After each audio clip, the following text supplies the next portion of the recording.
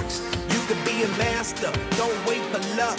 Dedicate yourself and you gon' find yourself standing in the Hall of Fame. Yeah. And the world's gonna know your name. Yeah.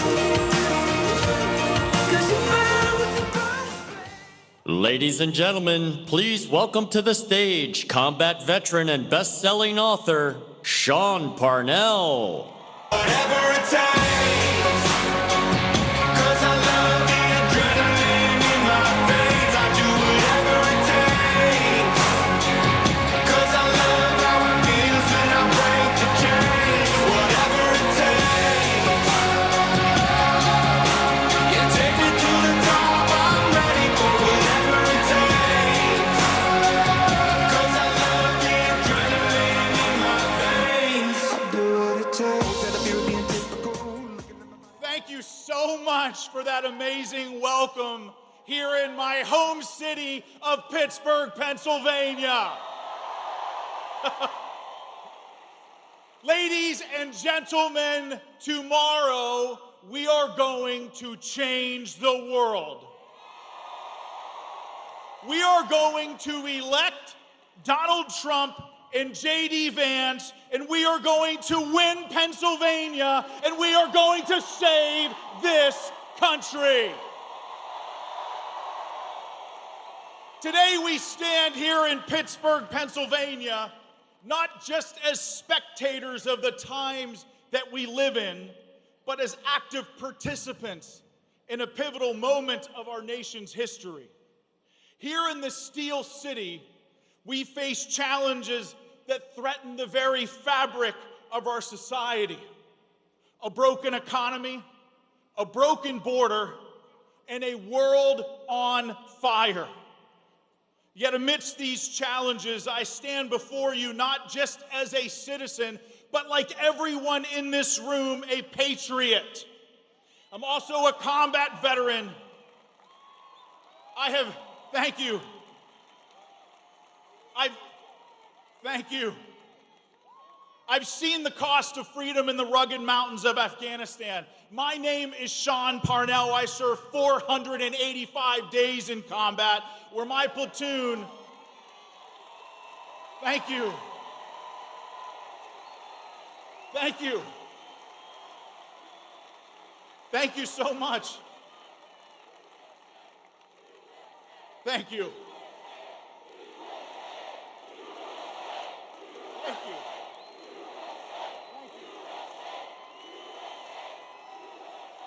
Thank you so much. My platoon faced an 85% casualty rate. Some of my men were wounded twice, some 3 times, and I was wounded as well. Wounded, but not broken. My experience in Afghanistan taught me the true meaning of sacrifice, resilience, and the duty to protect those who cannot protect themselves. And today, I bring that same spirit to address all of the many crises that we face here at home. Our economy, once the envy of the world, now teeters on the brink.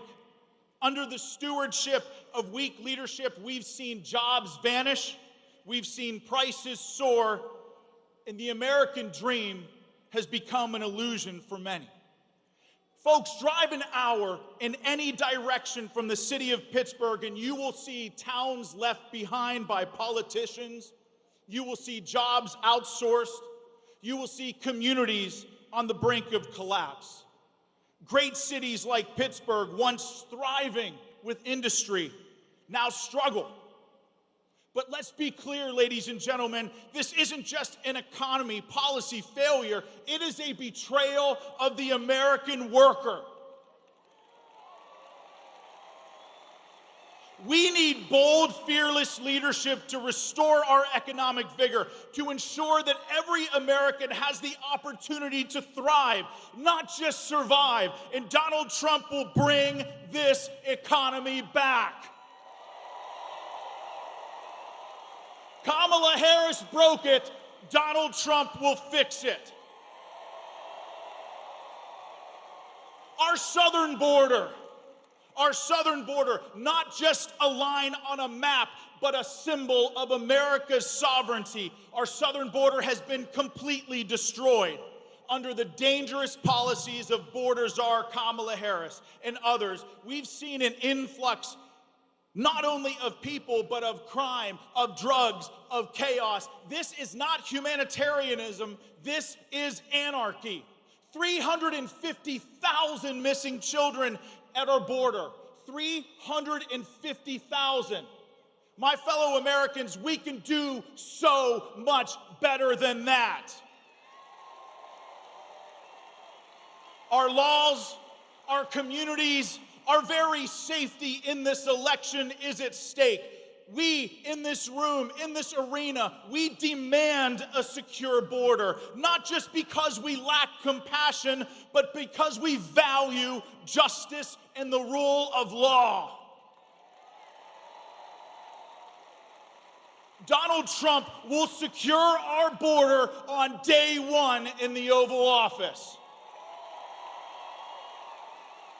Kamala Harris broke it. Donald Trump will fix it. Abroad, our adversaries sense weakness. They see our hesitations. They see our apologies. Not strength, but surrender. Look around the world. Israel attacked Iran. The Middle East is a powder keg. Russia invaded Ukraine. The growing threat of China looms large over everything. The world would not be on fire if Donald Trump was in the White House today. The world needs America. The world needs this country, not as a bystander, but as a beacon.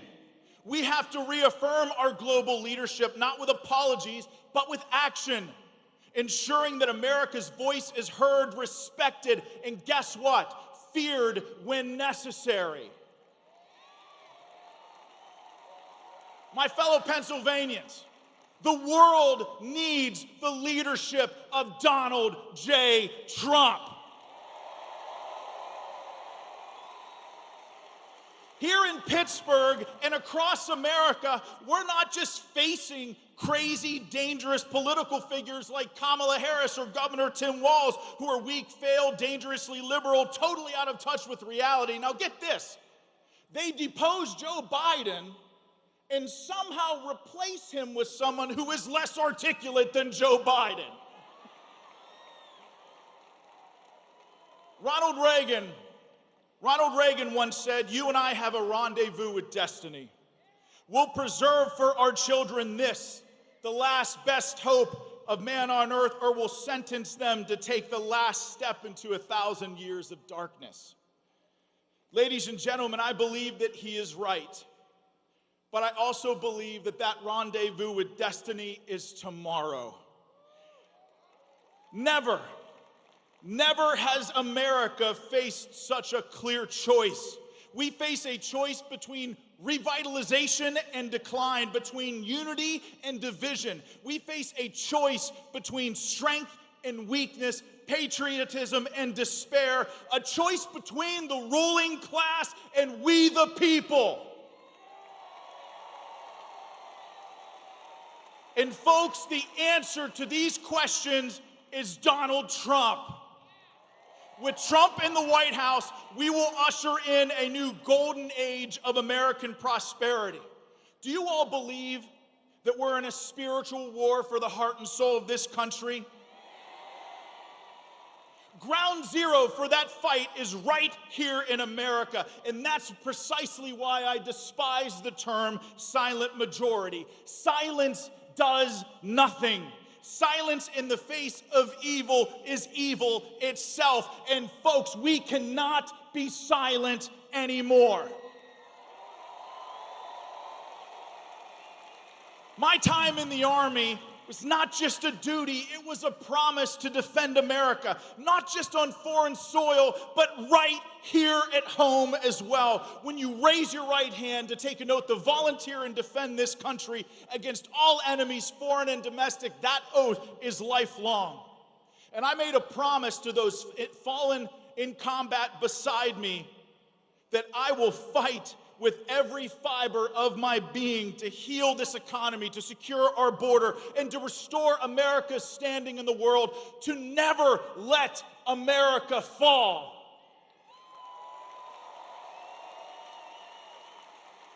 I, along with each and every one of you, will stand with Donald Trump and J.D. Vance as they fight to save this country. So let's all get up, let's rise, not with anger, but with purpose. Let's remember that America's strength lies not in government or its military alone, but in its people. You all are what make this country exceptional. And united under a common cause, tomorrow we are going to fix what is broken here in this country. Not just for today, but for generations to come, to ensure that our children and our children's children inherit a nation that is rich and free with opportunity. So my fellow Pennsylvanians, get out tomorrow and vote like your country and your freedom depends on it. Bring 10 of your friends if you have to. Vote Donald Trump and J.D. Vance. Let's save America together. So thank you, Pittsburgh, Pennsylvania. Thank you to the Steel City. Thank you, Pennsylvania. May God bless you all, and God bless the United States of America. Whatever it takes. 'Cause I love the adrenaline in my veins. I do whatever it takes. 'Cause I love how it feels when I break the chains. Whatever it takes. You take me to the top. I'm ready for whatever it takes. 'Cause I love the adrenaline in my veins. I do what it takes. That I feel being typical. Looking at my body feeling miserable. Always hanging on to the visual. I wanna be invisible. Look.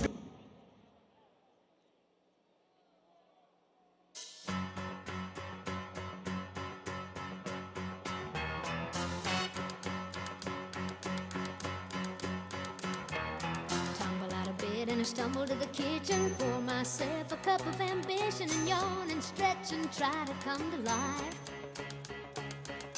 Jump in the shower and the blood starts pumping. Out on the streets, the traffic starts jumping with folks like me on the job from 9 to 5. Working 9 to 5. What a way to make a living. Barely getting by. It's all taking and no giving. They just use your mind and they never give you credit. It's enough to drive you crazy if you let it. 9 to 5 for service and devotion. You would think that I would deserve a fair promotion. Want to move ahead, but the boss won't seem to let me. I swear sometimes that man is out to get me.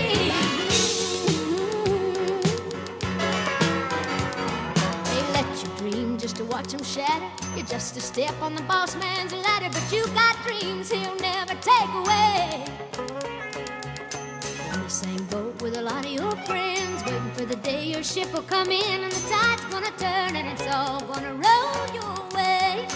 Working 9 to 5, what a way to make a living. Barely getting by, it's all taking and no giving. They just use your mind and you never get the credit. It's enough to drive you crazy if you let it. 9 to 5, yeah, they got you where they want you. There's a better life, and you think about it, don't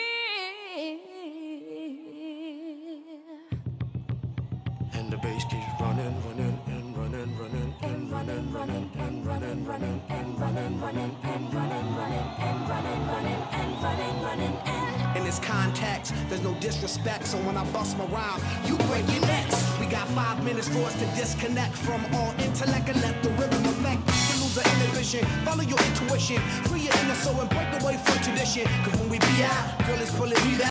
You wouldn't believe how we wow shit out. We burn it till it's burned out, turn it till it's turned out. Act up from northwest, east side. Everybody, everybody, let's get into it. Get stoked, get it started, get it started, get it started. Let's get it started. Let's get it started in here. Let's get it started. Let's get it started in here. Let's get it started. Let's get it started in here. Let's get it started. Let's get it started in here. Yeah. Lose control of body and soul. Don't move too fast, people just take it slow. Don't get ahead, just jump into it. Y'all hear about it? The P's will do it. Get started, get stupid. Don't worry about it, people will walk you through it step by step like an infant new kid. Inch by inch with a new solution. Transmit hits with no delusion. The feeling's irresistible and that's how we move in. Everybody, everybody, let's get into it. Get stoked, get it started, get it started, get it started. Let's get it started. Let's get it started in here. Let's get it started. Let's get it started in here. Let's get it started. Let's get it started in here. Let's get it started. Let's get it started in here. Yeah. Just keep running, running, and running, running. Come on, y'all. Let's get it. Let's get it. And I like it. Let's get it. And I like it. Let's get it. And here.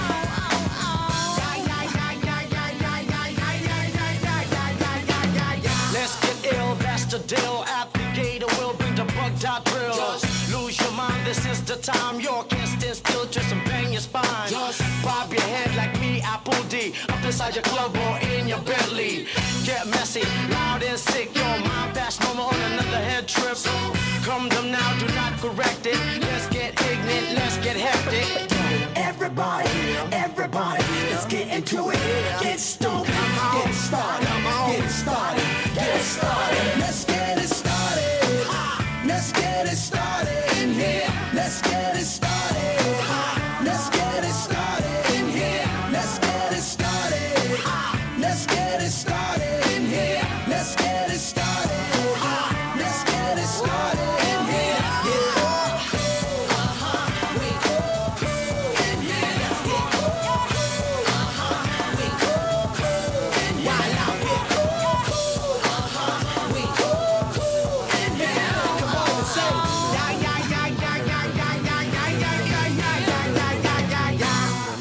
Running, running, and running, running, and running, running.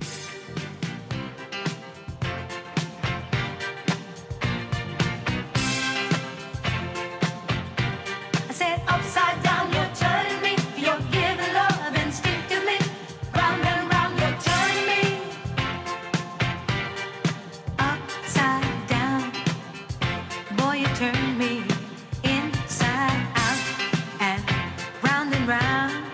Upside down, boy, you turn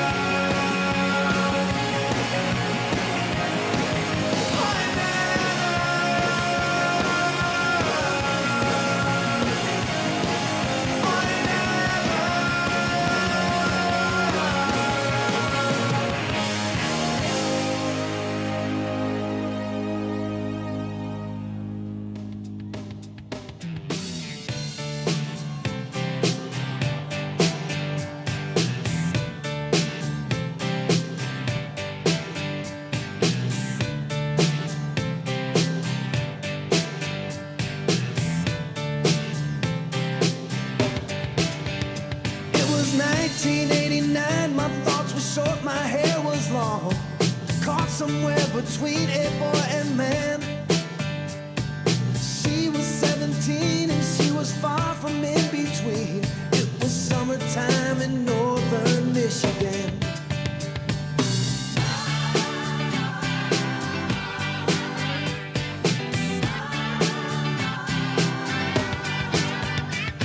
Splashing through the sandbar, talking by the campfire. It's the simple things in life, like when and where. We didn't have no internet, but man, I never will forget the way the moonlight shined upon her hair. And we were trying different things, and we were smoking funny things, making love out by the lake to our favorite song, sipping whiskey out the bottle, not thinking about tomorrow, singing Sweet Home Alabama all summer long.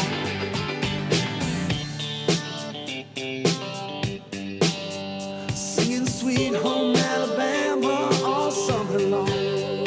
Catching walleye from the dock, watching the waves roll off the rocks. She'll forever hold a spot inside my soul. We'd blister in the sun, we couldn't wait for night to come to hit that sand and play some rock and roll. While we were trying different things, and we were smoking funny things, making love out by the lake to our favorite song, sipping whiskey out the bottle, not thinking about tomorrow, singing Sweet Home Alabama all summer long.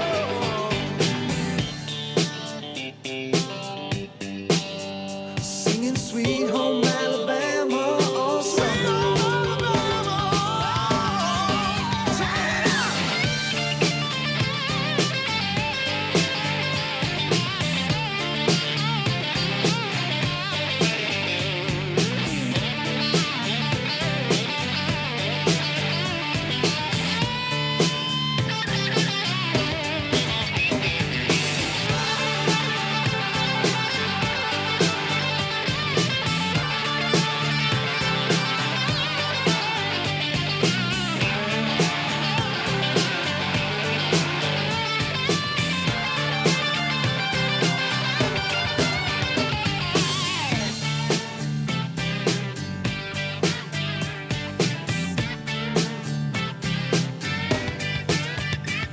Now nothing seems as strange as when the leaves begin to change.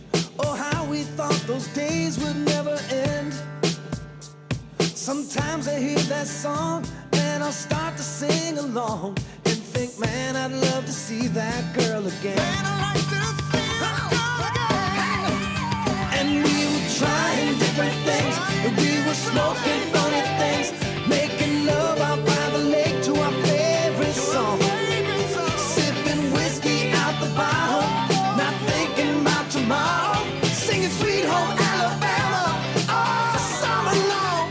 We were trying different things, and we were smoking funny things, making love out by the lake to our favorite song, sipping whiskey out the bottle, not thinking about tomorrow, singing Sweet Home Alabama all summer long. Singing Sweet Home Alabama all summer long. Singing Sweet Home Alabama all summer long. Singing Sweet Home Alabama all summer long. Singing Sweet Home Alabama all summer long.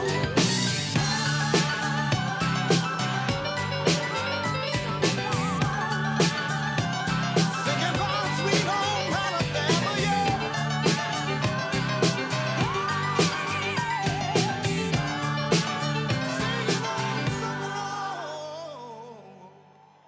Ladies and gentlemen, please welcome to the stage Congressman John Joyce.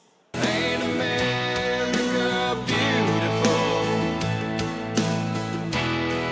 This place that we call home. Give us your time, your poor, your yearning to be free forevermore. Ain't America beautiful? Ain't America beautiful? all came here from somewhere.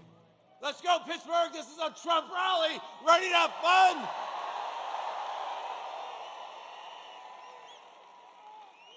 I'm Congressman John Joyce. I proudly represent Pennsylvania's 13th Congressional District, Johnstown, Altoona, Chambersburg, Gettysburg, and we are going to join with Pittsburgh to welcome Donald J. Trump.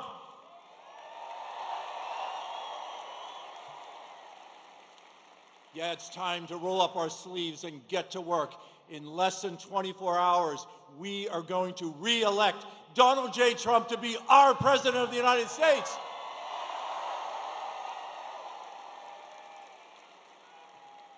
Boy, it's great to be here. Usually I'm here with my son Dan watching a hockey game, but it's great as I look out and I see many patients. I see farmers. I see factory workers. I see nurses. I see doctors. I see the great people of southwestern Pennsylvania. But you know what I don't see? I don't see any garbage. I see patriots. I see proud patriots. Patriots who support Donald J. Trump. I want to acknowledge the law enforcement who are here to protect each and every one of us. Would you please stand and allow us to thank you for your support? Thank you. Thank you. Thank you. I would like to acknowledge the United States veterans who have served to keep this great country safe. Please, veterans, stand. Let us acknowledge you. Thank you. Thank you.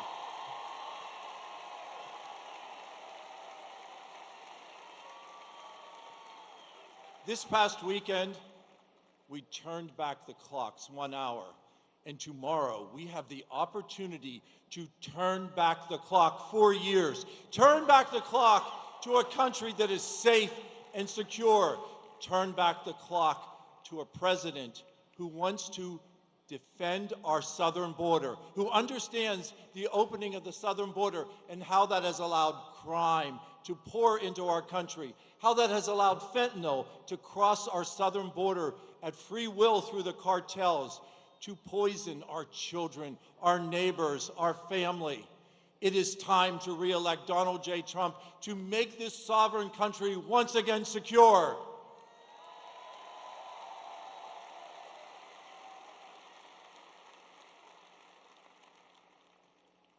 In Pittsburgh and around Pittsburgh, we stand on mass supplies of energy. Recently, I talked to Toby, and Toby Rice from EQT talked to me. Yeah, let's talk about the Marcellus shale industry and support how important it is to unleash that energy that is under the feet of Pennsylvanians, to unleash that energy and return us to energy dominance, to supply our friends and neighbors with that energy, not just here in the United States, but throughout the world. Let's just look at what Kamala Harris has not accomplished. She has been incredibly unsuccessful as the border czar. She says she doesn't think of one thing that she can change of what has occurred under the Biden administration. Well, what we can change is we can change her presence in the White House, and we can elect Donald J. Trump as the next president of the United States.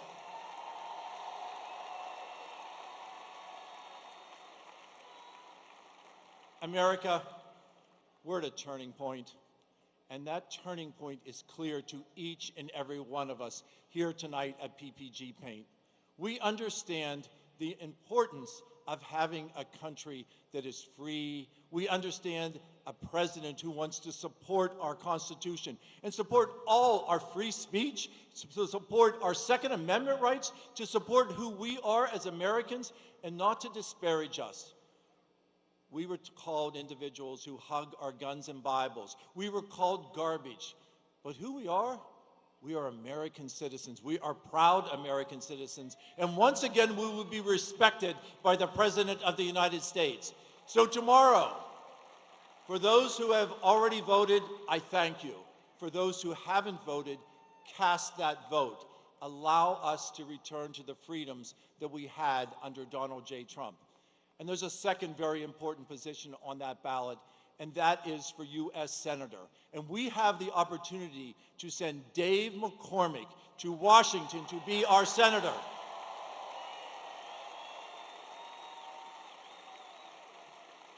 Dave McCormick, the captain of West Point's wrestling team. Dave McCormick, a successful businessman. Dave McCormick, a proud American. Dave McCormick, who will work. Donald J. Trump's going to be our quarterback, but we need Dave McCormick to be that flanker. We need that protection in the U.S. Senate. We have not had that with Bob Casey. We do not have that with Fetterman, but we will have that with Dave. And Dave McCormick will be our successful U.S. Senator. We look forward to doing that. So as I said, we are at a critical junction right now, and each and every one of us here understand how important that is. So if you have voted, take that opportunity and go to one of your neighbors, go to one of your friends, allow them, take them to the polling place, watch their kids, allow them to vote, change the course of history. We are going to do that, and Pittsburgh is going to be the proud component of that. I thank each and every one of you for being here today. Again, roll up your sleeves and work. God bless each and every one of you, and may God continue to bless these great United States of America. Thank you, Pittsburgh. Ain't America beautiful? This place that we call home. Give us your time, your boy, your yearning to be free forevermore. Ain't America beautiful? Ain't America beautiful? Ladies and gentlemen, please welcome to the stage Congressman G.T. Thompson.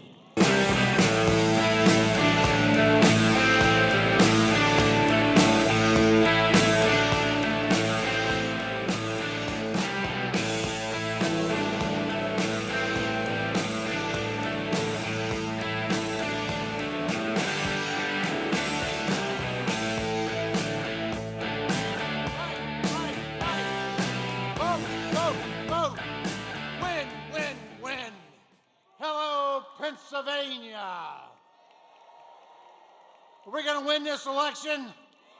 Oh, you bet. With that kind of energy, we're going to crush this election. Good evening, everybody. I'm Congressman G.T. Thompson. I have the privilege of serving as the Dean of the Pennsylvania Congressional Delegation. I got one question for you. It's probably the most important question of the night. Are you ready to elect Donald J. Trump, the 47th President of the United States? You bet. Fight. Well, let's do a little stroll down memory lane. You remember when gas was under $2 a gallon? You remember when you could afford to buy every item on your grocery list? When determining boys from girls was solely based on biology? When Iran, Russia, and Hamas were not threatening the world with war? And when we respected and supported all of our men and women of law enforcement?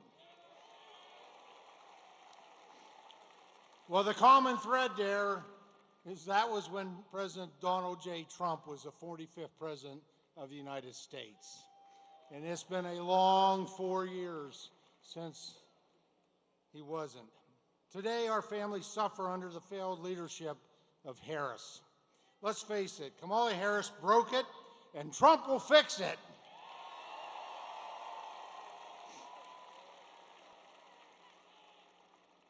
You know, for America to succeed, America must be strong, and Pennsylvania must be strong. And that's not going to happen if Kamala Harris gets another 4 years. It's time to turn the page and close this nightmare book. Let's send her back to San Francisco.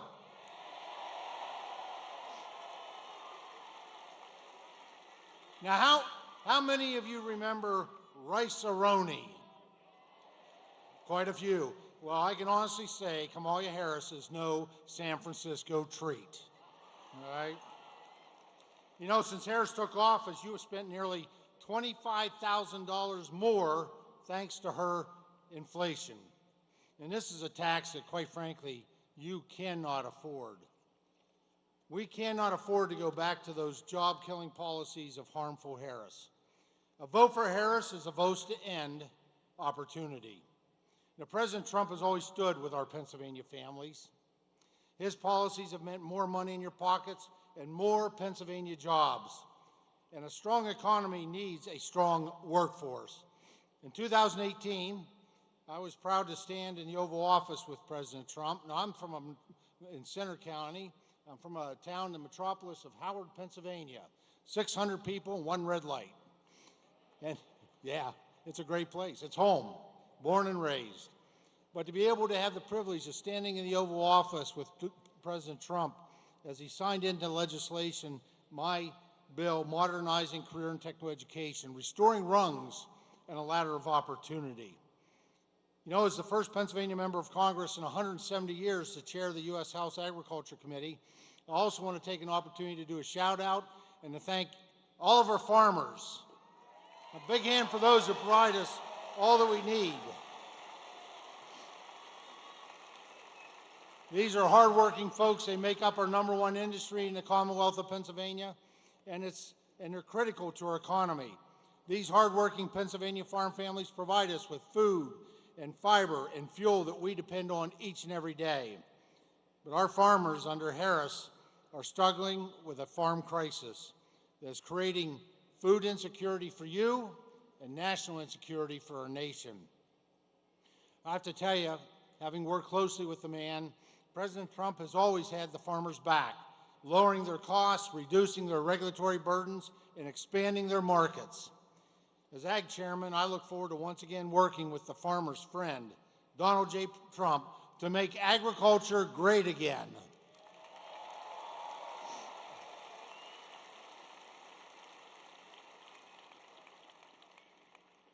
I know, I've seen it personally. President Trump cares about your future. He cares about your family. He cares and loves this nation. And that's why he's willing to serve and sacrifice to run again to be the leader of this nation, to really save this nation from the challenges, the difficulties, and demise under the Harris administration. So I also want to say, I want to thank everyone here for your efforts on voter registration. Just amazing. You know, since President Trump was elected in 2016,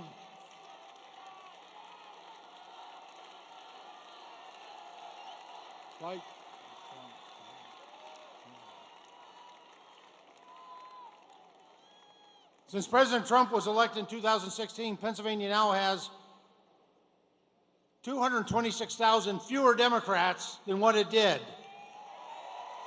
and over 400,000 registered more Republicans.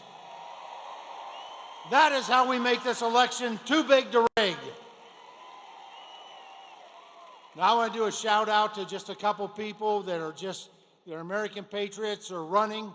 They're running in this area. A big shout out to State Representative Rob McCurry, who's running for Congress in PA 17.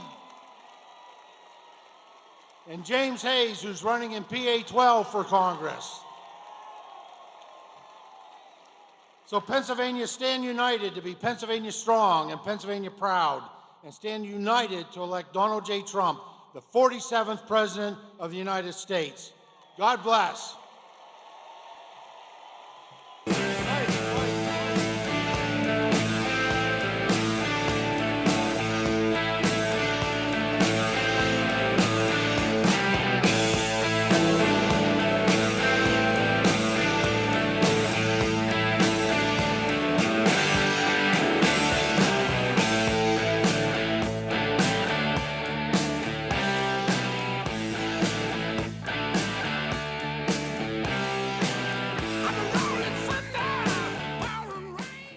Ladies and gentlemen, please welcome to the stage former United States Secretary of State, Mike Pompeo.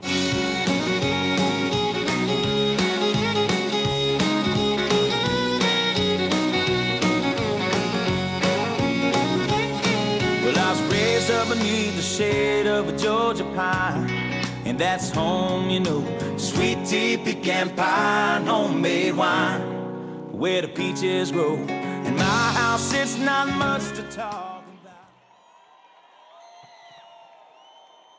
Good evening. Good evening, Pennsylvania. It is great to be with you all. Bless you for being out here tonight. Bless you for supporting. Bless you for supporting Donald J. Trump as he becomes the 47th President of the United States of America. You know, these last 3.5 years have been hard for me to watch. I know it's true for you too. We watched them break so much that had been done. And I often get asked, Mike, what was it like? Right, the Washington Post described me as the most loyal cabinet member to Donald J. Trump. I had to remind the president that they did not mean that as a compliment. They asked me, what was it like to serve for President Trump? And I told them, and I've told everyone hundreds of times in these 3.5 years, it was the greatest privilege that Mike Pompeo could ever have.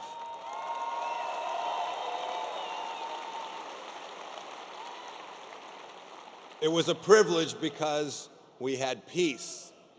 You had prosperity. They didn't fly Chinese spy balloons over the United States of America. Indeed, had they done so, I would have been the former Secretary of State, and rightly so. We understood that peace mattered, that wars were bad, and that our servicemen and women deserved leaders who our adversaries feared and our friends trusted. And it kept you safe. It kept me and my family safe. It made America first again.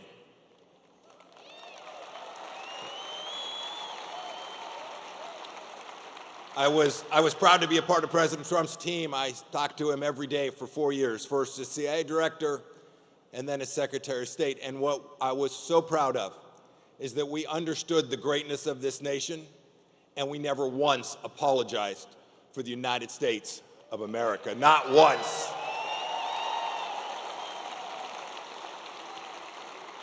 Now, President Trump's going to secure our southern border. We will bring peace back to the world. We will take down the ring of fire. We will support our friends in Israel, but he's going to need help to do that. President Trump will need help to do that. And you in Pennsylvania have the chance to send that help. I've known Dave McCormick for 40 years, since we were cadets at West Point when I was a much younger man. And when I think of Dave McCormick, who will be the next senator from Pennsylvania, when I think of Dave McCormick, I think about what our founders believed, the men and women who shaped our Constitution and who believed so deeply in American greatness. They were thinking about people just like Dave. They were thinking about people who selflessly served in our military. They were thinking about people who had run businesses and taken risks and grown our economy and created thousands of jobs all across our nation. They were thinking about people with real character and who knew who they were and who, unlike Bob Casey, would actually do something that mattered to you and to your family. Dave will do that, I promise you. Dave is a warrior. He has been a warrior. And as Pennsylvania's next senator, he will be a warrior for you and on behalf of President Trump. And America will be great again. May I welcome to the stage your next senator and my dear friend, Dave McCormick. Whatever it takes, 'cause I love the adrenaline in my veins. I do whatever it takes, 'cause I love how it feels when I break the chains. Whatever it takes, yeah, take me to the top. I'm ready for whatever it takes, 'cause I love the adrenaline in my veins. I do what it takes. Instead of you being typical, looking at my Pompeo, a great American. Thank you, Mike. Man, I am so glad to see you here in my hometown of Pittsburgh. You know, Mike and I went to West Point. You know, we had a lot in common. He was first in his class, and I was 501st. I want to ask you a question before we get started. Who's ready to put Donald J. Trump back in the White House and fire Joe Biden and Kamala Harris? Get these guys out of here. They're killing us. And who is ready to retire Bob Casey and send Chuck Schumer packing? We got to do it. We got to do it. You know, ever since I can remember, I've had politicians come and say, this is the most important election of your lifetime. Who's heard that? We've all heard it so many times. But I want to tell you, this is the most important election of your lifetime. Just think about it. Can you think of a time where the consequences of getting it wrong were so terrible? Can you think of a time where America was teetering on the edge of the cliff, and if we put the wrong leaders in place, we're going to go over the cliff, and we're going to wake up one morning, and we're not going to recognize the America we love, the America we want for our children? This is the most important election of our lifetime. That's why you're here. That's why I'm here.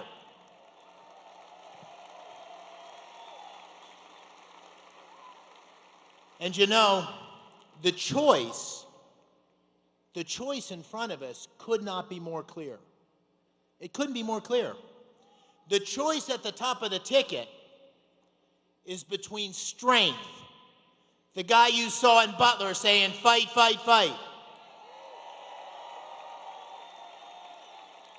and the weakness, the disgraceful weakness of Biden, Harris, and I'll throw in Bob Casey. Adversaries around the world are testing us. They're challenging us. They think America's weak because of the people that are leading America now. We need a change. But it's not just leadership. It's common sense.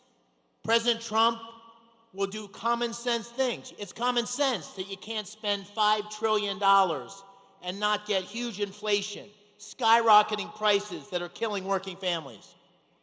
It's common sense you can't have a wide open border that's letting millions of illegal immigrants come into our country free. Criminals, murderers, rapists, people on the terrorist watch list, people carrying fentanyl. That's common sense. It's common sense that if you have the 4th largest natural gas reserves in the world right here under our feet in Pennsylvania, you got to drill it, you got to frack it. You got to put it in pipelines, and you got to share it with the world.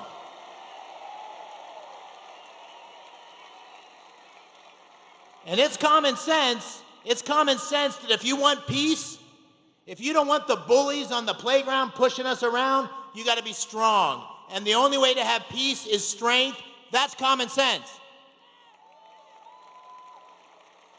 And in Kamala Harris, you have the weak, liberal, extreme agenda.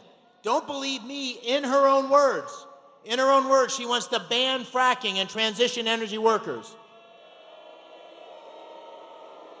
In her own words, she wants to give citizenships to illegal immigrants and make sure they get federal benefits. In her own words, she wants mandatory buybacks of your guns. In her own words, she wants to defund the police. And in her own words, and this is the one that really ticks off my friends from Bloomsburg, where I grew up, she wants to reduce your red meat consumption. Come on. That's not going to fly in Pennsylvania, right? But listen, President Trump can't do it alone. We need a majority in the Senate. We need a strong leader in the Senate on behalf of Pennsylvania that's going to fight for you and put these common sense policies in place.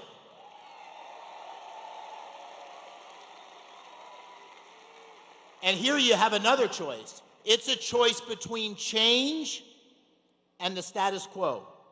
It's a choice between a 7th generation Pennsylvanian, was born in Washington County, someone who played football and wrestled, in the summers baled hay, trimmed Christmas trees, busboy, paperboy, went to West Point where I wrestled, Ranger School, 82nd Airborne Division, combat tour in Iraq, and a successful business guy. That's what I represent. I represent change. And I'm running against a career politician, 30 years in elected office. When he was first elected, the Macarena was the #1 song on the charts.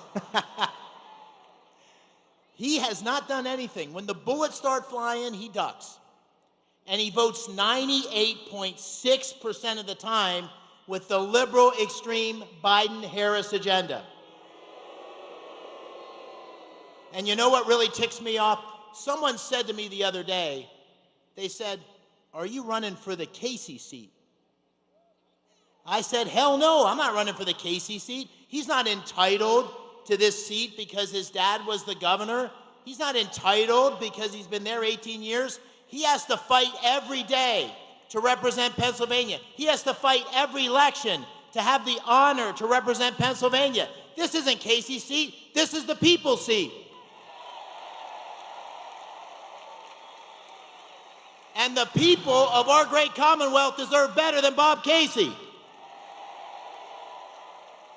And so that's why this election is so important. That's why what we do in the next 24 hours is so important. Right? I wrestled in college. I wasn't the best wrestler, but I always knew if I could get into the third period, within a point or two, I'd win. Because the third period in wrestling, and we're in the third period right now, a couple seconds ago, the third period's not about wrestling. It's about mental toughness. It's about heart. It's about fighting for the last second until the buzzer goes. We need to do that. We need you in the next 24 hours, not just to vote. We need more than voting. We need you to tell 10 friends and 10 friends and 10 more friends. We need you to put up signs. We need you to say lots of prayers. We need you to do everything we can to take back our country.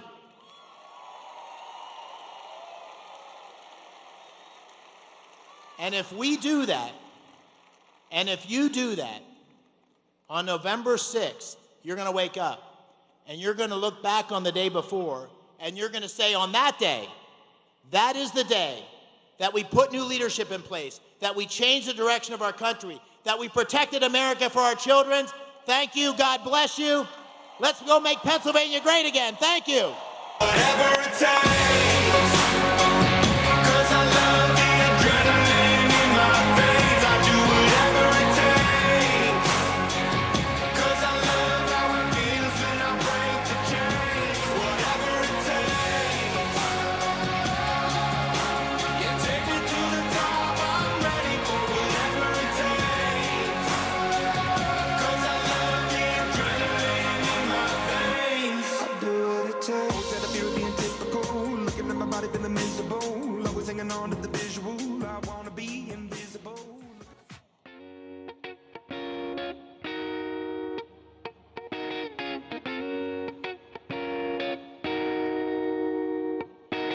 I hopped off the plane at LAX with a dream in my cardigan. Welcome to the land of fame excess. Am I gonna fit in? Jumped in the cab, here I am for the first time. Look to my right and I see the Hollywood sign. This is all so crazy. Everybody seems so famous. My tummy turning and I'm feeling kinda homesick. Too much pressure and I'm nervous. That's when the taxi man turned on the radio and a Jay-Z song was on. And the Jay-Z song was on. And the Jay-Z song was on. So I put my hands up to play my song with butterflies fly away. Nodding my head like yeah, moving my hips like yeah. Got my hands up to play my song and know I'm gonna be okay. Yeah, it's a party in the USA. Yeah, it's a party in the USA. Get to the club in my taxi cab. Everybody's looking at me now. Like, who's that chick that's rocking kicks? She gotta be from out of town. So hard with my girls not around me. It's definitely not a Nashville party. 'cause all I see is the letters. I guess I never got the memo. My tummy's turning and I'm feeling kinda homesick. Too much pressure and I'm nervous. That's when the DJ dropped my favorite tune, and the Britney song was on. And the Britney song was on. And the Britney song was on. So I put my hands up to play my song. The butterflies fly away. Nodding my head like yeah. Moving my hips like yeah. Got my hands up to play my song. You know I'm gonna be okay. Yeah. It's a party in the USA. Yeah. It's a party in the USA. Feel like I've been on a flight back to my hometown tonight. Something stops me every time. The DJ plays my song and I feel alright. So I put my hands up to play my song. The butterflies fly away. Nodding my head like yeah. Moving my hips like yeah. Got my hands up to play my song. You know I'm gonna be okay. Yeah. It's a party in the USA. Yeah. It's a party in the USA. I put my hands up to play my song. The butterflies fly away. You know I'm nodding my head like yeah. Moving my hips like yeah. Got my hands up to play my song. You know I'm gonna be okay. Yeah. It's a party in the USA. Yeah. It's a party in the USA. In here. And the bass keeps running, running, and running, running, and running, running, and running, running, and running, running, and running, running, and running, running, and running, running, and. In this context, there's no disrespect, so when I bust my rhyme, you break your necks. We got 5 minutes for us to disconnect from all intellect and let the rhythm affect. To lose our inhibition, follow your intuition, free your inner soul and break away from tradition. Cause when we be out, girl, it's pulling me out. You wouldn't believe how we wow shit out. We burn it till it's burned out, turn it till it's turned out. Act up from northwest, east side. Everybody, everybody, let's get into it. Get stoned, get it started, get it started, get it started. Let's get it started. Let's get it started in here. Let's get it started. Let's get it started in here. Let's get it started. Let's get it started in here. Let's get it started. Let's get it started in here. Yeah. Lose control of body and soul. Don't move too fast, people, just take it slow. Don't get ahead, just jump into it. Y'all hear about it? The P's will do it. Get started, get stupid. Don't worry about it, people will walk you through it step by step like an infant new kid. Inch by inch with a new solution. Transmit hits with no delusion. The feeling's irresistible and that's how we move it. Everybody, everybody, let's get into it. Get stoked, get it started, get it started, get it started. Let's get it started. Let's get it started in here. Let's get it started. Let's get it started in here. Let's get it started. Let's get it started in here. Let's get it started. Let's get it started in here. Yeah. Running, running, and running, running. Come on, y'all. Let's get it. Let's get it. And while I get let's get and while I get let's get in here.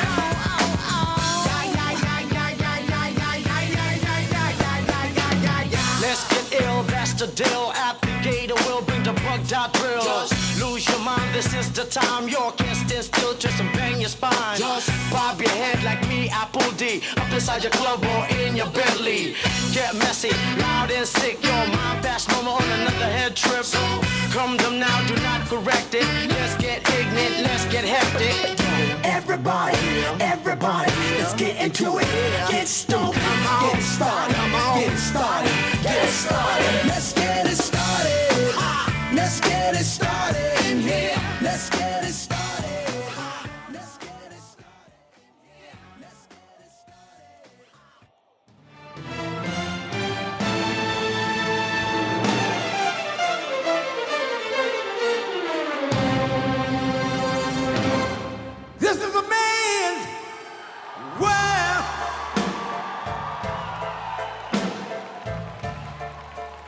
This is a man's world.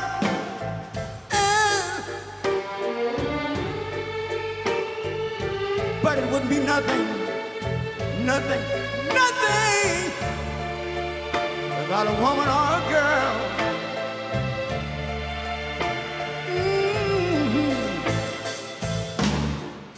You see, man made the car to take us over the road. Man made the train, carry the heavy loads. Man made the electric lights to take us out of the dark. And man made the boat for the water. Like my Bible said, Noah made the ark. This is a man's world. Ow! But it wouldn't be nothing, nothing, nothing about a woman or a girl.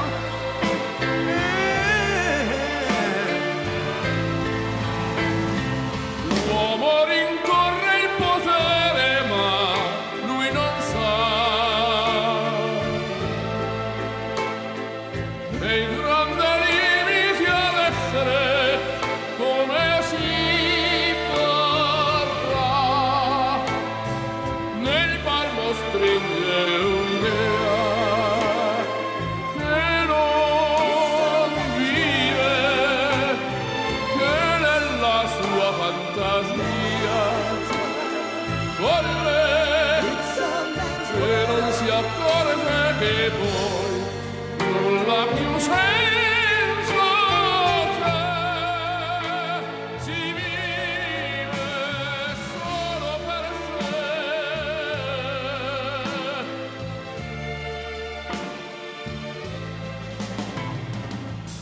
Man thinks about a little bit of baby girl and a baby boy. Man make them happy because man make them toys. But after man made everything he can, man make lira, pesos, dollars, rubles, and buy from every good woman and every man. Ow! This is a man's world. But it wouldn't be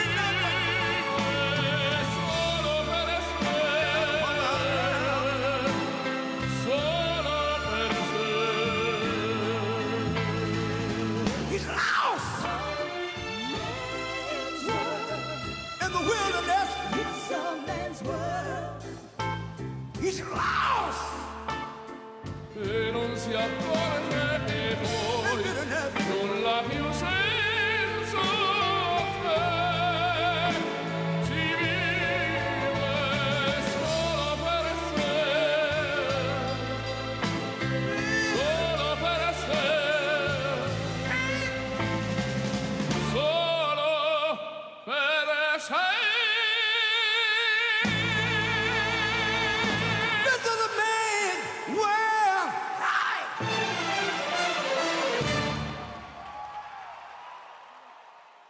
I've been selling my soul, working all day, overtime hours for bullshit pay, so I can sit out here and waste my life away, drag back home and drown my troubles away. It's a damn shame what the world's gotten to for people like me, people like you. Wish I could just wake up and it not be true, but it is. Oh, it is living in the new world with an whole soul.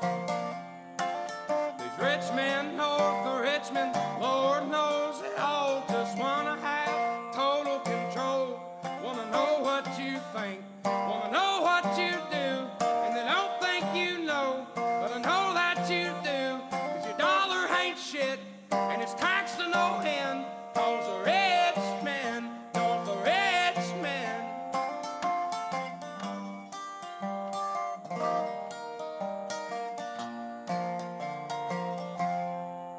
politicians look out for minors, and not just minors on an island somewhere.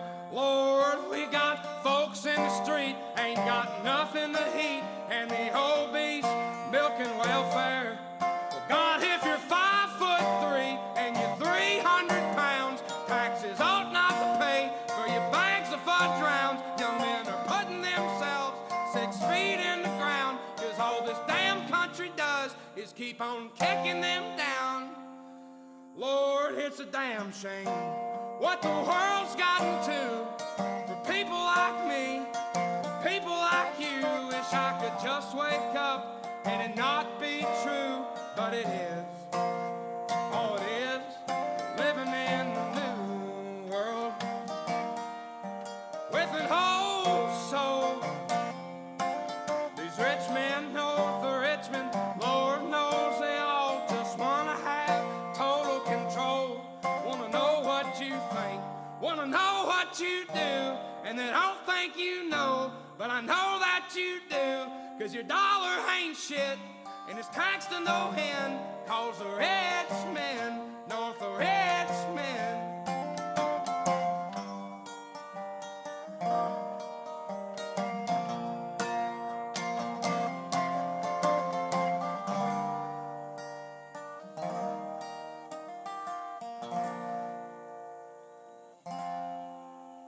I've been selling my soul, working all day, overtime hours for bullshit pay.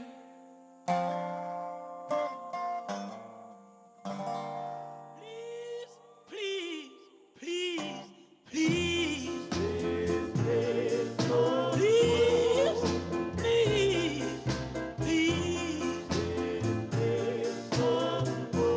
Party, please.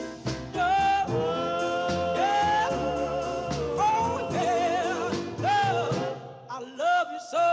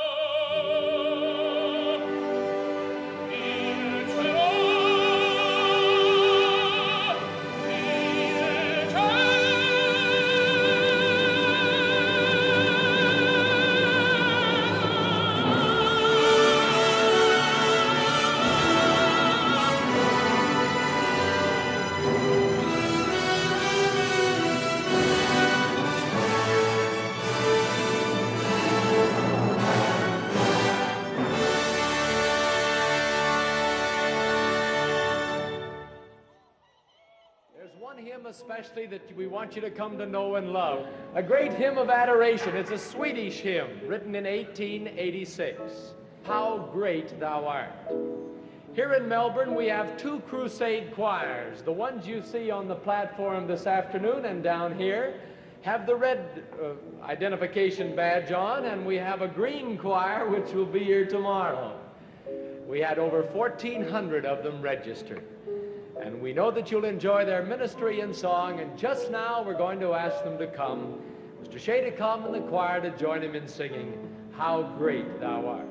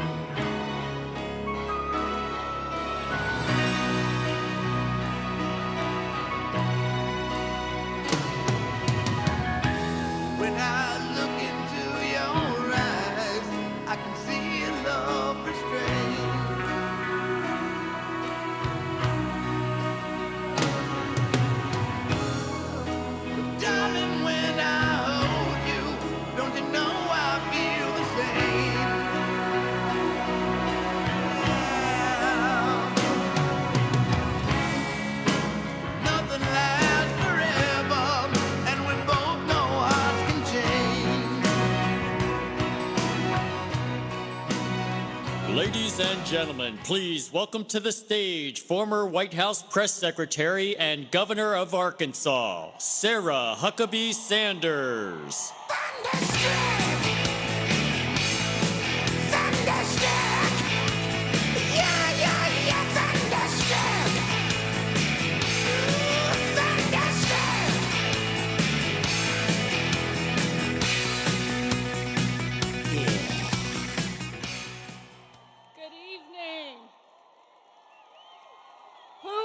Ready to see Donald Trump be back in the White House after tomorrow night? What an amazing honor to be on this stage with America's favorite president.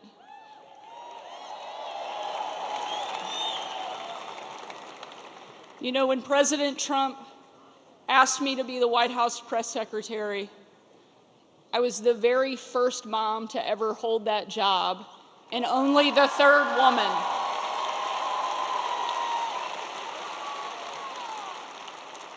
And when the left was relentlessly attacking me, kicking my family out of a restaurant, telling me I was unfit to be a mother, calling me vile, not even human, it was Donald Trump who stood up for me, defended me, and that's exactly what he does for every single one of us every single day.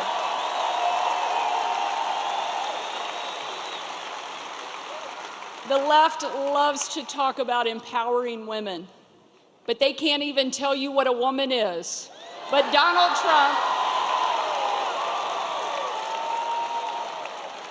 Trump is not only empowering women, he is empowering every single American to live their best life and do it right here in the greatest country on the face of the planet.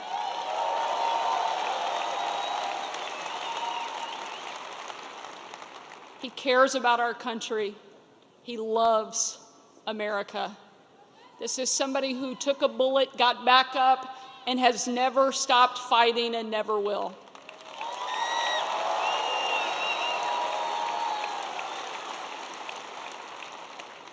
I think God saved Donald Trump because he's not finished with him yet, and America needs him now more than ever.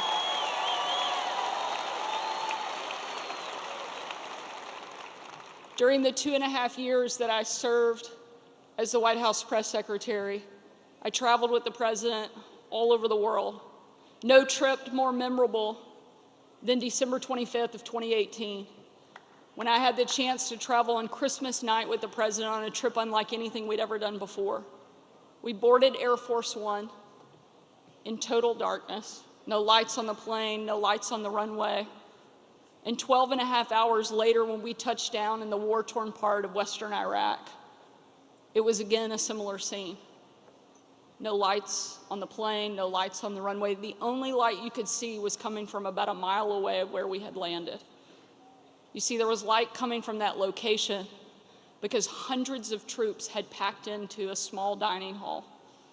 They had absolutely no idea that the President of the United States was about to step into that room. And when he did, a sight and a scene and a sound unlike any other unfolded. You had men and women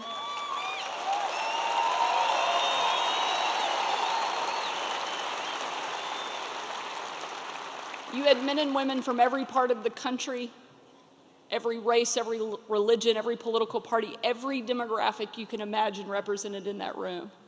But in that moment, in one perfect voice, in total unity, they chanted over and over and over again, USA, USA, USA. It was an absolutely perfect picture of what makes America so incredible. You have people willing to put everything on the line so that we could live free in the greatest country the world has ever seen. And we have a president that understands it and is willing to fight to protect it. The reason America is the greatest country the world has ever known is because we're the freest country that the world has ever known. And we need a president who will stand up for that and make sure we have the ability to protect that freedom, preserve that freedom, and pass it on to the next generation. And that is exactly what Donald Trump will do every single day.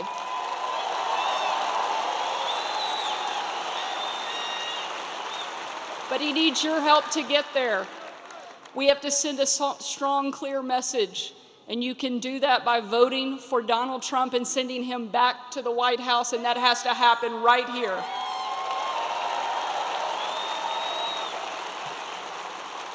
America needs Donald Trump in the White House, and no pressure, but we're counting on you to send him there. Thank you so much for being here tonight. God bless you, and God bless our great country. Thank you.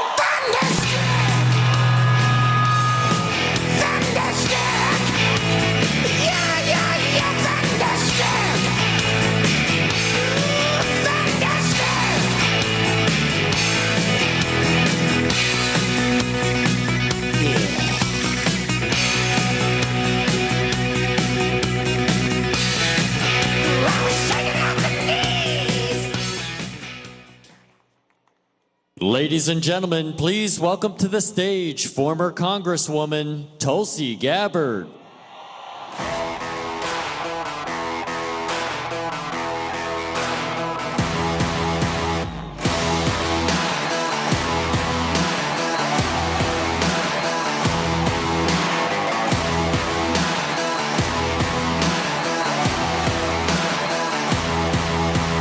Let me back it up to the start of the climb.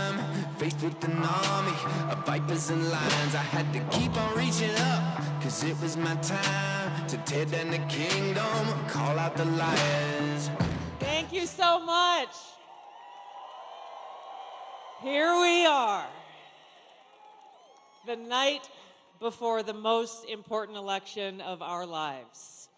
There's no place else I'd rather be than here with you, standing proud to support the President of the United States, who is fighting for the people, who is fighting for peace, and who has in his heart putting America first.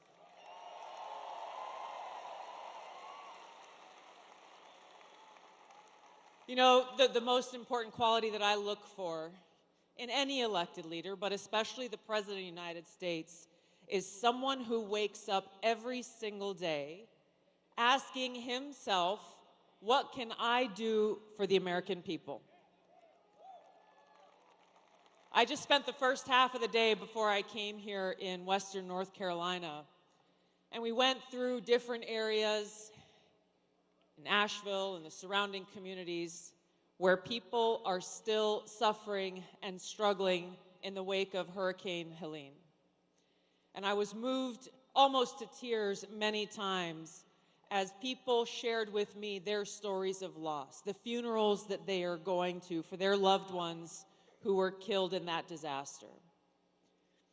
There was a firefighter that gave me this bracelet with tears in his eyes in memory of his battalion chief, Tony Garrison, whose end of watch was on September 27, 2024, because he went out to save someone's life and brought them back. He heard that there was someone else who needed help, went out, rescued them, and brought them back. They said, my parents are still out there, please go and help them. He went out to find them and never came back. On the bottom of this black bracelet, it says, greater love has no one than this, that a person will lay down his life for his friends.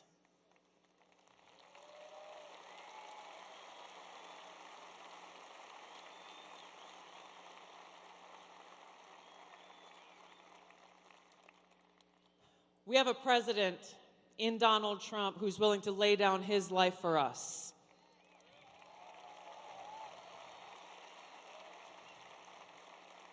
It meant the world to the people in Western North Carolina that he showed up there for them.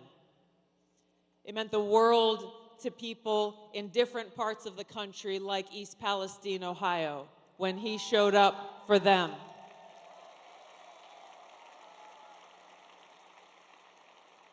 That's the difference between President Trump and Kamala Harris.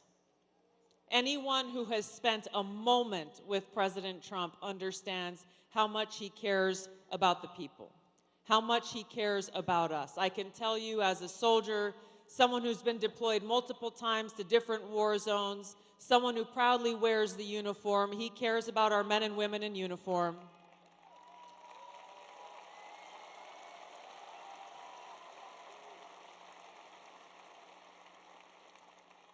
He is committed to ending wars, not starting them. He is committed to truly bringing about peace and having the courage and the strength to stand up against the warmongers in Washington. Our choice in this election and the victory we need to deliver for President Trump tomorrow is the choice between Kamala Harris and 4 more years of tyranny, poverty, and war, and more war, or in President Trump, someone who will stand up and defend our freedom and put us back on that path towards peace and prosperity. Let's deliver that victory for Donald Trump tomorrow. Send him back to the White House where we can all join him to make America great again. Thank you all so much for your love of our country. Thank you for defending freedom. Let's make it happen.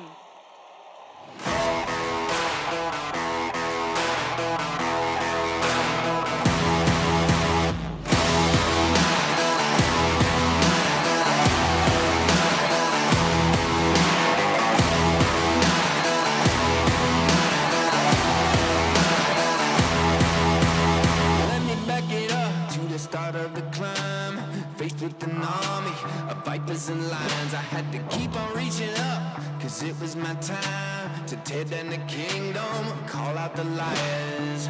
Got a jail on my heart from the pessimist, got those nails in my mouth for impressionists.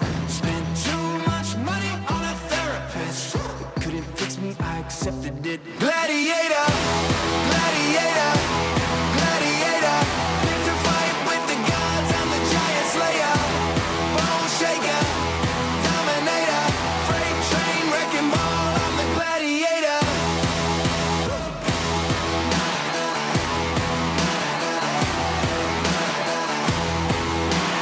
Tell me what it is that you think you believe, caught in a crossfire, trouble at sea. Every single day I feel that gold underneath, I see the locked doors, but I got the key. I'ma give you a second just to catch your breath, cause I can see that your heart is jumping out your chest. Ave Maria.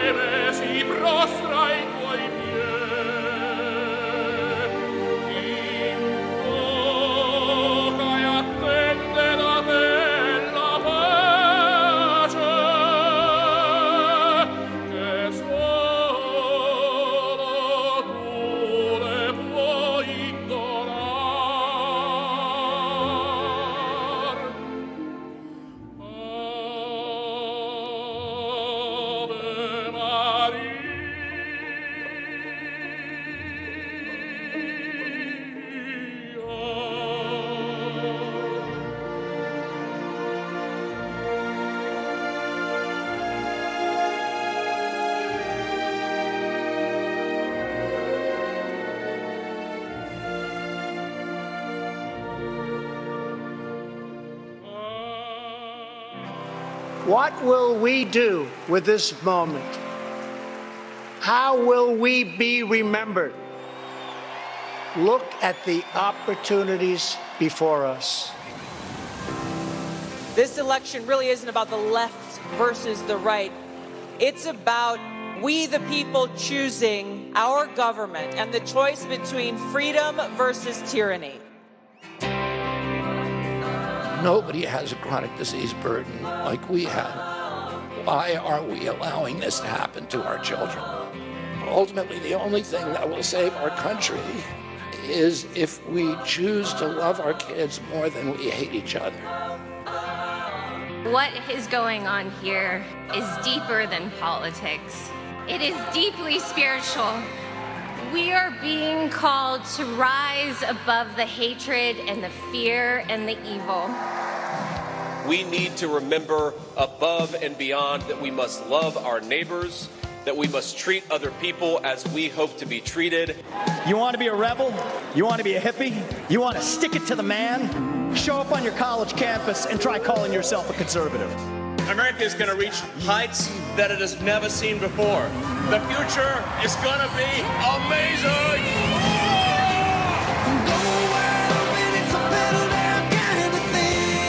Don't you want healthy children? Don't you want a president that's going to make America healthy again? The sweet emotion raining all over me. I come to you today as a former Democrat. I will be a first-time Trump voter tonight.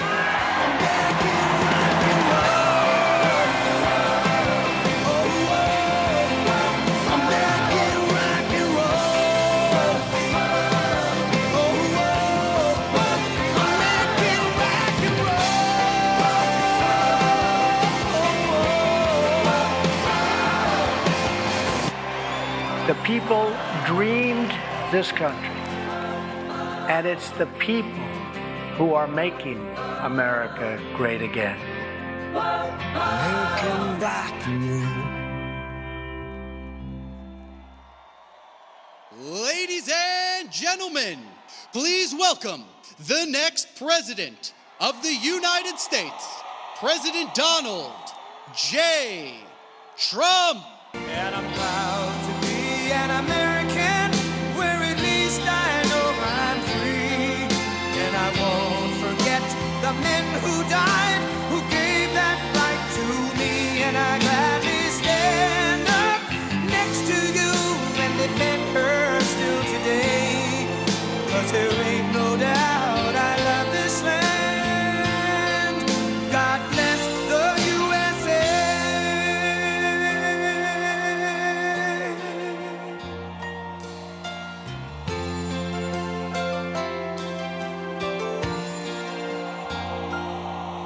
From the lakes of Minnesota to the hills of Tennessee, across the plains of Texas, from sea to shining sea, from Detroit down to Houston and New York to LA, where there's pride in every American heart, and it's time we stand and say that I'm proud to be an American, where at least I know I'm free. And I won't forget the men who died, who gave that right to me. And I gladly stand up next to you and defend her still today. 'Cause there ain't no doubt I love this land. God bless the USA.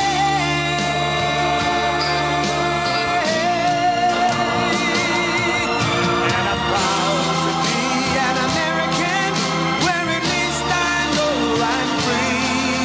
And I won't forget the men who died, who gave that right to me.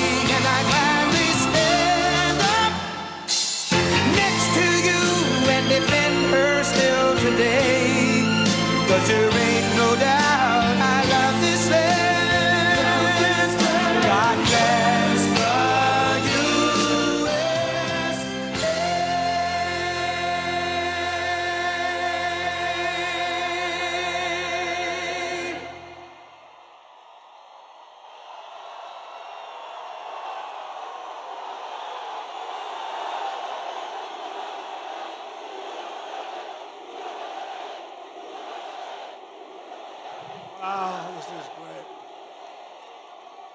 this is fantastic. A very, very special hello to Pittsburgh.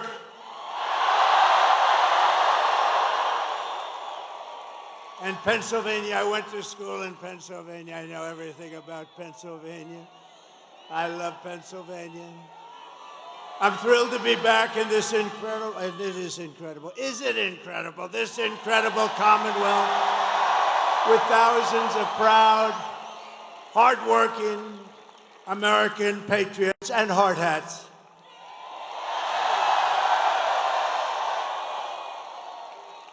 People have no idea how smart they are. These are great people, let me tell you. I love them. I'd like to begin by asking a very, very simple and easy to understand question. Are you better off now than you were 4 years ago? Does anybody disagree? It's dangerous, don't do it. But over the past 4 years, Americans have suffered one catastrophic failure, betrayal, and humiliation after another. Kamala Harris has delivered soaring prices and economic anguish at home, war and chaos abroad, and nation-destroying invasion on our southern border like nobody's ever seen before. She's actually a disaster. My message to Americans tonight is simple. We do not have to live this way. We don't. We don't. And we won't. We won't. We do not have to settle for weakness, incompetence, decline, and decay. With your vote tomorrow, we can fix every single problem our country faces and lead America, and indeed the whole world, to new heights of glory. And we'll help the world. A lot of people think we're isolationists. We're not. But we want the world to appreciate what we're doing. They have to appreciate that we're helping them. When we win election, only one day, oh, does that sound nice? One day from now. Oh. We've been waiting for 4 years for this. 4 years. Right? Look at all these senators. Look at all these senators and congressmen. We've been waiting 4 years. Oh, now it's what I've been saying. Only 1 year from now. Only 6 months from now. It's 6 months. 6 months. Even when I said only 10 days, it still sounded tomorrow.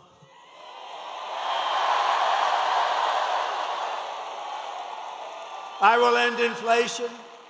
I will stop the invasion of criminals coming across our border, and we will stop it rapidly.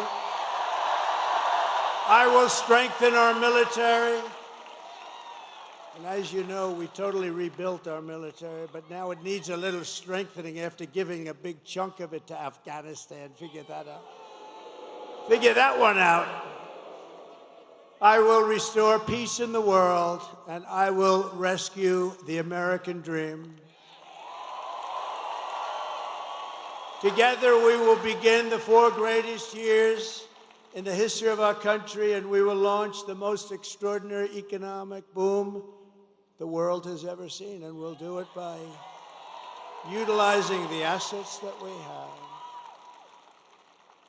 If you vote for Kamala, you will have 4 more years of misery, failure, and disaster.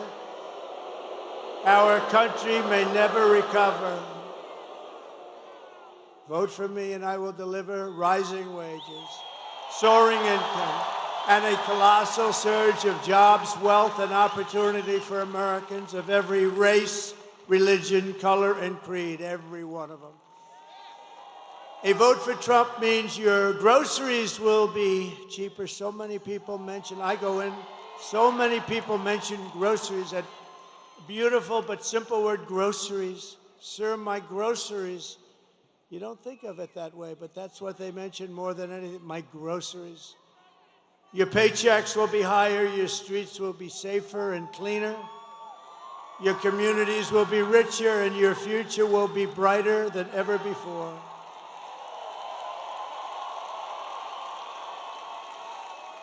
This will be the golden age of America.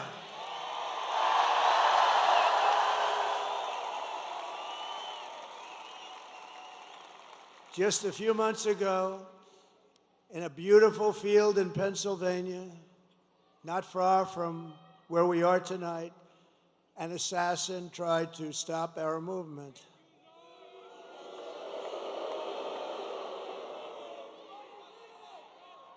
And this is the greatest political movement by far in the history of our country.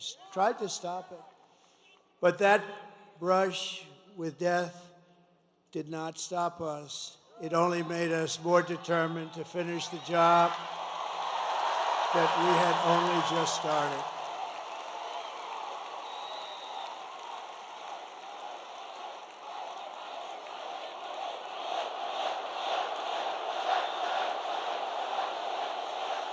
Thank you. Thank you. Thank you very much. This is a frisky group.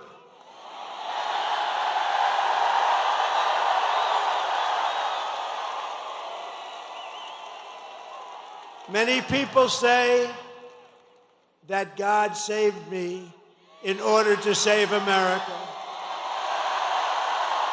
Many, many people are saying that. And with your help, we will fulfill that extraordinary mission together. We're going to save our country. But many, many people have said that. To every citizen across this land, I am asking for the honor of your vote. I don't want your money. I don't want anything. I just want your vote. We are on the 5-yard line. I would actually say we're on the 1-yard line, if you want to really know the thing. And oh, that's a lot of fake news back there. Look at that. You know, for a person that they hate, they sure do show up, right? Man. That's a big group of people. Some are actually good, and some are just absolutely terrible. All right, thank you for being here. It shows that ratings are more important than hatred. I've always said that. As your president, I will fight for you every single day with every breath in my body. I will fight. Together we will save this country. We will defeat the corrupt system in Washington, and America's future will be an absolutely incredible one. That's what it is. But we got to start immediately. It can't wait any longer. It's not going to be possible. This is all you really need to know. It's simple, not particularly beautiful as a statement, but very simple. It's Kamala broke it. I will fix it.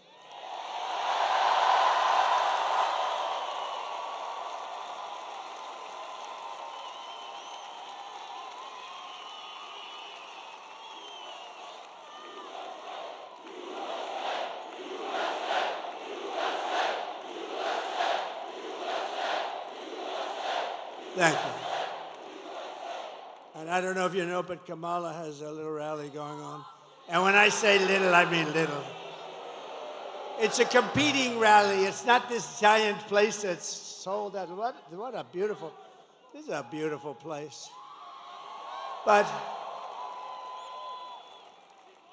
And it's quite embarrassing. It's all over the internet. She's screaming.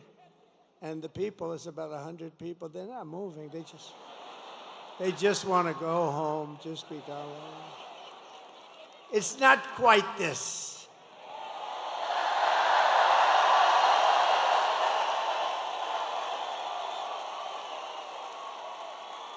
You see the front row?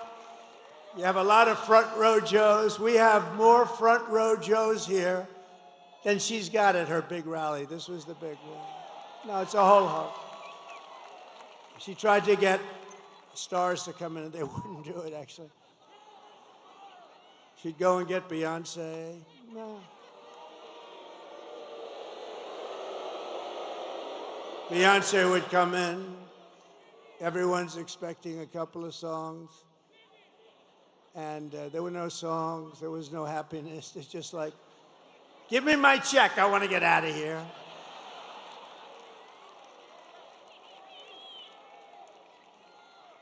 But you always put the star. She should have learned this from Crooked Hillary. Always put the star after you. That way the people stay. Finish your speech.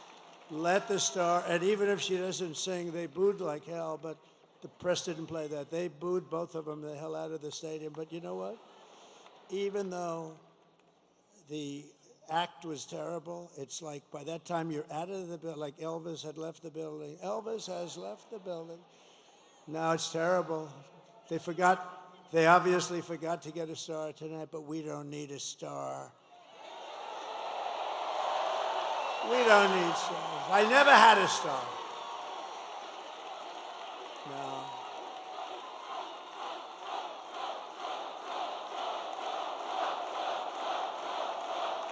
We don't need a star.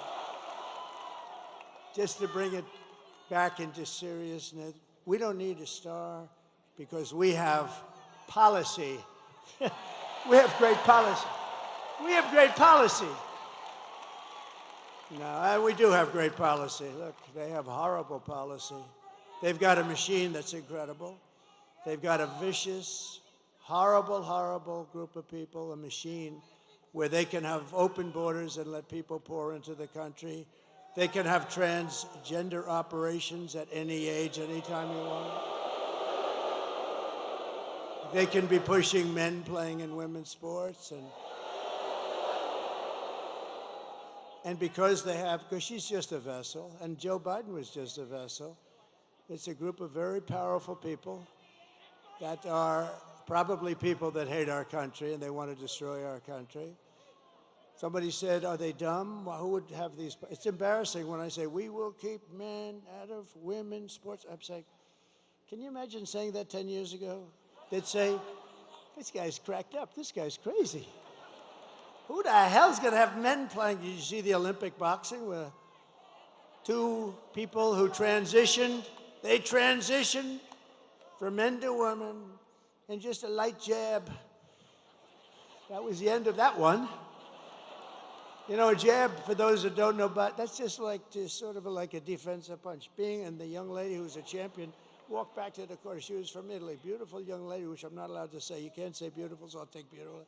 But she was a beautiful young. In politics, you're not allowed to call a woman beautiful anymore. It's the end of your career. So please delete the word beautiful. Thank you very much.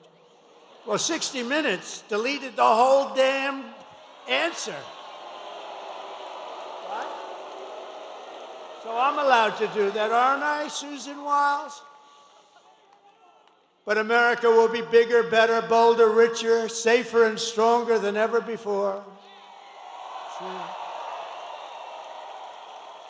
Tomorrow you have to stand up and tell Kamala that you've had enough, you can't take it anymore. She's the least talented person we've ever seen in government.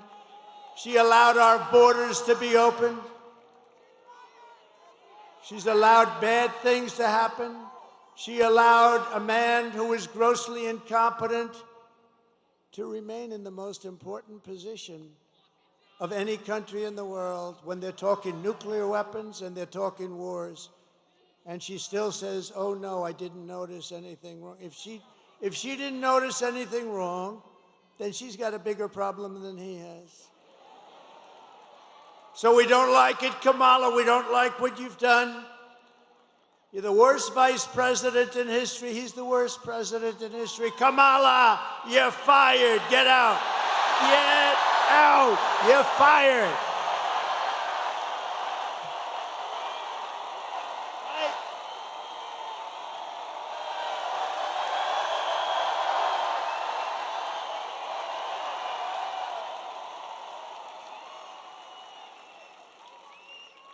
See, I consider all those guys back there with the big muscles, and it's not my thing, but I consider them really beautiful to me. They're beautiful people, and they are productive people. They make our country work and run. They built our country. They did.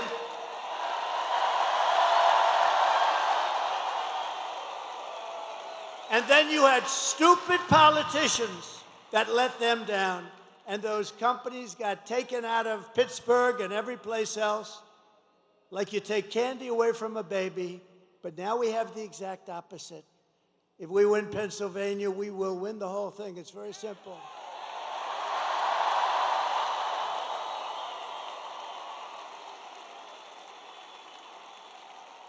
And I do believe it is, I say you have to make, I do believe it is too big to rig. I think it's too big to rig. They'll try. And they are trying, you know, though. It's too big to rig. This is a big movement. This is, you know, we did great in 2016. We did much better in 2020, but a lot of bad things happened. He turned out to be a brilliant candidate from his basement that nobody ever heard. No, this is that big, powerful, vicious party. No, it's a vicious machine. I mean, they can take all these bad ideas and win elections. It's like there's only way you could do that. One way. There's only one way. But you know what it did teach us? In one way, it was good because it taught us how bad a communist philosophy is, how bad a Marxist philosophy, how bad all of this stuff is. And we'll really be able to get our country back the way it should be. It's much easier because you're going to realize how bad it is. It's just what's happening. When we go over the economy and the economic numbers over the last week, it's Herbert Hoover stuff, and I never wanted to be Herbert Hoover. Let me just tell you, the one president I didn't, and there was some that I wouldn't want to either, but in particular because I'm very good at business. I've always been good at business. They're starting to realize that those guys back there, oh, they wanted me to be bad, so bad. But now they're saying, this guy's shit, man. He's made a lot. But listen, so, and if I'm not good enough, Elon Musk is good enough because he is working so hard.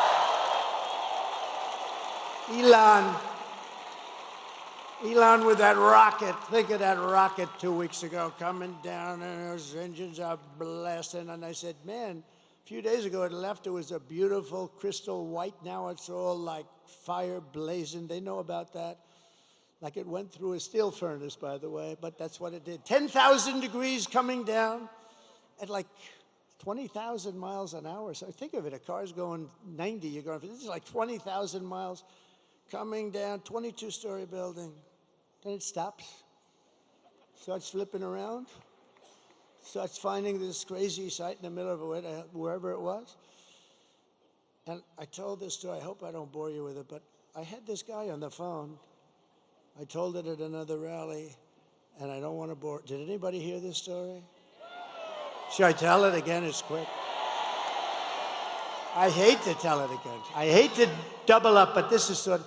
So I'm talking to this guy, one of the most important people in the nation, in his mind, only in his mind. And because I was president, and they say most likely like about a 96.2% chance. Well, we can't, look, we can't remember, if you remember 2016, I was given a 3% chance of winning. And then I won Florida, and it went to, think of it. So she was at 97, and I was at 3. Then she was at, I won Florida, she went down to 92. Then I won Georgia, then I won North Carolina, then I won South Carolina, then I ran the whole East Coast. And then people started going crazy. Remember the woman with the glasses and that big head of hair? She was screaming. I said to my beautiful wife, why is she screaming? We're going to make America great. Why is she screaming? But she was not too happy. I wonder whatever happened to that woman. She became famous. They were going crazy. Then she had a 55% chance. Then it was a 49%. They weren't crazy. But that was something. So based on what I'm hearing, he's at right now 4%. She's at 4%.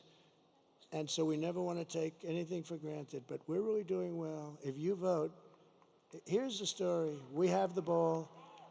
It's ours to win. The only thing I ask is that you go out and vote. Because if you vote, we're going to win.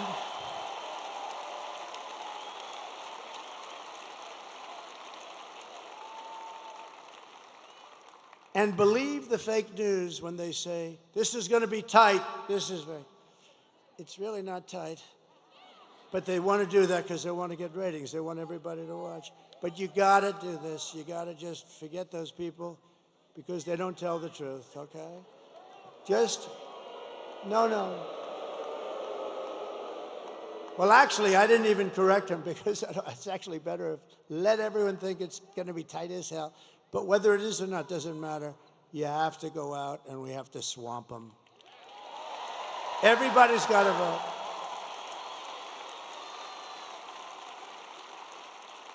So over the past 4 years, Kamala has orchestrated the most egregious betrayal that any leader in American history has ever inflicted upon its people.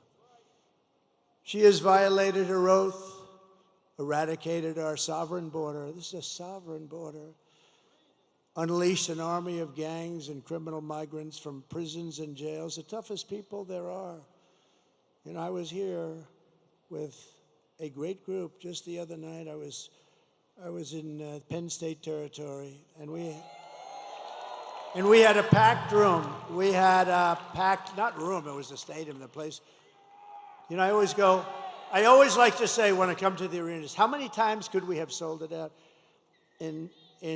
If you look at where we were in Wisconsin, Milwaukee, we had a brand new, gorgeous, big arena. We could have sold it out 10 times. I'm telling you, we could have sold out Madison Square Garden 5 or 6 times. 5 or 6 times. And I always view it that way. But we had situations where, and we put up videos of the vicious crimes. I don't put them up anymore. You know why? Because the fake news refuses to put them on. And I have friends call me, they love to watch the rallies.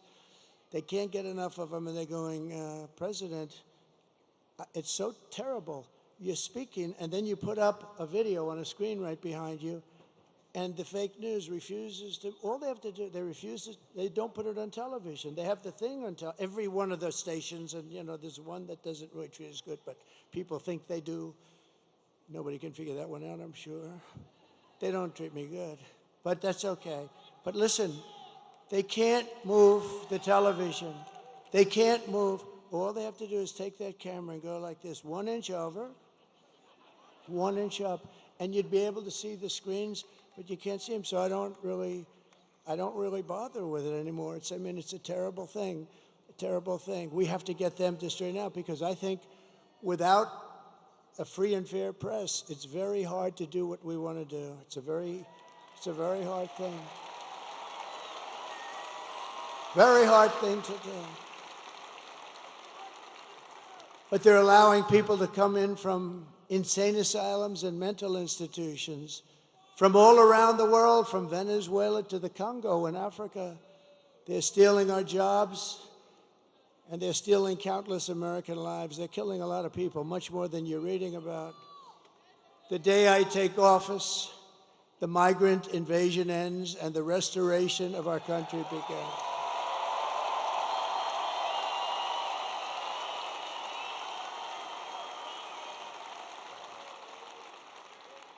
Oh, those Penn State guys, I wanted them to wrestle the migrants. I told, you know, the UFC, Dana White, oh, they killed me in this. I told Dana, you know, to set up your League of Champions, unbelievable, best fighters in the world, and a migrant league. At the end, I want the migrant to go against the champion, and I think the migrant might actually win. That's how nasty some of these guys are. But I don't know. I doubt that. I tell you, I felt very comfortable with those big Penn State wrestlers. Think of that. They won. I mean, how good is this coach? They won, in the last 13 years, they won 11 national titles. They won the title this year. And I had them up. I brought them up in the stage at Penn State. I was at Penn State. The place was packed. And I said to them, fellas, you may be like the only guys in the country that can beat the hell out of the migrants. It's true. They're the only ones that could beat the migrants in a fight. These are tough people. These are people who've been in jails. They're killers. They're murderers. The level of viciousness is unexcelled. And it's from all over the world, not just from South America. So we love being there. I was just 2 days ago. We love being there. We love seeing these young guys. These guys were great. But they won 11 out of 13 titles, and it's called Pennsylvania. Here we are, right? It's one of those things. They're pretty good. But we have to stop because the United States is now an occupied country. We're an occupied. Can you imagine somebody getting up and making a statement? We are an occupied country. When you look at what's happening in Aurora, when you look at what's happening in all places, Springfield, how about Springfield, Ohio? We're an occupied country. And, you know, those are just the places you hear about. But they're taking over large sections of the country. Yeah, Colorado. Remember Colorado? They're the ones that started the movement, the governor, the weak, pathetic governor of Colorado. He's a radical leftist, and he's afraid of the people, the gangs from Venezuela. He's afraid of them. He's afraid to do anything. He's lost control of his state. But he was the one that wanted to have Trump taken off the ballot, even though I was leading all of the Democrats, all of the Republicans at the time. I was number one. And they went to the United States Supreme Court and got a 9-0 approval, but that Trump has the right to run for president. He wanted me off the ballot. And the people in Colorado, and you know who is more angry than the Republicans? The Democrats, the regular, not the politician Democrats. And they showed me with polls where I was leading in a state that normally, well, of course, you know, they have all mail-in voting, so, you know, you can't count too much on that. But if you didn't have, if God would come down from heaven, if God would come down and be the vote counter just for one night, he'd only take 1 second, because, you know, God works faster. God works faster, Megan, than anybody else I can imagine. Right? So we only need God for 1 second. He'll do the job. He'll do the job and he'll be gone. You'd see we'd win a lot of these places. California sends out 38 million ballots. They send them out all over the place. They come back. Nobody knows what the hell is happening. Some people get 8 ballots, some people get 5, and some only get 2 or 3. And I went to California. We had a rally. We had 107,000 people show up. I said, there's no way I would lose. And I do well with Hispanics. I just got, a poll just came out. I'm at 56% with Hispanics compared to this woman who was at 36%. How about that?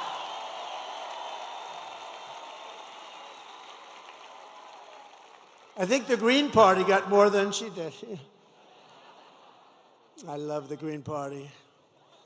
Jill Stein, this may be one of, I never met her, but she may be one of my favorite politicians.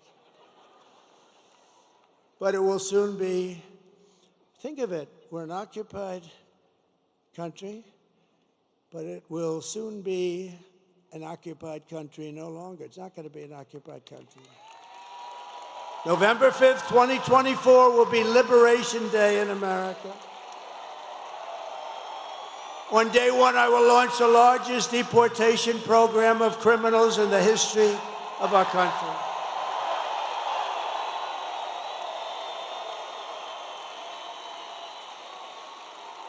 And I don't want to do that. I'm not looking to do that. I don't want to. I think it's terrible to do, but we have no choice. These are murderers. 13,099 put out by the Border Patrol, who, by the way, 2 weeks ago gave me the best endorsement you've ever seen. They said, I'm the greatest president in American history. And I said, does that include George Washington and Abraham Lincoln? Yes, sir, it does. When they say that, they're all in, right? Better than Lincoln or Washington, who would have thought? I wonder what my parents say up there. Hi, Mom. I know my mother's up there. My father's a little bit, it's in dispute. He would be up there. He was a strong guy, but he was a good guy. But I will rescue every city and town that has been invaded and conquered. Can you imagine? We're talking about, these are military invasions without the uniforms. That's all it is. And we will put the vicious and bloodthirsty criminals in jail or kick them the hell out of our country as fast as we can. And to expedite removals of the Tren de Aragua gang and the MS-13 gangs, equally as vicious. You know, MS-13 Took two beautiful teenage girls walking to school in Long Island. For some reason, we took them out by the thousands. ICE. She wants to defund ICE. ICE, they're tough as hell, and they're also people that love our country. They took two young girls, and they sliced them into pieces as they were walking. They sliced them into, they didn't shoot them because that's too quick. They sliced them up and left them dead. Two young, beautiful girls walking to school. And ICE did their business. ICE went in and took care of them. But can you imagine? And now she wants to defund ICE. Let's defund ICE. No, these are rough people. These are bad people. I will invoke, and this is how far we had to go back, because in those days they didn't play games. I will invoke the Alien Enemies Act of 1798 to target and dismantle every migrant criminal network operating on American soil. And if they come back into our country, it's an automatic 10 years in jail with no possibility of parole. And I am hereby calling for the death penalty for any migrant that kills an American citizen or a law enforcement officer.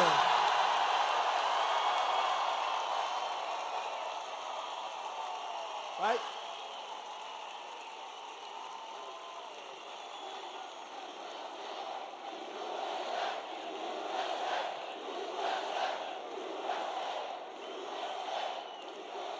And I will ban all sanctuary cities in the United States of America.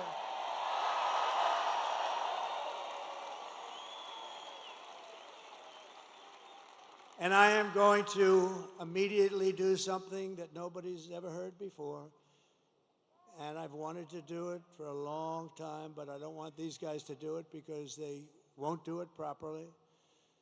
We will immediately stop the drugs pouring across our border.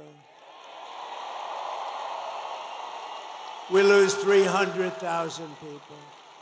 You don't lose 90. They've been saying 90, 90, 90.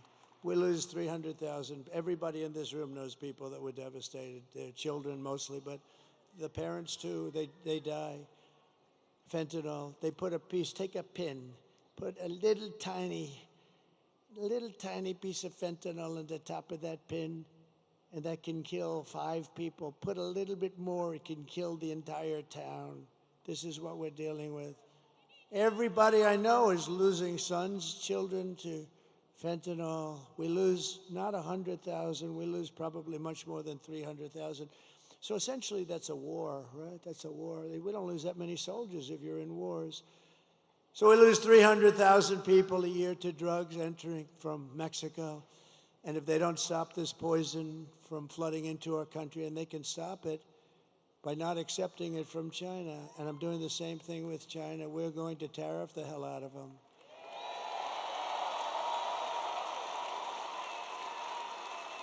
And Mexico, you know, people are surprised to hear this. Mexico is our largest trading partner.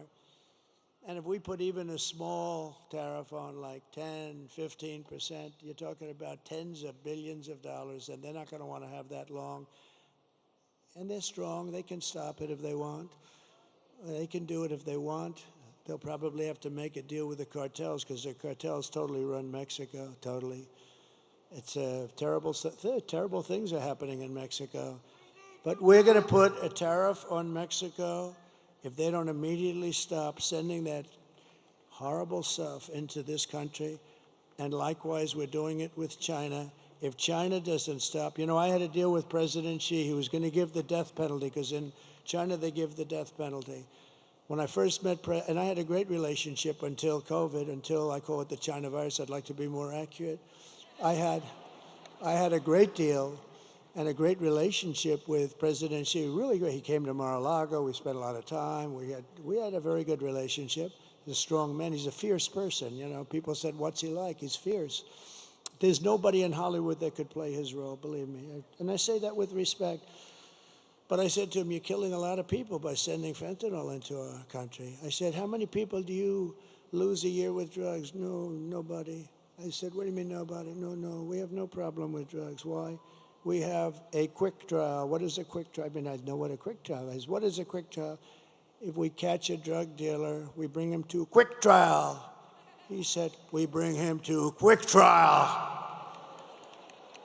And they're almost always found guilty. And then we send the bullet home to the family, and the family must pay us for the bullet. Can you believe this? This is a little different than our country. In our country, they'd lawyer up, they'd be going to trial for 30 years. But they have no drug, they have zero drug problem. And I said, I want you to do me a favor. And we made a deal. You're killing our people.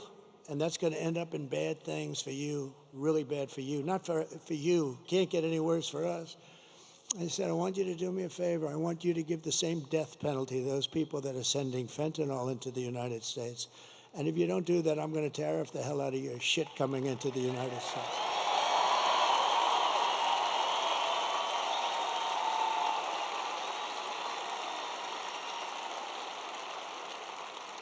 And guess what? He agreed to do it. We had an agreement, and then we had a very bad election, a horrible election. Think of the difference, how different our country would be. You wouldn't have had the fentanyl problem. You really wouldn't. You wouldn't have had inflation, because they did that by screwing around with my energy. We had energy at $1.84. It was $1.87. It was corrected by the federal government. I was at $1.84. We had all of these things. You wouldn't have had October 7th in Israel. All those people would be alive today. The hostages, most of whom are no longer living. Think of it. Russia would not have attacked. Ukraine wouldn't have happened. But Israel wouldn't have happened because Iran was broke. I said, you can't buy any oil from Iran. Anybody that buys oil from Iran can't deal in the United States. We don't do business with you. China stopped it. I told that to President Xi. If you buy oil, they were the primary customer. If you buy 1 barrel of oil, 1 barrel from Iran, you're not doing any business with the United States. We'll go cold turkey, which some people like anyway. And you know what? They said, all right, they didn't. Nobody did. I said that to 45 different countries. They weren't selling anything. They were essentially broke. They wanted to make a deal so badly. And then we had that bad election, that horrible, disgusting, worst thing that ever happened to the country was that election. And I left, and they didn't follow up the deal that I made. And the fentanyl is now pouring into Mexico at numbers, and more people are dying, and it comes across this open border, and we're taking in more drugs, human smuggling, all women, setting records. Bring up my all-time favorite chart, if it's possible to find. Where is that all-time favorite?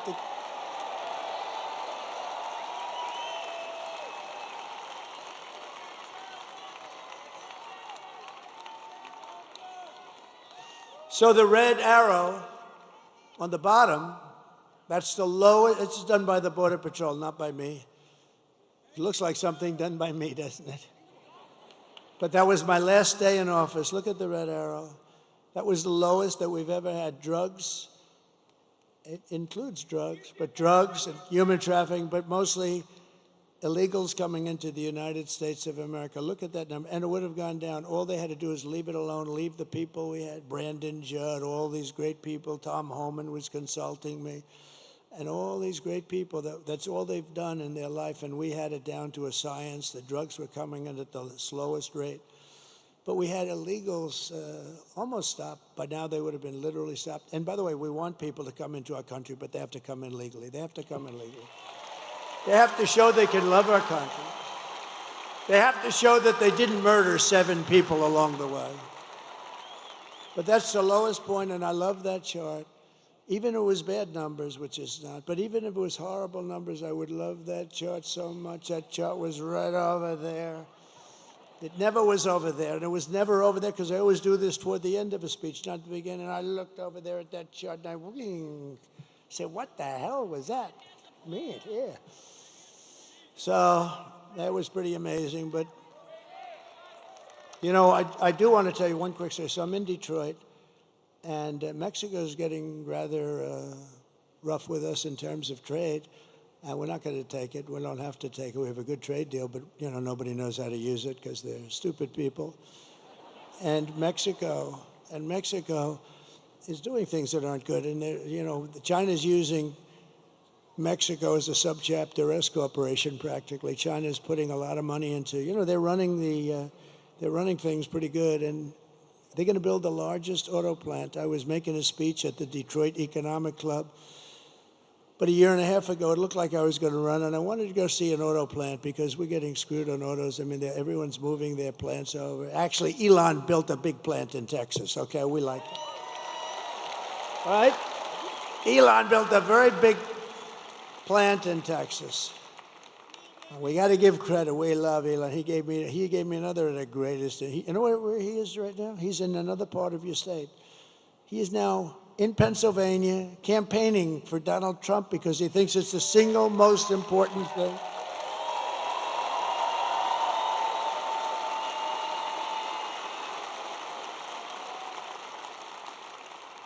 And you know, he said something to me that was interesting, because nobody knows computers. That rocket I was telling you about, the way it laid down, he said that's all computers operating the engines. The engines are the easy part. He said the computers, it's tremendous computerization, the way it just shifted it over, so beautiful. But I said to him, what do you think about, because he really is watching this whole voting process. And he said, you know, computers are the greatest. He looked at some that were just shipped in, some of these vote counting computers. He knew it before it even came in the door. He looked like at the back of it. Oh, I know that one. I mean, he knows he knows this stuff better than any. And he actually said, and this is for the good of everybody, it's the good of mankind, essentially. If you look at France, if you look at all these, they had their mail-in voting, they all gave it up. Nobody does like we do. And Gavin Newsom, look at Gavin Newsom. So now, not only is voter ID no good, if you're an official and you ask somebody for voter ID, I'd like to see your voter ID, you have committed a criminal act. Do you believe it? The mere asking, he just signed the bill. That's right, Megan, isn't it? The mere asking. This guy just signed the bill, and an official says, I'd like to see your voter ID. He's guilty of a crime. This is crazy. And there's only one reason they want to do that, because they want to cheat. But Elon Musk said to me, I hope I'm allowed to say this. I think I am, because one thing, he's out there. He's a guy, he just wants the truth. He's an incredible guy. And he said, computers aren't meant for this kind of stuff. He said, there's only one thing you can do. He's the most sophisticated guy in the world when it comes to computerization. He said, the only thing you can do is paper ballots, same-day voting. You know, paper is very sophisticated. Watermark. It's very sophisticated. Paper ballots, voter ID, one-day voting, not 10 days where you say, oh, let's move these boxes from that room to this room because we're going to fix the air conditioning. And then the boxes never get put back, and you say, what happened to those boxes? Oh, no, one-day voting, he said. And he said also proof of citizenship. You know, it'd be nice. Very simple. And you'll have your answer as to who won and who lost by 10 o'clock in the evening. Nobody's going to dispute. France had it, 37 million votes, and we knew who won and who lost at 9:30 in the evening. That's the time that they said. Do you know that I'm hearing that stories that they may take 12 days extra to count the ballots?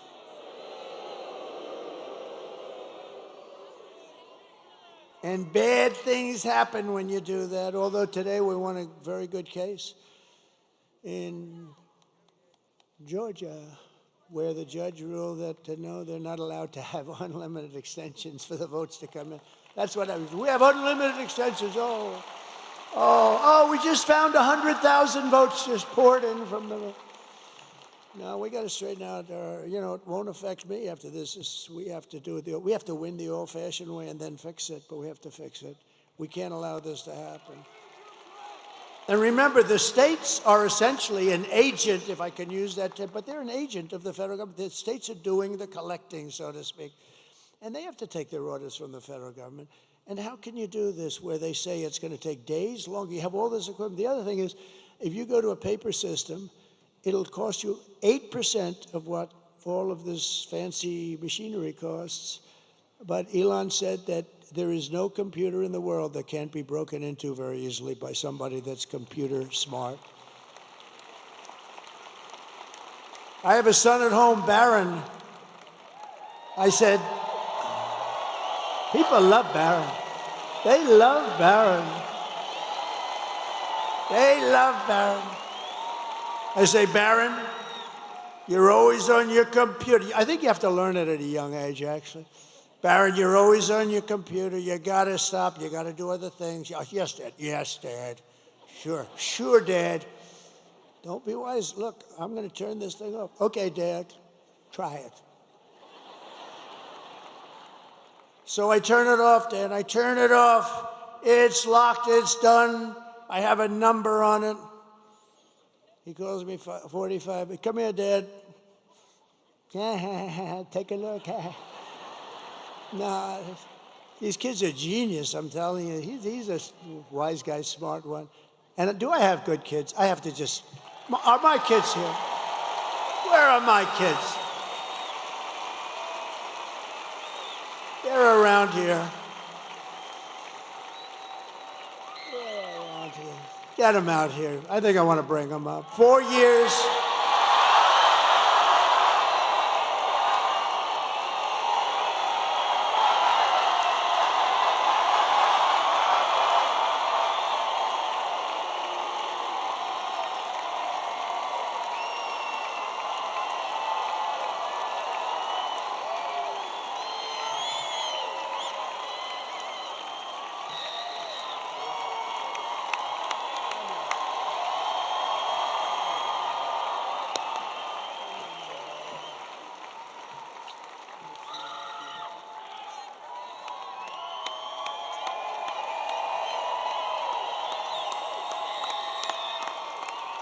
Because they've been with us, and Barron's home, and he's watching this. He's watching. He's a little young. He's watching. They love Barron, huh? We love Barron. And Ivanka's great. She watches. She loves this whole thing. She loves it. She loves you. She loves it. She loves the whole thing. But I just thought, you know, it's sad because we've been doing this for 9 years. We've had hundreds of rallies, hundreds. Actually, numbers that are not even conceivable. I've heard 800, 900, I don't know, but we don't even count them. But and they're all like this. They're all these magnificent, magnificent rallies. And this is the last one I'm going to have here. And I have one left, the whole thing. And remember, the rallies are the most exciting thing. There'll never be rallies like this. You know, you're going to have some leading candidate come in 4 years. And honestly, if they're successful, they'll have 300 or 400 people in a ballroom someplace. This is never going to happen again. It happens every single time. And it's never happened in the world. There's never been. This is a movement that's never happened, and it's going to be a movement that's going to save our country. It's going to be a movement that's going to save. But it's sad in terms of we'll never have this, but we'll have other get-togethers. And in a way, all what we're doing, all these years of work, and, you know, we started off with that very bad situation 4 years ago, and it was so sickening to wait 4 years. And if I didn't do so well, I did so much better the second time than the first. I wouldn't have done this. If I took in less votes, we took in close to 12 million more votes. I mean, Barack Hussein Obama, he didn't do that. He got far less votes the second time, and he won. And he's a major divider. I watched him the other night. I mean, he's a very divisive guy. I've always said that. He is a very divisive guy. And his wife, I've always been so nice. Ooh, she was hitting me. She was hitting me, Michelle. She was hitting me. That wasn't nice. I've always been nice, but they're dividers, I'll tell you right now. We're not going to stand. Dividers are no good. He's a highly overrated man, I'm telling you that. But he's a divider. I watched him with this crap where he's trying to get her in. He's the one that pushed her in the first place, and look what happens. I mean, I hope it happens, because if it doesn't happen, this country's in big trouble. But we've been doing this now for 9 years, and we had a great first term. We rebuilt our military. We cut taxes. more than any president in history, including Ronald Reagan, who did a big tax cut. We cut more regulations. We developed an open space force through the Congress, and I think that's going to go down. First time in 82 years that last one was the Air Force. We did that. I mean, think of all the different things that we did. We were respected all over the world. China respected us. Everybody respected us. There was no laughing at your leader. They came up with all these hoaxes, Adam Schiff and all this scum that we have in this country. They're scum.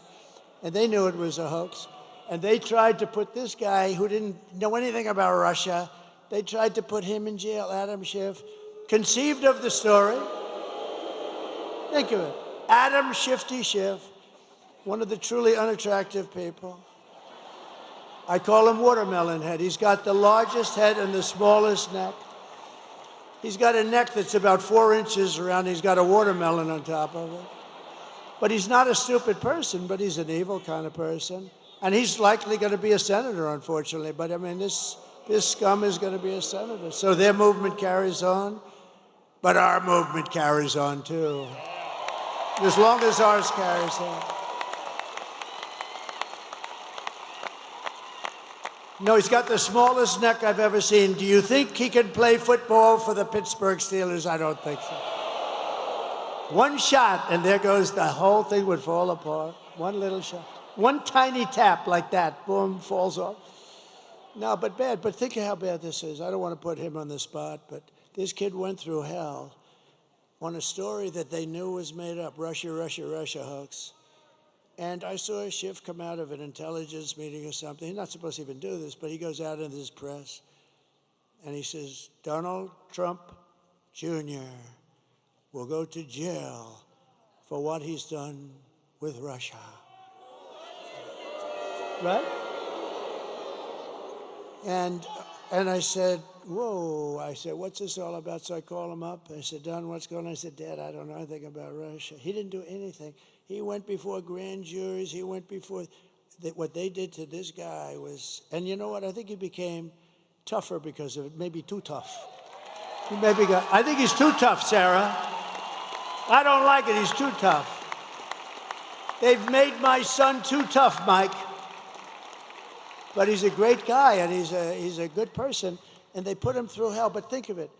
What person, and Hillary was in the act, they spied on my campaign. It's now proven. Spied on my campaign. The Russia, Russia, Russia thing with Mueller, you saw Mueller's performance in Congress, right? He didn't know anything. We were totally exonerated. But for 2 years, this guy went through hell. He went through hell. He had nothing to do with Russia. He didn't know anything about it. They went through millions of phone calls. They didn't find one phone call to Russia. It was a hoax. But think about how bad you have to be. We're going to put the son of the President of the United States in prison for what he's done with Russia. And he knows it was a hoax because he conceived of the hoax along with crooked Hillary and the rest of them. And Obama, in my opinion. No, but think of it. He conceived of a hoax, and he wants my son to go to prison. That is human scum, I'm sorry. And he'll probably go on to be a senator, and that's okay, because we have blocked them.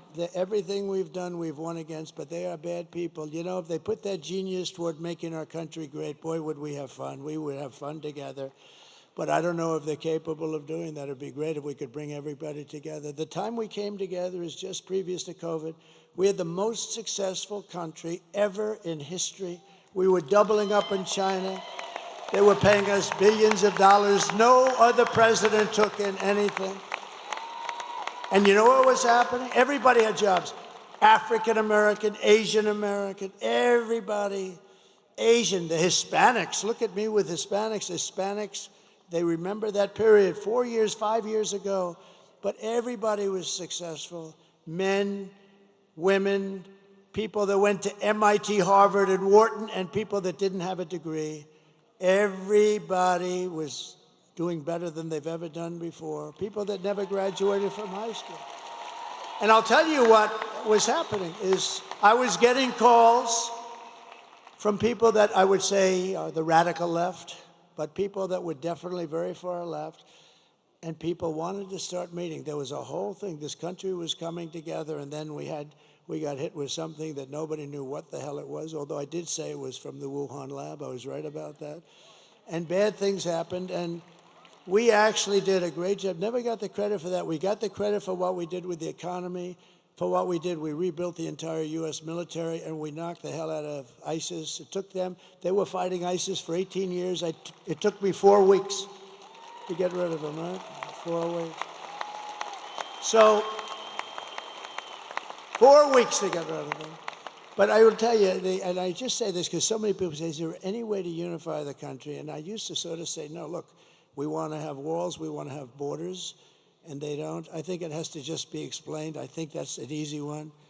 They want the men and women sports things. You know, I've been a politician for now, I can't believe I say that, but 9 years. I've had a lot of people come up and say, well, what about taxes? What about this? Nobody's ever said, sir, it's really important to allow men to play in women's sports. I've never had anybody say it. Nobody's come up to me and said, you know, on the transgender thing, sir, it's very important to my family that you get that. I mean, these things are crazy. And yet on television, that's all they talk about. That's all they talk about. But we're going to turn this country. The bottom line is it was really starting to come together. Then we got hit. We got to fix that. Think of it. And when I turned it back over, the stock market was higher than it was just previous to COVID coming. And think of it. Amazing. We handed them something beautiful, and they blew it. They blew it right out the window. It's terrible. They blew it, and now we're going to end up in a depression, frankly, if you look at the numbers that we are going to present in a second. But I just want to thank my kids because they are great kids, and they have been with me from the beginning. They've been with me right from the beginning.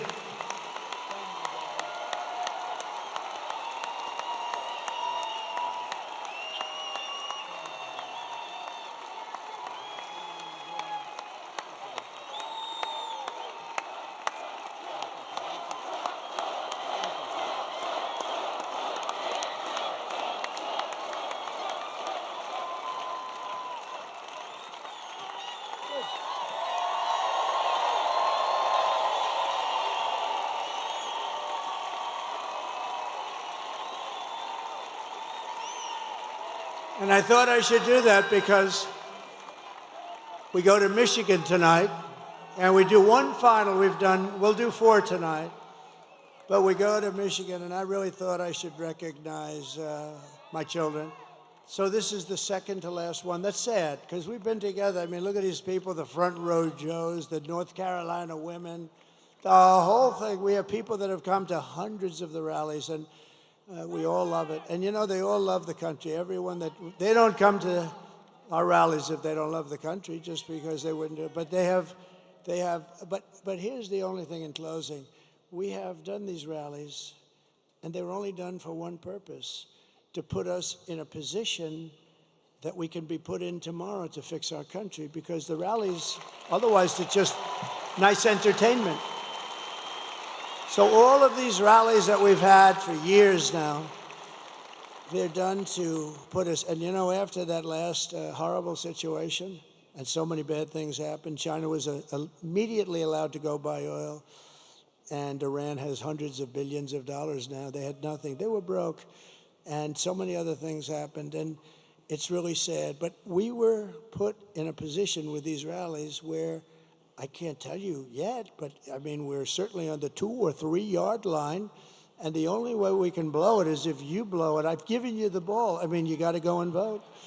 You got to vote. And if they vote, Susie, right? If they vote, it's over. And they know it. They know it. They know it. They've already pulled out of a couple of states, you know, states like, the word is they pulled out of North Carolina. They cut all their ads. They're using the money someplace else. I even heard they ran out of money. They don't have any money with all the money they raise. And they get a lot of it from unions and this and that. Even though some of the guys were telling me, the steelworkers, they say the steelworkers are with you, just the top guys aren't. Because you know what? I don't even blame them. It's a habit. So many years, 50, 60, 70 years, they support the Democrats, like a habit. But they're going to do a lot better with me. I want to tell you one quick story because it has to do with these people, because I want to save their jobs, whether it's auto workers or steel workers. So China,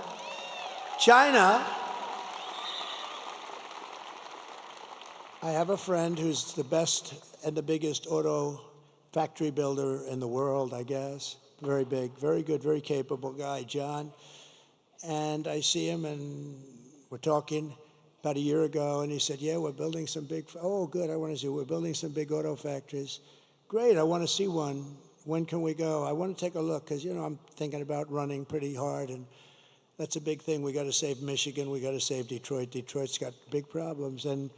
But just generally the car industry, right? It's a big industry. We want to be at the top. So I want to see one of the factories. Okay, good. We're going to go down to Mexico. I said, I don't want to go to Mexico. I want to look at it. No, we don't build the big ones over here. What do you do? He said, it's just, we don't. It just doesn't work that way. So he said, as an example, we're building a really big one in Mexico right near the border. I said, who's the owner or the principal? He said, China.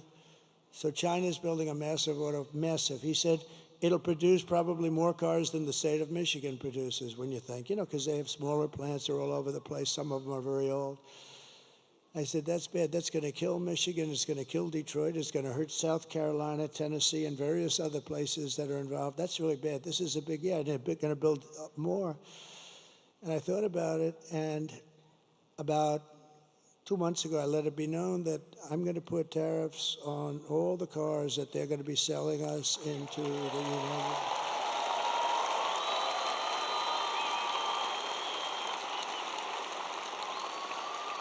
And I let it be known that the tariffs will be about 100%, and 100% tariff on any car that's made in these factories in Mexico, probably any car coming in from Mexico. Remember, I'm going to put tariffs. This is a big thing. I'm putting tariffs on Mexico. If they don't straighten out this drug, it's their problem. They're coming through Mexico, and Mexico's accepting this fentanyl, and I'm putting tariffs on Mexico. Every damn thing that they sell into the United States is going to have like a 25% tariff until they stop drugs from coming in. And let me tell you something. Those drugs will stop so damn fast that your head will spin. And I'm not playing games. And I'm doing the same thing to China. If they want to sell Mexico fentanyl at levels that nobody, it's going crazy right now what they're doing. You know, at least we fought it like hell, and we did relatively successfully. You can never, I mean, they put it in hubcaps of cars. It's tough. It's all over the place. It's genius, some of these devices they come up with. But I've told China, you want to sell, we're going to have a good relationship with China, hopefully. I want to have a good relationship. But you sell fentanyl into the United States through Mexico, we're putting a 25% or so tariff on until such time as you stop doing it. And they're not going to do it for long, because that is a massive penalty. And we don't have to fight. We don't have to fight with guns. You know, I had no wars. I stopped wars. I stopped 2 countries from fighting each other that have nothing to do with us. You can ask Rick Grinnell, who did a great job for us, and you can ask, you can ask Mike Pompeo, he's here. I stopped countries from fighting wars that had nothing to do with us. Just say, listen, fellas, you've been killing each other for 1,000 years. If you keep, and they both did business with the United States and made money. I said, if you keep fighting like this, you're killing people. Lots of people are dying. That's all I cared about. I didn't care where they're from, but people are dying. Good people are dying because these leaders are stupid. And so I said, if you keep doing it, I'm putting a 50% tariff on everything that you do business with the United States on. I'm talking to 2 countries. They call me up the next day together. We have resolved our differences. It didn't help me, but you know what? I saved a lot of lives. So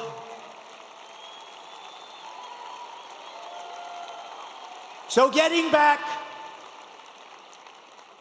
to the auto plant, because, you know, I may be the greatest weaver of all time. But what happens, only brilliant people can do that. Stupid people can't do it because they get lost. Where am I? So the stories are very boring. They have to go right down like this, right down to the bottom. They can't weave it all, but I can weave and tell you all these stories. And they're all related, and in some cases not too much, 10%, but 10% is enough. So getting back to where we started. So I see John. I'm at the Detroit Economic Club last week. Had a great people. And I see John sitting in the audience right where that big, strong guy is with the label in his jacket, right there. You with a hat on. Big, powerful guy. He's much more powerful physically than John, I can guarantee you that.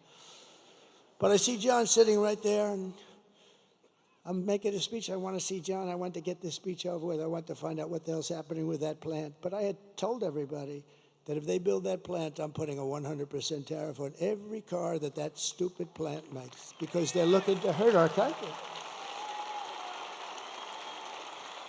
And I did that and then sort of forgot about it. But now I see John. I say, do me a favor, that guy sitting over there, please bring him backstage after I'm finished speaking. They bring him backstage. I say, hi, John, how's that plant going where China's going to spend all that money to build a big plant that's going to hurt the United States and kill its auto industry? He said, sir, I was notified last week that they've given up the plant. They're not going to build it. They think you're going to win. And if you win, they think it's going to be a very bad experience for them. They're going to lose their show. And that's what happened. And I stopped it. And those guys back there, I took some pictures with a few of them, and they were hugging and kissing me. I said, get off me. Look at the size of those arms over there. They never kissed a man in their life. But you know why?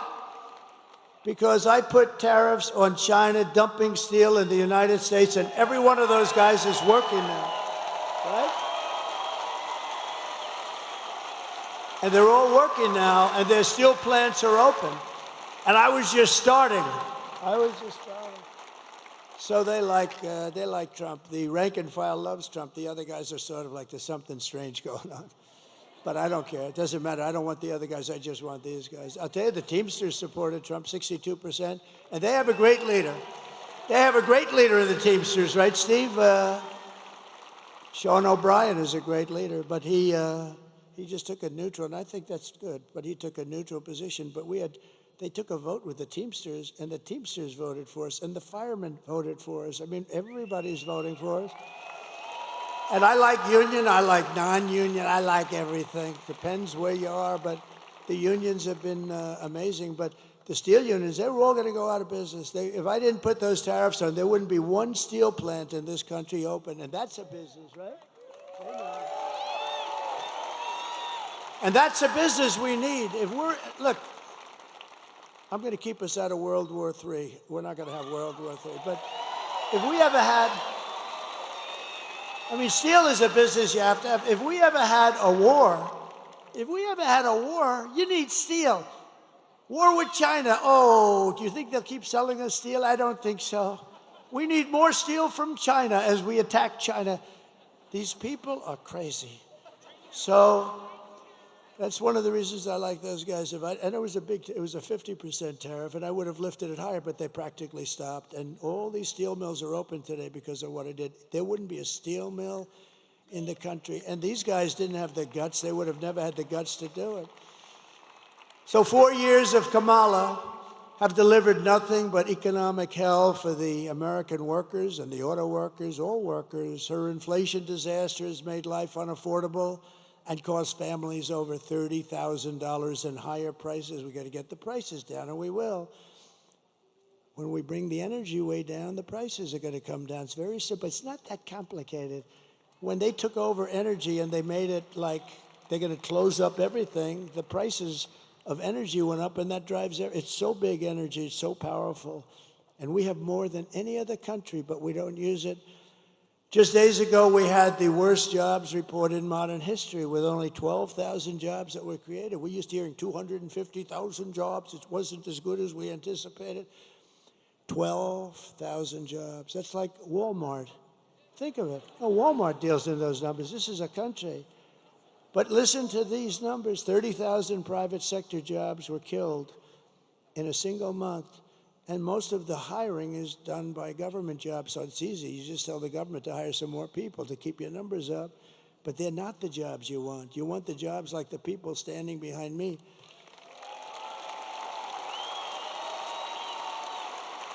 And listen, and nearly 100,000 manufacturing jobs were wiped out. And these are government numbers. These are not Trump numbers.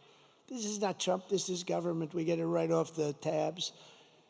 They were wiped out. 100 jobs, manufacturing jobs, were lost since the start of this year. 150,000 Americans joined the unemployment rolls in October. 150,000. And nearly 250,000 people dropped out of the labor force over a very short period of time. Just think, a few months ago, they had fraudulently claimed, these people are crooks, they had fraudulently claimed that they had 818,000 jobs created. And it was a fraud. And what happened is they wanted it because that was such a big number that it made the jobs picture not look great, frankly, because they're so far down. But it looked okay. It wasn't like a story. You know, they had a normal thing. So they created a fake 818,000 jobs, and they thought they'd be able to get away with it through the election. They wanted to get away with it right through the election and then announce a week after the election that they're going to revise the numbers. How would you like to be me? And that happened. When I heard this, I looked up, I said, thank you, God. Thank you very much. Because, you know, how would you like to be me and have a phony, well, I sort of had that the last time, in all fairness, with all the phony crap, but how would you like to be me and let's say I didn't win because the economy looked like it was doing okay, and then you see that they fraudulently put down almost 1 million jobs on the rolls, and then they announced that we're going to revise the numbers downward. But they also did something else because they just revised past jobs report down by an estimated 112,000 fake jobs. So that's almost 1 million fake jobs, and the press doesn't want to write about it. But Megyn Kelly will write about it and talk about it, and others will, but they have to know about it.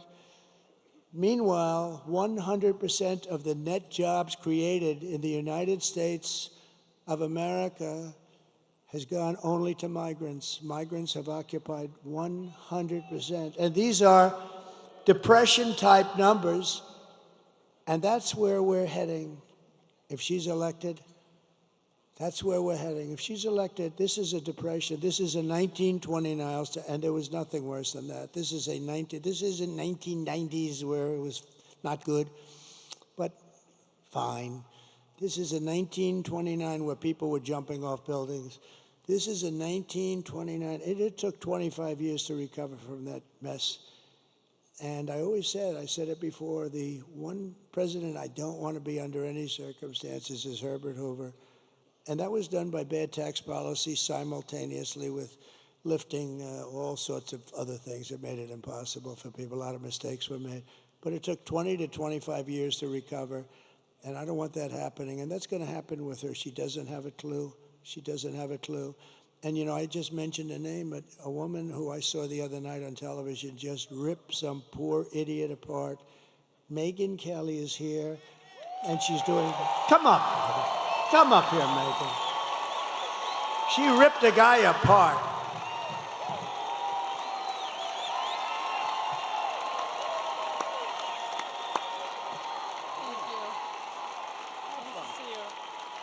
Hi, everybody. Hey, it's great to see you. Can you believe this guy? Can you believe the energy and the stamina on this guy? At his age, I'm ready to go to sleep over there. He's got another rally to go to till tonight. Let me tell you, first of all, one of the reasons why I wanted to come here, one of the many reasons I wanted to come here. When I launched my show 4 years ago, we had Mark Cuban on the program. You know, yeah. May seem he was in the news this week. And he started going on about how bad America's race history was and how ashamed he was of America, and that's why he was at all these protests, and he felt it was really important to stand up and speak out about human rights violations. And then it got awkward when I asked him about all the money he was taking from China. But then he dropped a bunch of F-bombs, and I thought, I really enjoy this feeling of proving Mark Cuban wrong. And so here I am at a Trump rally, a strong, intelligent woman to prove Mark Cuban wrong again.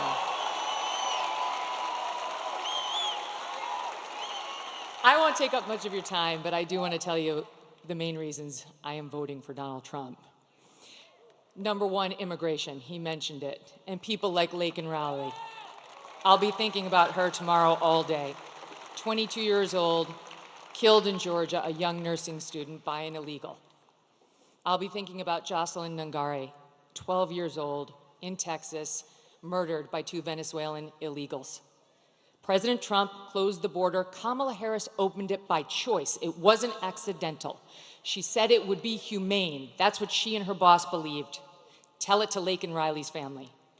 There was nothing humane about it. He closed it. They opened it. It was an intentional choice, and there's no reason not to believe they won't do it again. The boys should not be in the girls' sports. The boys should not be in the girls' bathrooms. The boys should not be in the girls' locker rooms.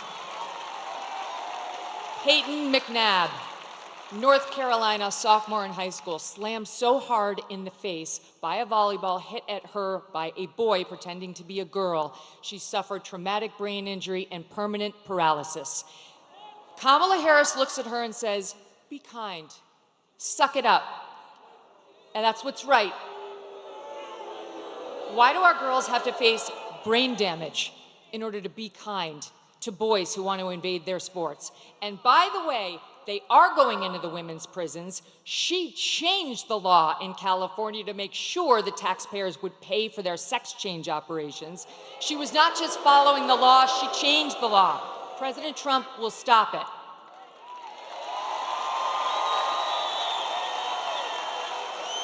He got mocked by the left for saying he would be a protector of women. He will be a protector of women, and it's why I'm voting for him. He will close the border. He will keep the boys out of girls' sports and where they don't belong. And you know what else? One more thing. He will look out for our boys, too.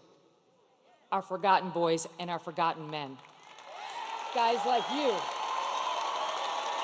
Guys like these guys,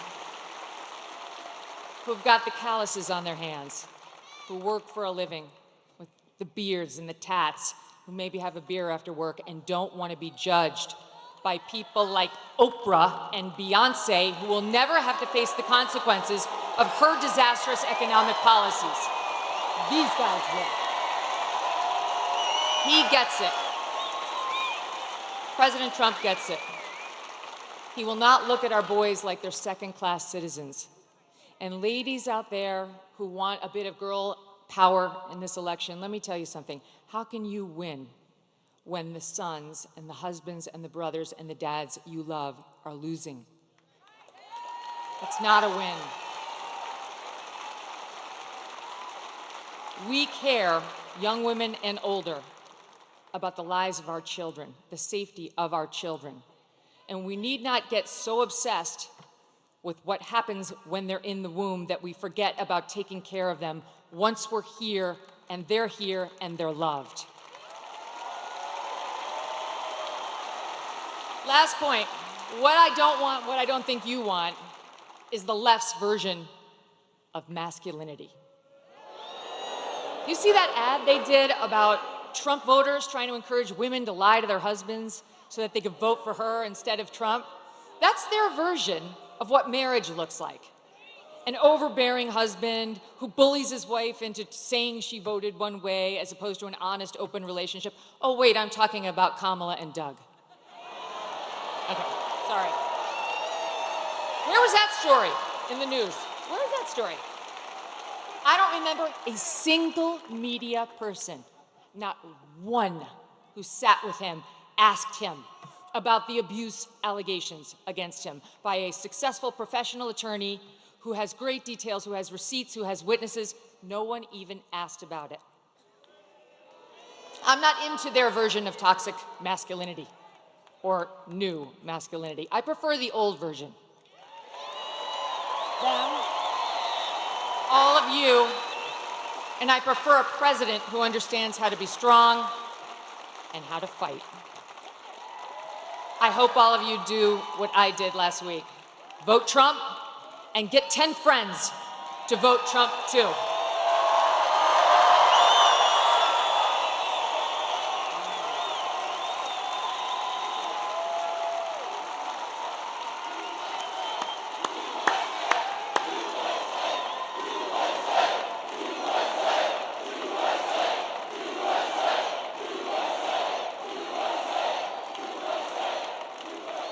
Unbelievable. Thank you. Wow.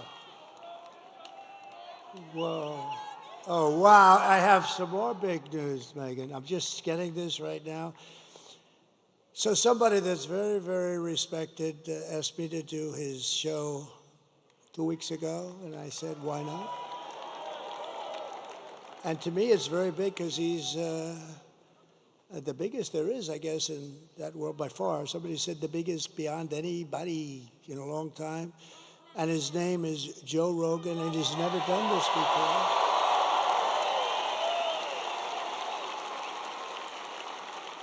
And it just came over the wires that Joe Rogan just endorsed me. Is that good? Thank you, Joe.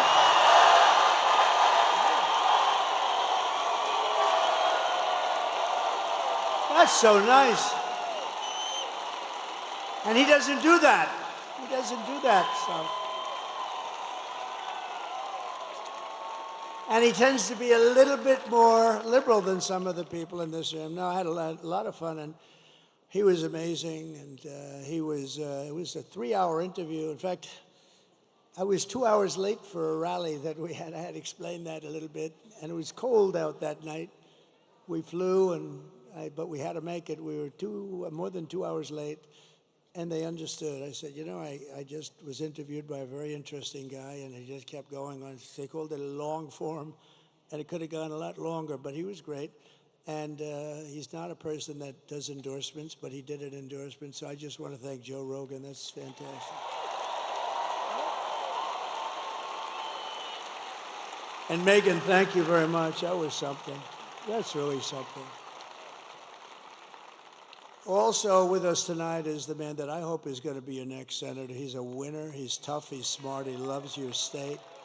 He loves your Commonwealth, and he will take this Commonwealth to new heights. He's just a spectacular guy, Dave McCormick. And Dave, I think, stand up, Dave. I think you, I looked at a poll before, and I think you're doing very well. He's against a survivor. The guy is a survivor. He's a lousy senator, doesn't do a thing. Do you think he's talking about fracking? That guy talks about fracking. He's not letting fracking get it disturbed in any way, shape. We'll double up the fracking and the jobs and everything else.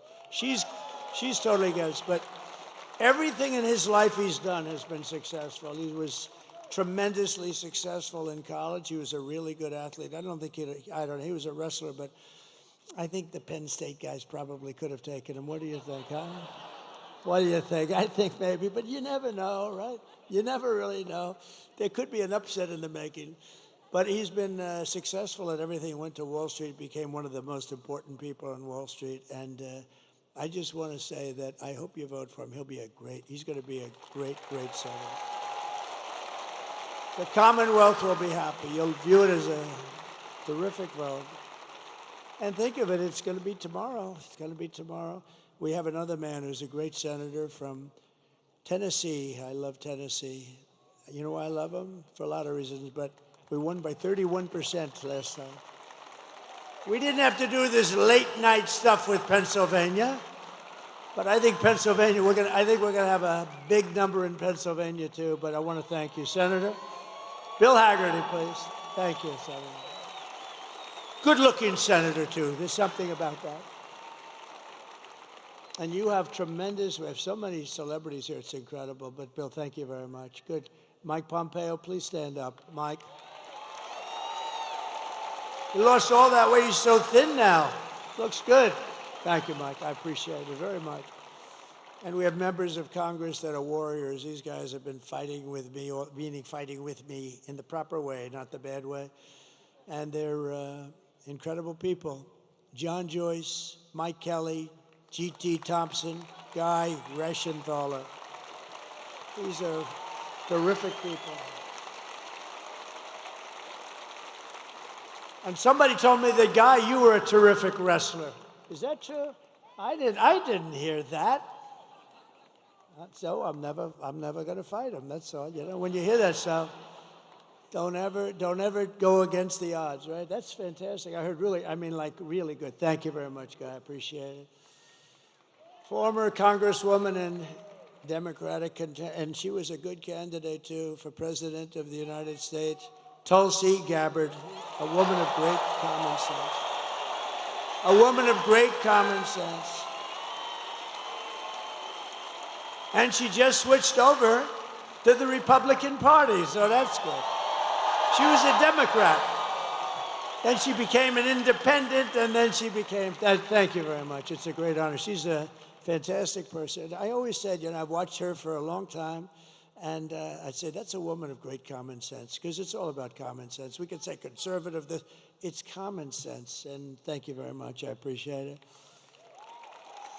A woman that we're very proud of. She started with us in the Oval Office in the White House. She became press secretary, and she then became the governor of Arkansas. Sarah Huckabee Sanders. Sarah, thank you. Beautiful, thank you. She's doing a good job, too. Oh, we have so many great people.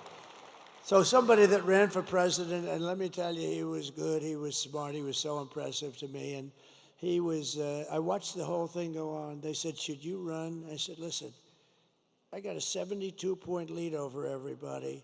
People want to hire a smart person, not a smart, to be president. When you're leading by 70 or 72 points, why should you go on a debate and have 12 people knock the hell out of you? Because eventually it's got to have a little impact. So I said, I'll sit out the debates, but I watched the debates, and I watched this man, and he was unbelievable, the governor of North Dakota. He's become one of the great oil experts. That state is doing unbelievable since he's been governor. And he was like me. He was a successful businessman. He made a lot of money, and he wanted to run, and he knew the state. He was in the state, and he ran for governor. He won. He's been one of the best governors in the country, very smart, and we got to bring him in because he's not going to be running again. I guess he's term limited or something, but he's not. And we're going to find a good place for this guy. We're not going to let him go. Governor Doug Burgum. Thank you. Thank you very much. And his wife, Catherine. Catherine is phenomenal. The son of one of the greatest baseball players of all time. You think I don't know about Roberto Clemente? Oh. So Roberto Clemente Jr., and I hear he's quite a player also, but I'll tell you, I remember his father in deep right field. I remember the throw. You know, I've seen a lot of baseball, and I've seen a lot of throws. And baseball doesn't seem to be quite what it was. We got to do something about that, you know? Too many stations, too many games, too late at night. They should hire me as commissioner, although I like their commission, I do. Some commissioners I don't like. But, you know, make baseball good. But I saw, come up here for a second, wherever you may be. Where is this guy? Because this guy was like, come up here, come on up here. Anybody with that gene, anybody with the blood in him of Roberto Clemente. Puerto Rico, I love Puerto Rico. Come on, come here. Tell them how great was your father. Thank you, that's beautiful, please.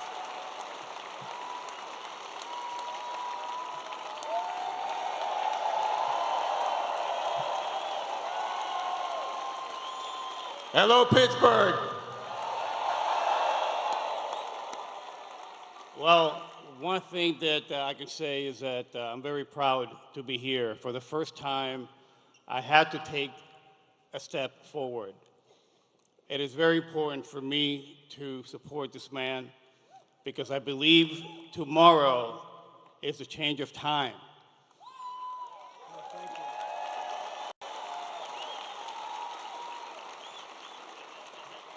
And to answer your question, to be able to talk about my father, the name Clemente, what it means is goodwill and unity.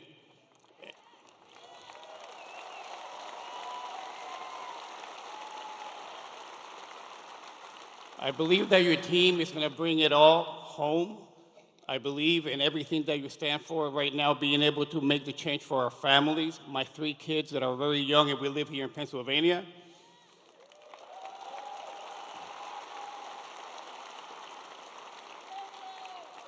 And I told this man that I commit myself to helping RFK Jr. with our kids and making America healthy again.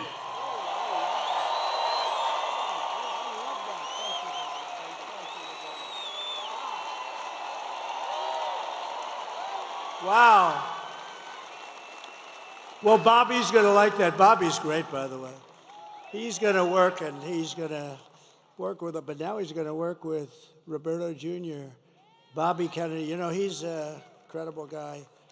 It's not an easy step. You know, they've been Democrats a long time, the Kennedy family. I'm sure they were thrilled, but Bobby had to do the right thing, and he did, and he's going to be very much involved. You know, he's got a tremendous view on health and pesticides and all the stuff, and we're not really a healthy country. Look at some countries are much healthier than we are, and they don't use all of this stuff. And so Bobby's going to pretty much do what he wants. I want him to do something really important for our country. It makes people healthier.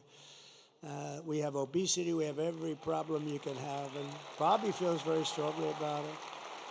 And he's going to be very much right. The only thing I told him, though, Bobby, you got to do one thing, do whatever you want. You just go ahead, work on the pesticides, work on making women's health. He's so into women's health. And, you know, he's really unbelievable. It's such a passion. But I said, Bobby, I want you to do it, but leave the liquid gold to me. Don't trample that. Don't trample on our liquid gold, because we're going to we have more than any other country in the world by far. Don't trample on that, Bobby. Let me just close your eyes. Let me just make our country rich as hell. So I got to keep him away from that. That could be a problem, but I got to keep him away from that. But so that's so exciting with Megan and Joe. That's so exciting. I mean, we have so many great endorsements. It's just really amazing.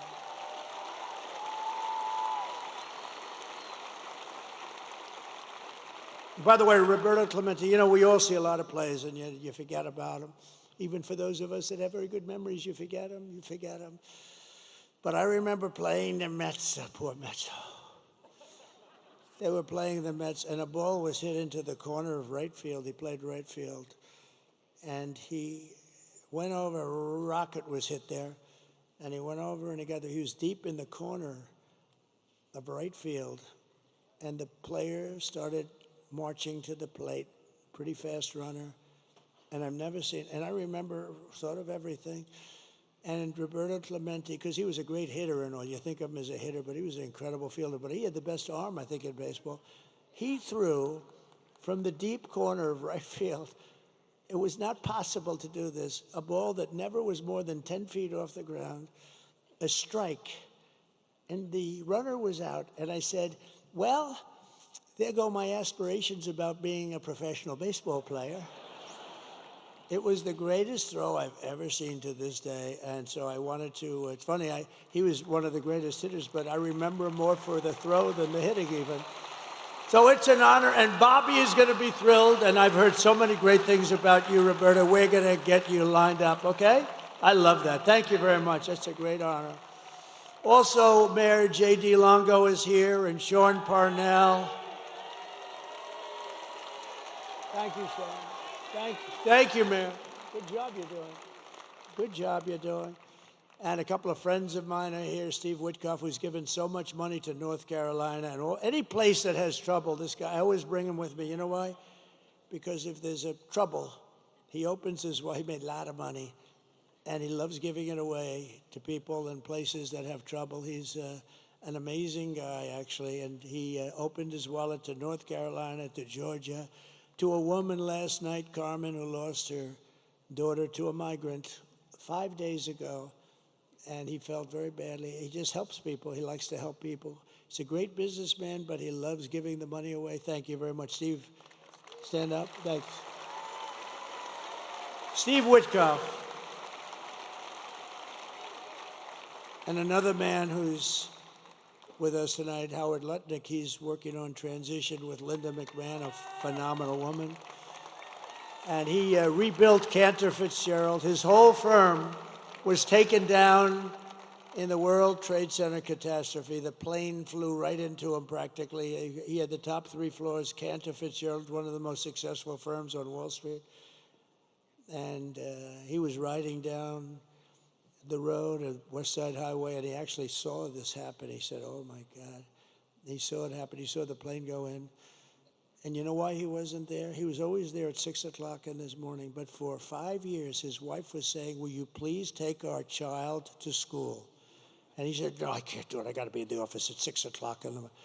The one day he agreed to take his beautiful child to school, he was delayed for 2 hours getting down there because he's taken this kid who turned out to be great, because a long time ago, I said, when you look at that beautiful person that you produced, you thank that person. You thank that person every single day. But he wasn't in, probably the only day, might have been the only day in your life that you weren't in that building at 6 o'clock in the morning, right? But his brother was in the building and hundreds of other people that worked for him. And his firm, outside of a few people in Europe, his firm was wiped out in 1 instant, 1 second it was wiped out. They were actually making phone calls to their families saying, we're stuck, we can't get out. All the fire exits were wiped out and the stairs were wiped out. You couldn't get out. They called their wives, they called, his brother was calling him and the wife. I mean, the whole story is crazy. And they all died, every one of them, and he had to rebuild. He wanted to rebuild, and he rebuilt the firm bigger, better, and stronger than it ever was. And he gave a big chunk of the firm for an extended period of time to the relatives, wives, and family of the people that were killed. Howard Lutnick.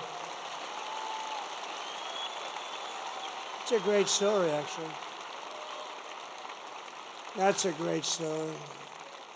He's a great guy. And just one other group is here because this is, we are all inclusive. And if you see what's going on up in a really incredible place, a part of the country that's very incredible, but it's under siege.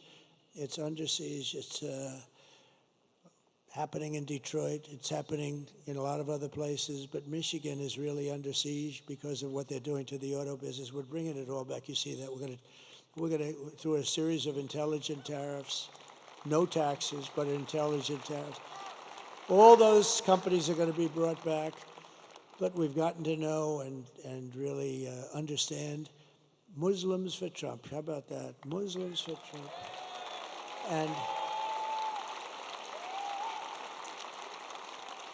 And it's become a big movement in Michigan, a beautiful movement. And you know what they want? They want peace. They really do. They don't want to be in wars. They're very smart. And, it started off as a little thing, and it's grown and grown and grown. And now we have a much bigger vote than they do. Can you believe that?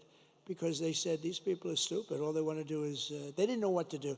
Actually, they were in between, and she has no idea. She doesn't know where the hell she is. She can't. And they liked me, and I like them. And let me just tell you, they want peace. They don't want to fight. And they're not involved in the terror and all the things that are going on. They're great people, and it's an honor for them. I don't know where they are, but Muslims for Trump, if you want to stand up, because this was a really great, thank you very much. Thank you. Thank you. And I think there's tremendous cohesion, and I think they may very well be responsible for the kind of numbers we're showing up in Michigan. Michigan is really looking good, just like Pennsylvania's looking good, just like Georgia's looking good, just like Wisconsin is looking good. North Carolina is looking really good. Arizona's looking great. Nevada's looking great. Where else is there? But, even Virginia, we had a great meeting, Glenn Youngkin. We had a tremendous crowd. It's not a swing state, but we had a tremendous crowd in Virginia. I'm hearing New Hampshire, where, these are states that aren't really in play in theory, but they're in play now. No, I think we're going to have a big day. But you have to go. Forget about the others. It doesn't matter. You have to go and vote. We win this state, it's over. We win the Commonwealth. We're going to win the Commonwealth of Pennsylvania. then it's going to be over. So get out and vote. That's all I ask. In conclusion, with your vote tomorrow, we are going to fire Kamala. We're going to save America. We will cut your taxes, end inflation, slash your prices, raise your wages, and bring thousands and thousands of factories back to America and back to the Commonwealth of Pennsylvania. We will build American, we will buy American, and we will hire American. I will end the war in Ukraine. Would have never happened if I was president. I will stop the chaos in the Middle East, and I will prevent World War III from... You're very close to World War III. You're very close, and we have people that are not the right people to handle it. They are grossly incompetent. We will crush violent crime and give our police the support, protection, resources, and respect that they so dearly deserve. They know what's going on. They know everything. They know the names of the people that are coming into our country. They know everything about them. All we have to do is let them do their job. We will strengthen and modernize our military. I rebuilt it, but now a lot was given away to Afghanistan. Can you believe? They had a parade last week where they paraded our beautiful equipment down the middle of their boulevard. I don't like watching that. And we should have never let them have Bagram, the big air base that's a mile. That's just literally an hour away from China. We will build a missile defense shield over our country, all made in the USA, and a lot of it made in Pennsylvania. We will rebuild our cities, including our capital in Washington, D.C., making them safe, clean, and beautiful again. We will teach our children to love our country, to honor our history, and to always respect our great American flag. I will get critical race theory and transgender insanity the hell out of our schools. And we will keep men out of women's sports. I will defend religious liberty, I will restore free speech, and I will defend the right to keep and bear arms.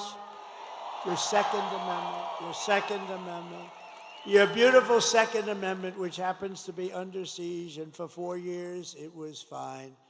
After years of building up foreign nations, defending foreign borders, and protecting foreign lands, we are finally going to build up our country, defend our borders, and protect our citizens and our land. And we will stop illegal immigration once and for all. We will not be invaded. We will not be occupied. We will not be overrun. We will not be conquered. We will be a free and proud nation once again, and it will be soon. Everyone will prosper, every family will thrive, and every day will be filled with opportunity and hope and the American dream. But for that to happen, we must defeat Kamala Harris and stop her radical left agenda, which is a landslide that is too big to rig. We're going to have too big to rig. So you need to get out immediately. You have to get out tomorrow. You have to get out tomorrow and vote. For the past 9 years, we have been fighting against the most sinister and corrupt forces on earth. They're the most sinister. With your vote in this election, you can show them once and for all that the nation does not belong to them. This nation belongs to you. It belongs to you. It was hard-working patriots like you who built this country, and tomorrow it's hard-working patriots like you who are going to save our country. After all we have been through together, we stand on the verge of the 4 greatest years in American history. With your help, we will restore America's promise that we will bring back, we will take it back, we'll do whatever we have to do, the nation that we love. We love this nation. I mean, I'm doing this. I could be in the most beautiful beaches in the world getting whacked by saltwater waves with sharks in it, by the way. I don't like that. I'd rather be here. I want to be right here in Pittsburgh.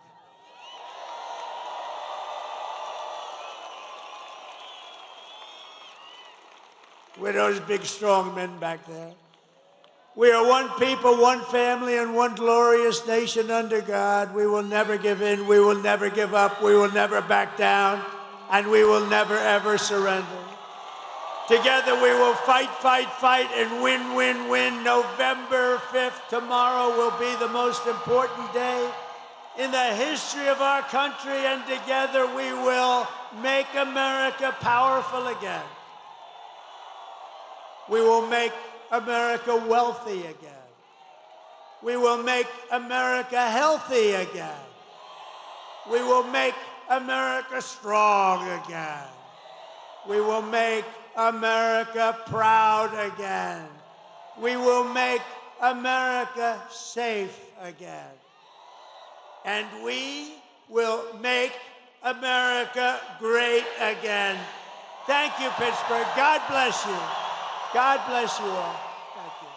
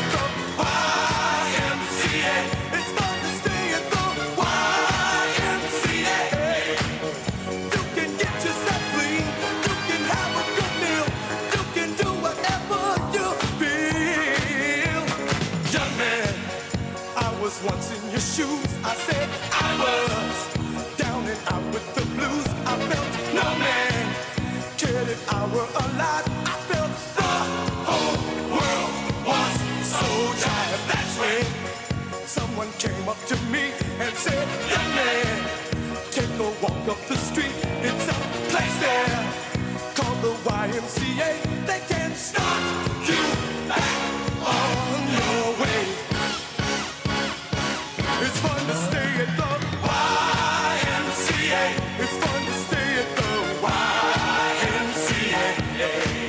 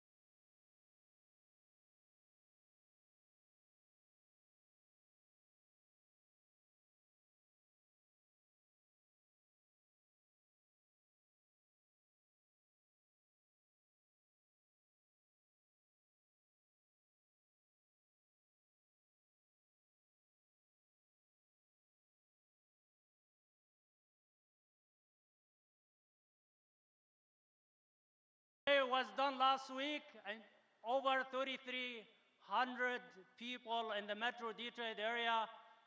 57% chose Donald Trump, 8% chose Harris.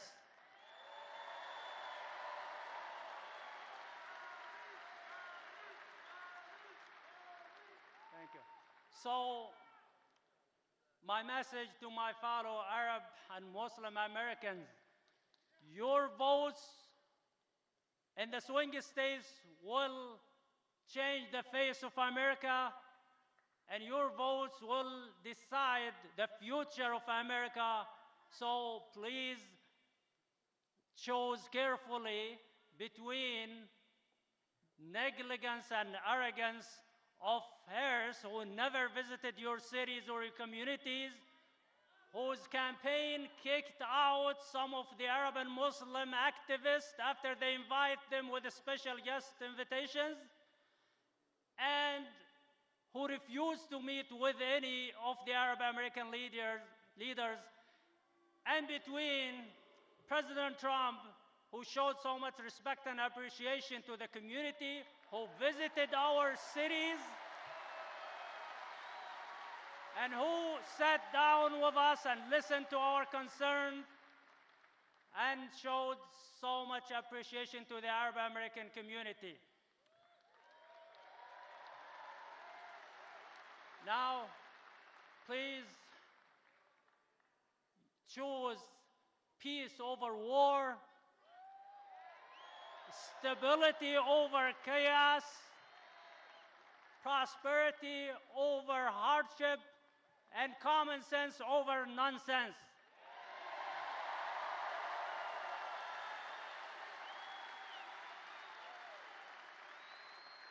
And finally, President Trump has been working so hard for the past 65 days with no rest and no break.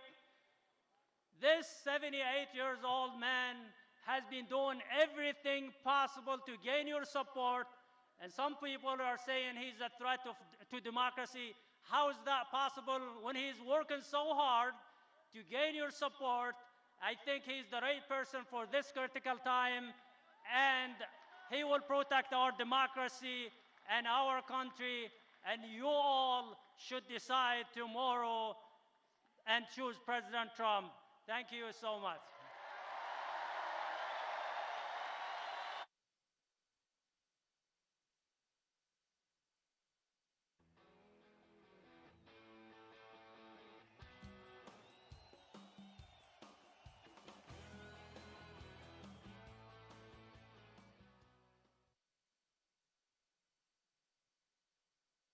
Ladies and gentlemen, please welcome to the stage Mayor of Dearborn Heights, Bill Bazzi.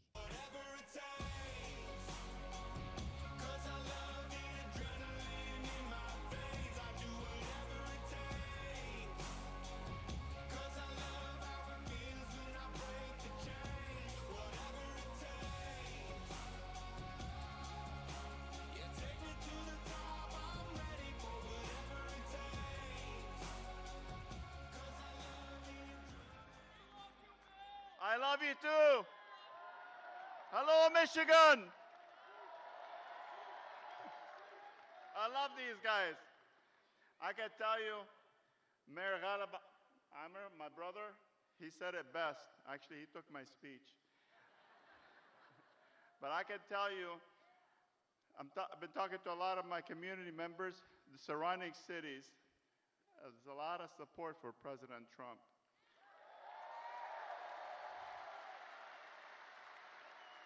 I can tell you, on Thursday, I kid you not, I had 15 people that actually came in. They're immigrants, just got their citizenship, first time they voted. After they voted, they told me they voted for President Trump. Yeah.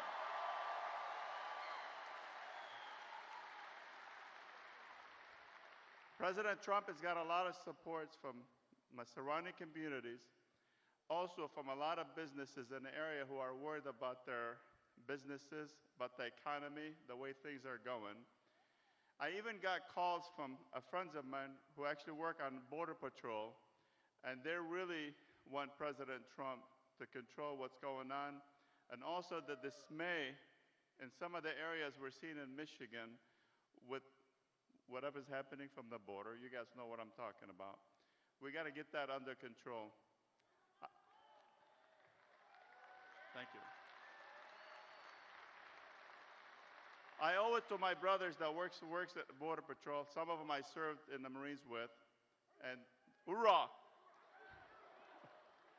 Sorry, fellow service members, this is a Marine thing. So I can tell you there's very few, maybe this month, people that actually told me that you should have sat on the side and not get involved with this. But you know what I told them? They said you might lose your re-election next year.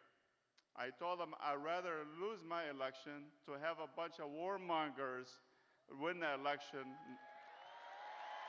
Yeah. Thank you. As a Marine of 21 years, I swore to protect the Constitution of the United States. Hurrah. And I can tell you, I was really upset when Cheney visited Michigan. To me, that was a slap in my face. Thank you, yeah, exactly. And that's a slap in a lot of veterans that actually served in Iraq and wars in the Middle East. One thing that was really upsetting when Cheney said, country over power. What'd she say? Country over party. You lost my train of thought. That's how upset I was.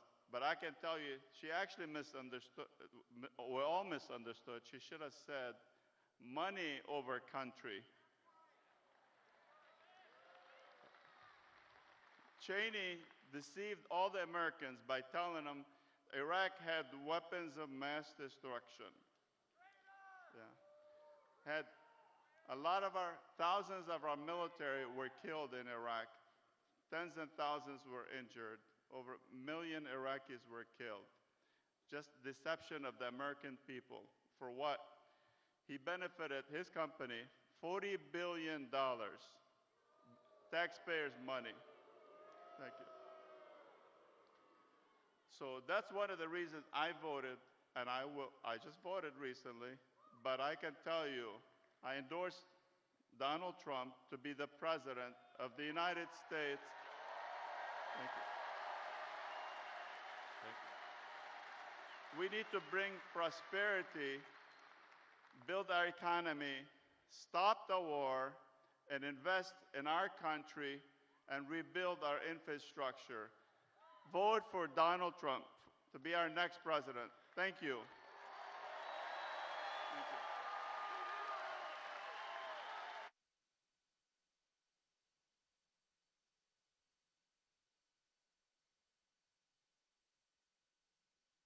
you. Ladies and gentlemen, please welcome to the stage United States Congressman John Molinar.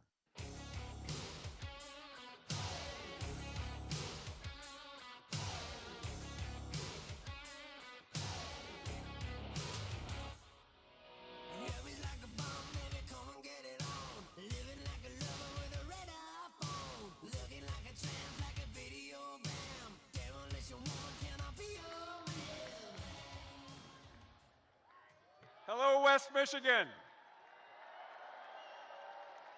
My name is John Molinar, and I represent Michigan's 2nd Congressional District. Little history tonight. As he walked out of the Constitutional Convention in Philadelphia, Benjamin Franklin was asked what the delegates had given the people. His response, a republic, if you can keep it.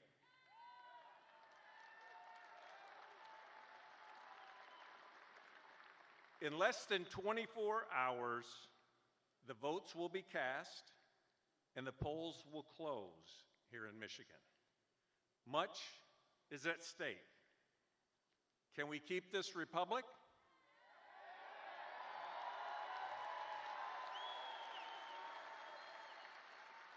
I have good news for you. we will soon hear from President Donald J. Trump.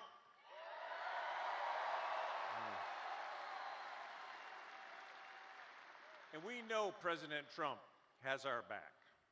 We can't afford 4 more years of high inflation, a southern border crisis, and weakness on the global stage. We need common sense solutions for our economy, lower prices, a secure southern border, and strong American leadership here at home and abroad.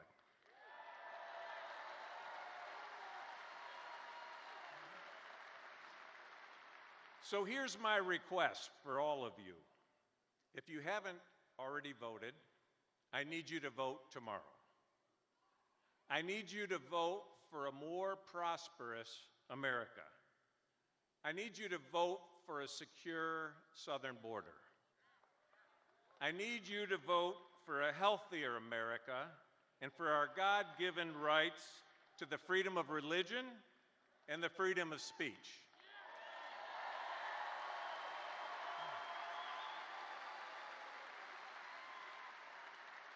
Vote for the right to defend your family and your family's values.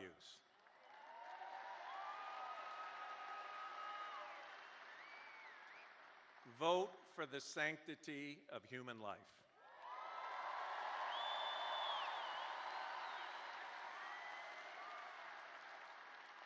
America needs you to vote for President Donald Trump, Mike Rogers for Senate, and I ask that you give us a growing Republican majority in the U.S. House and the Michigan House of Representatives.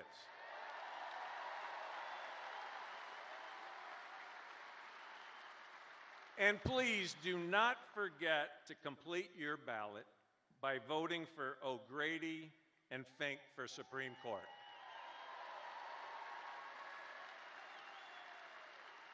I want to personally thank you for all you've been doing. You've been making phone calls, knocking on doors, placing yard signs, talking to your friends and neighbors about the importance of this election. History will record whether we live out America's full promise or decline, as so many nations have done before us. Our freedom hangs in the balance. Let's make America great again and rise to the occasion by electing Donald J. Trump as America's 47th president. Thank you, and God bless you.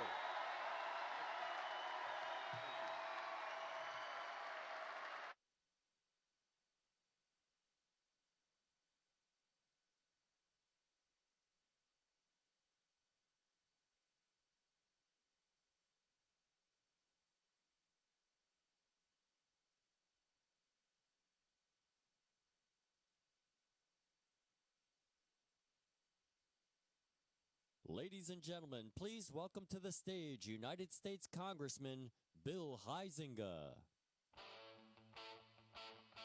United States Congressman Bill Huizenga.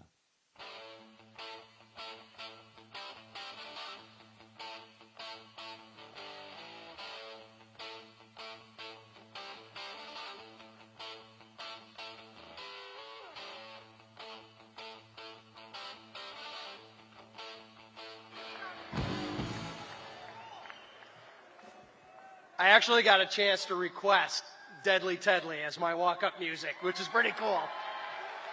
Motor City Madman, I don't think he can be here with us tonight, but interestingly enough, this is actually my 3rd election eve rally with Donald J. Trump. Now we're gonna do a little class participation here, all right? You everybody with me? You ready for this? All right.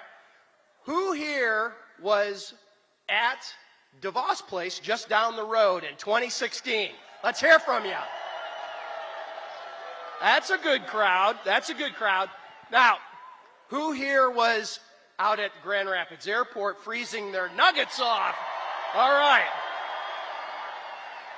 That was a cold night. Interestingly enough, Ted Nugent was backstage trying to keep his hands warm so he could actually do the national anthem. Well, I know that we've got a phenomenal crowd here tonight, and there's as big a crowd who can't even get in. So count yourself lucky as we elect Donald J. Trump, the next president of the United States.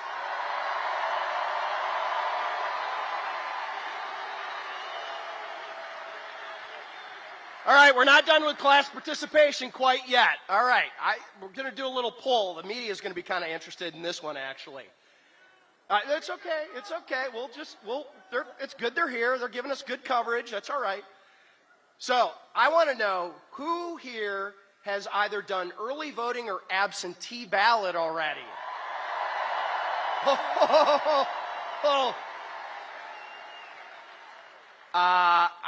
I'm assuming the rest of you are voting tomorrow. All right, there we go. Both of those responses make me think the Democrats are in a lot of trouble. That's right. That's right. All right, so now we've got a little bit of time, not much. My understanding is, I hope I'm not spoiling anything, the president's in the air, he's on his way here. And I think that's a good thing, right? We've all been here for a little while. But that man is the Energizer Bunny of American politics, isn't he? So we're gonna see, and I see my friend, my 10X friend, right down there. By the way, we got to make sure if you haven't gone out to 10X, make sure that you're doing that. That is a tool to get your friends, your neighbors, and even your cousins that you don't like out to the polls tomorrow. So. But we're gonna see if we can let President Trump know he's coming to Grand Rapids, and I'm gonna divide you. Okay, this way we'll let you guys kind of choose. You're right here. No, it's not gonna be a grow green, grow white, not a go blue. Hold on. All right. So hold on. Hey, as long as we beat Ohio State, that doesn't matter. All right. So, by the way, isn't J.D. Vance the best thing that's come out of Ohio? That's right. All right, stick with me. Here we go. I want this side of the arena, and man, this is an amazing arena. There's not a seat pack. By the way, you better be telling the truth on this. There isn't a single open seat up there, by the way, media. So I want to hear this side of the arena do a Trump. This side of the arena, I want to hear a Vance. So let's go. Trump. One more time. Yeah, that's right. Way to go. Way to go. Way to go. All right. Now, my time's coming up, but I just want to press one thing and make sure that you understand this. Donald Trump needs to go into the White House at 1600 Pennsylvania Avenue. We all agree about that, right? But here's the thing. And I've lived through this. I lived through the first 2 years of the last Trump administration, and I lived through the second 2 years of that first administration. There is no Donald J. Trump agenda. There is no America's agenda if he does not have a majority in the Senate and a majority in the House of Representatives. You with me? You following? We can have him in the White House, but if he does not have the ability to pass his legislation, whether it's energy policy, tax policy, foreign policy, that agenda is dead in the water, and we cannot let that happen. We cannot let that happen. So we've got to make sure that we are electing a Republican majority to the House of Representatives and a U.S. Senate. And guess what? Michigan is at the crossroads of all three of those things right here tonight. All three of those. We are the path to the White House, the path to the Senate majority, and the path to the House majority. And that's how we get our agenda, your agenda done. So, who wants to go win? All right. Now, let's give it one big send-off. Trump, Vance, Trump. Let's go win!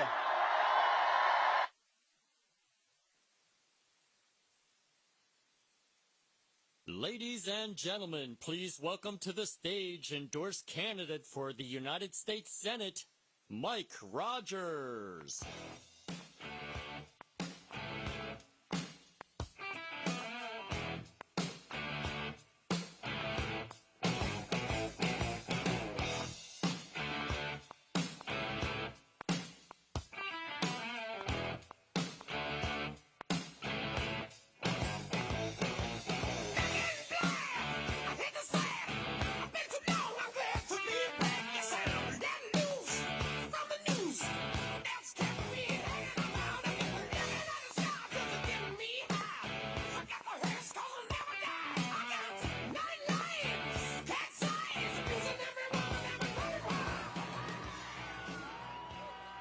Are you guys fired up?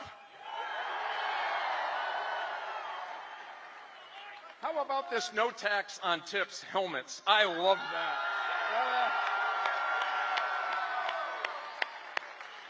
I love that. Those are called, you know, working hats. Well, I have to tell you, you got to get excited. I know the president's on his way. Yeah, you bet. I hope you're ready to give him a Grand Rapids, Michigan send-off into tomorrow, into his next presidency, huh?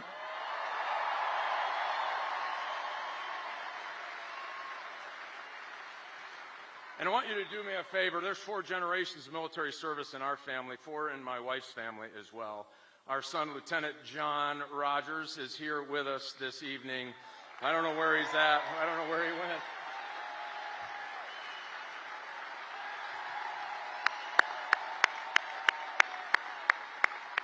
All right. My wife also served Department of Defense in Iraq. Thank you so much for your service as well. To all of the veterans, thank you. To our friends who traveled here from Dearborn and Dearborn Heights in southeast Michigan, our Christian Arab friends, our Muslim Arab friends, welcome. You are welcome here, and we're counting on you. Thank you. We all want a path to peace, and we all want prosperity for our families and our children. Thank you for being part of that coalition. Thank you. You know, the Democrats are very proud. I don't know if you noticed this. They have Bon Jovi come into Detroit tonight. Yeah. Right now. This is okay. This is really okay. I'll tell you why. They got Bon Jovi. We got auto workers.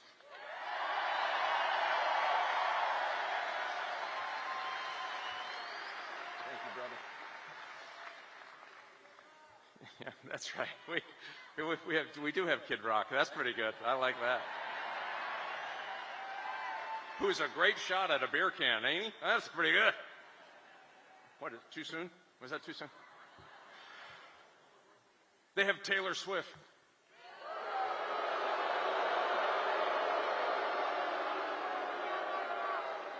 We got Teamsters. They got Sarah Jessica Parker. We've got farmers on our team.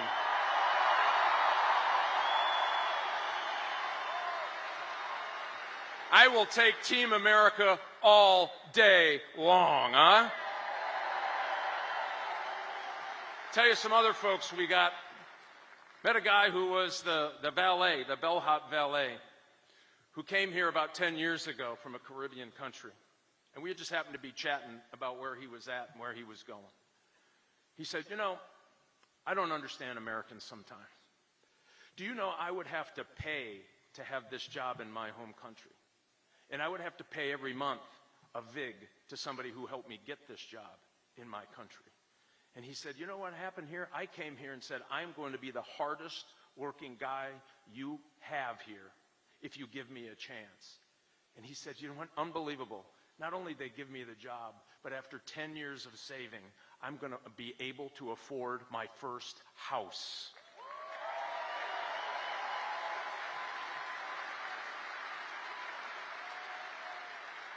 Only in America, he said, could this happen. Think about what we have and who we are. We stopped at a Lebanese restaurant, actually, on the way. We were in the southeast side of Michigan today. We were with J.D. Vance earlier today, who did a phenomenal job. In Flint, Michigan, I will say. The owner was Muslim.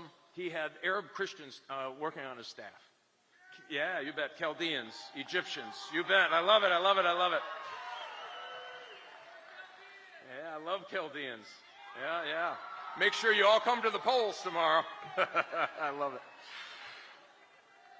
They all came out one by one, all of them, the servers, every one of them. And he came out and said, I will tell you something. I know there was some trepidation about voting Republican. He said, but look at my restaurant.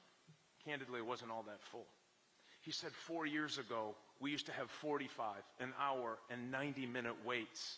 The Democrats are stealing our future. Think of that. And one staff after another came out and said, we can't handle this. We are voting Republican.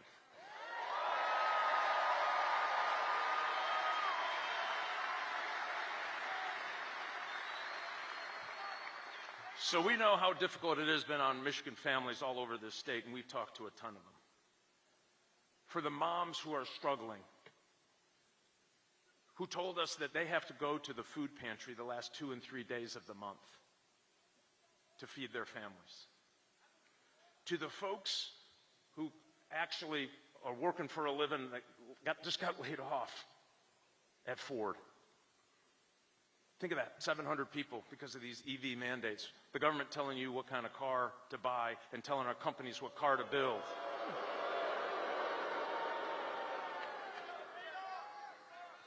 We're going to kill those EV mandates.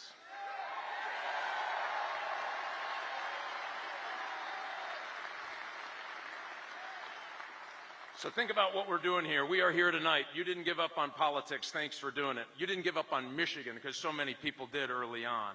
We got here tonight where we will make the difference for President Donald J. Trump and sending him to the White House.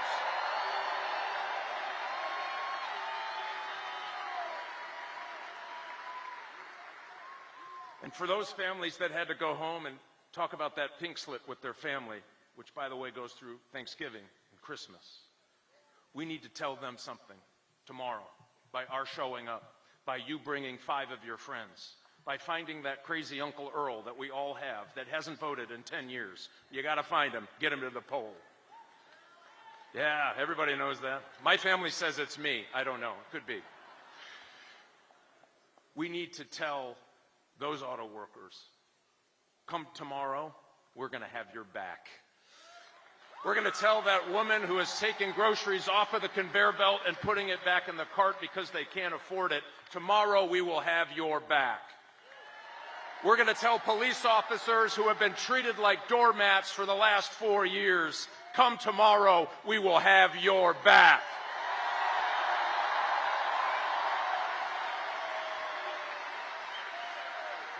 And we are going to tell the men and women of the United States military, no more of that woke nonsense. Come tomorrow, we will have your back.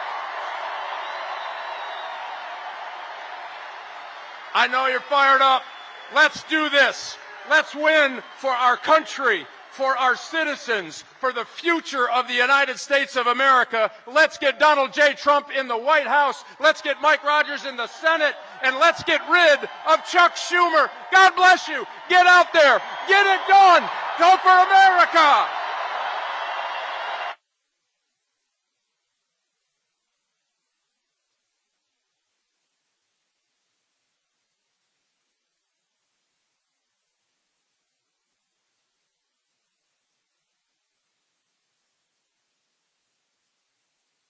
Ladies and gentlemen, please welcome to the stage former United States Ambassador to Germany and former Acting Director of National Intelligence for the Trump administration, Rick Grinnell. Saddle up your horses.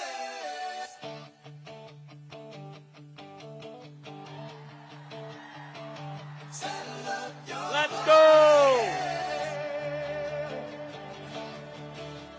Oh, saddle up your horses. Come on, get ready to ride. Saddle up your horses. We got a trail to lay. Through the wild blue yonder of God's lands and grace. Let's follow our leader into the glorious unknown. Let's go! Hello, Michigan! I gotta tell you, it feels good to be home. I'm a Michigander. I know I play a Californian on TV, but I am born in Muskegon.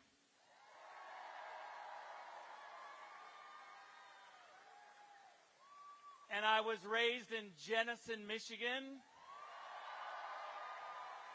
And it feels good to be back home. let me just tell you, we got some work to do. As my mom will tell you, we West Siders always vote right, but if it wasn't for Detroit, we'd be winning these elections. But I got some news for you this time. We've been working Detroit. We've been working Wayne County. And let me tell you one thing about Wayne County and our Arab brothers and Muslim brothers and sisters. Let me tell you one thing about them. They want peace.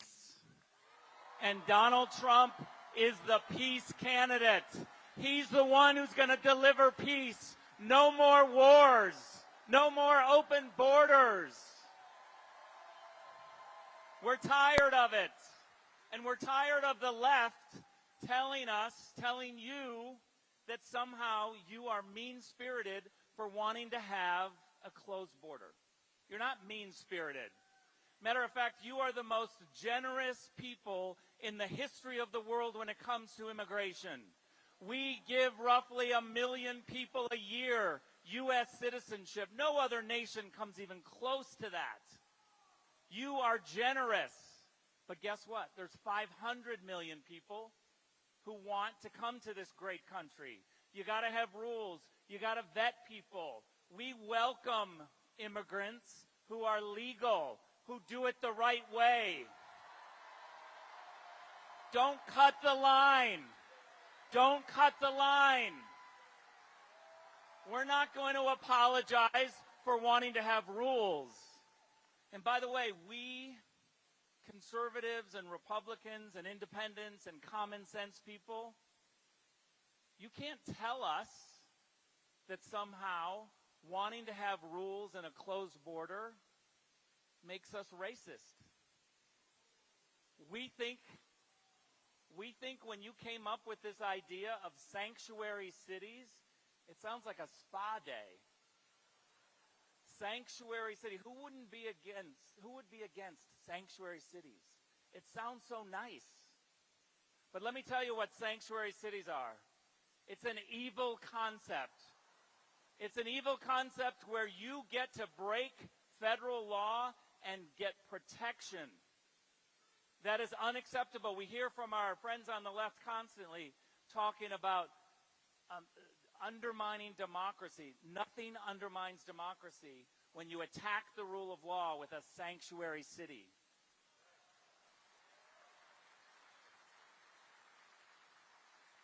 Millions of Americans are demanding peace, and Donald Trump has delivered peace. We have seen Kamala Harris for the last year struggle on the world stage. She doesn't know where the Middle East is. She doesn't know how to negotiate. She hasn't been over there. Matter of fact, Kamala Harris hasn't even gone to Dearborn, Michigan. Why is that?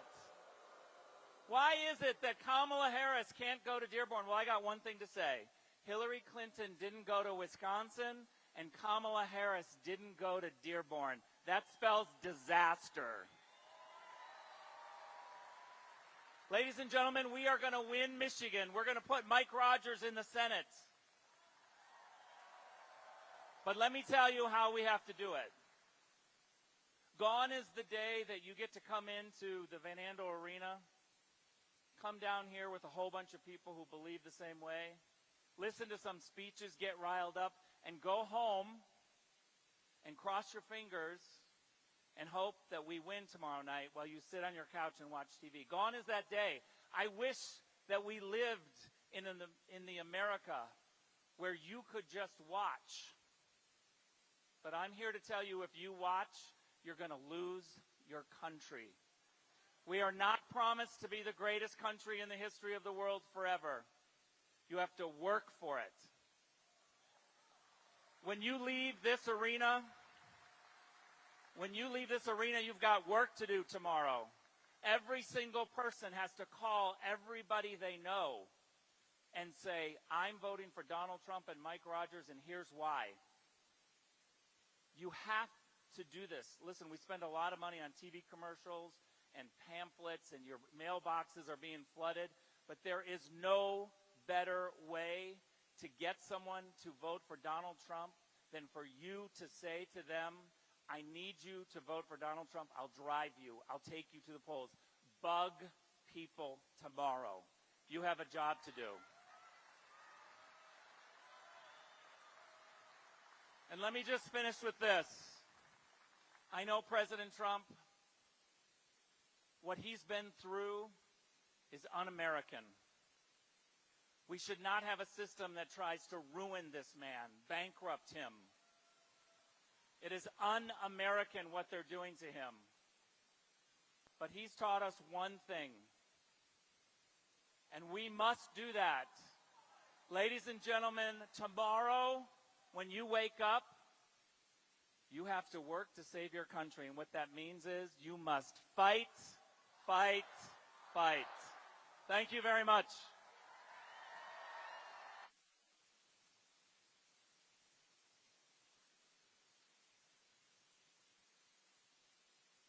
Ladies and gentlemen, please welcome to the stage Governor of North Dakota, Doug Burgum.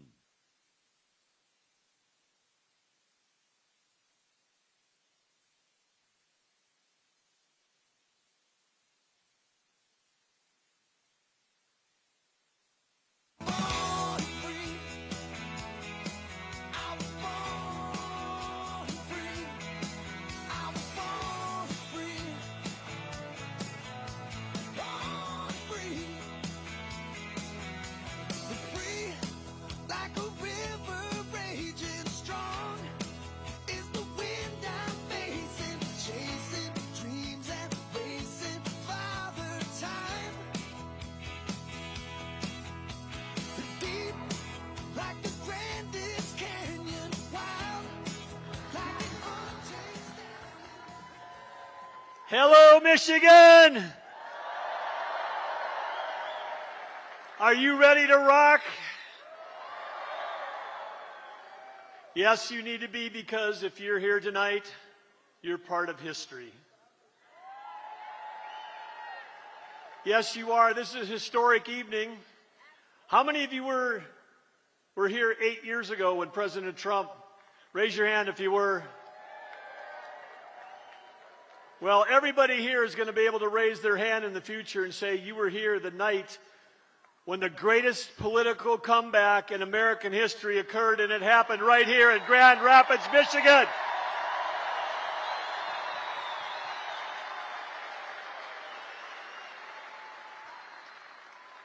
I've got a simple little quiz for you. It's multiple choice. 2 answers, Harris or Trump. You need to let me ask the question first. Who's going to win Michigan? Who's going to win Michigan? Who are we going to send back to the White House? Yes, that's right. That's what's going to happen. Everyone tells you that this is the most important election of their lifetime, but this one actually is. And the other thing that we need to understand is, well, it is a national election. There are over 3,000 counties in America. This election is going to be decided tomorrow. About half the electorate hasn't voted yet, 50% of our country voting tomorrow, and that election is going to be decided in 19 counties in 7 states. And this is one of those counties that's going to decide the election. And again, who's going to win tomorrow here?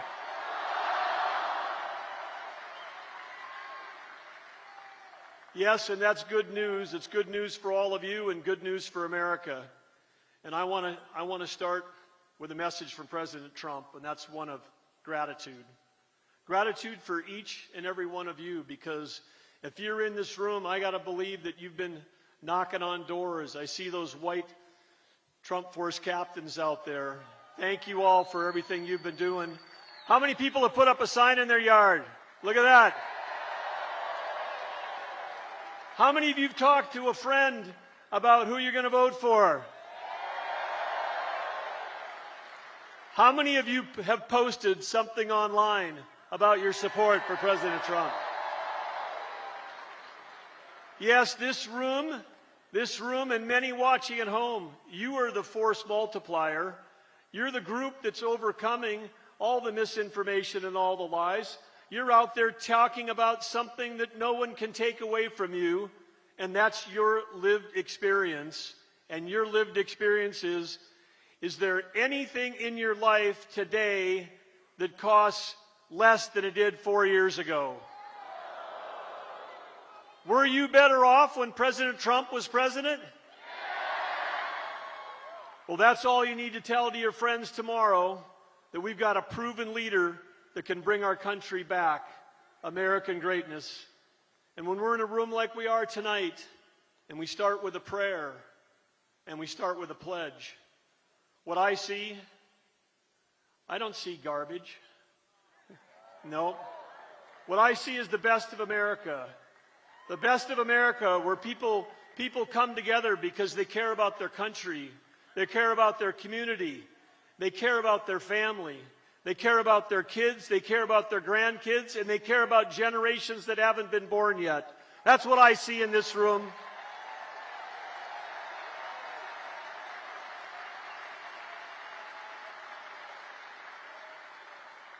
And when President Trump takes the stage tonight, and you see that emotion when he walks out here to the music, that's exactly what he's seeing. And I know that he's filled with gratitude for what each and every one of you have done and what each and every one of you are going to do tomorrow, because you have an opportunity by what you do tomorrow to change the course of this country and put us back on the track. There's a giant mess out there. Who's going to fix it? Absolutely. And I just have to touch on that for just 1 second. As the governor of North Dakota, I had an opportunity. I grew up in a small town of 300 people. Didn't even have a computer in that town when I was going to high school. Never seen a piece of software. But with this amazing country, I had a chance to do a software startup with 10 kids from North Dakota. And because of the freedom and the opportunity and the ability to take risks, we built a 2,000-person company. We sold our products all over the world. The American dream existed. And that started under Ronald Reagan when that happened. And he came in, Ronald Reagan, and he fixed high interest rates. He brought peace and prosperity to the world. And he was following Jimmy Carter. And what do we have now? With Harris, she's got her fingerprints over every problem we have right now. Who was the last person in the room that's bragging about the last person in the room about the authorized invasion to Afghanistan? Who was that? Let's pick one. Are we going to say Kamala or Harris? Kamala? You want to say Kamala? Who was the last one in the room? No. We're talking about who decided to do the horrible withdrawal from Afghanistan. Okay, I think you know the answer. Who was the tying vote? Who was the vote that broke the tie that created the Inflation Creation Act? That was Harris. Who was the border czar? Yes. Who was in charge of the EV mandates that are killing our auto industry? Yes. And who was the one that was leading the cover-up that Joe Biden has the capacity to be our president? So it is so clear. This is not like a slight course correction when President Trump gets in office with your help. This is a 180-degree different direction on the economy, on energy policy, on border policy, and on national security. And I can tell you myself, I was 4 weeks ago, I had an opportunity to be in the Middle East. They can't wait for President Trump to come back in and bring peace back to the world.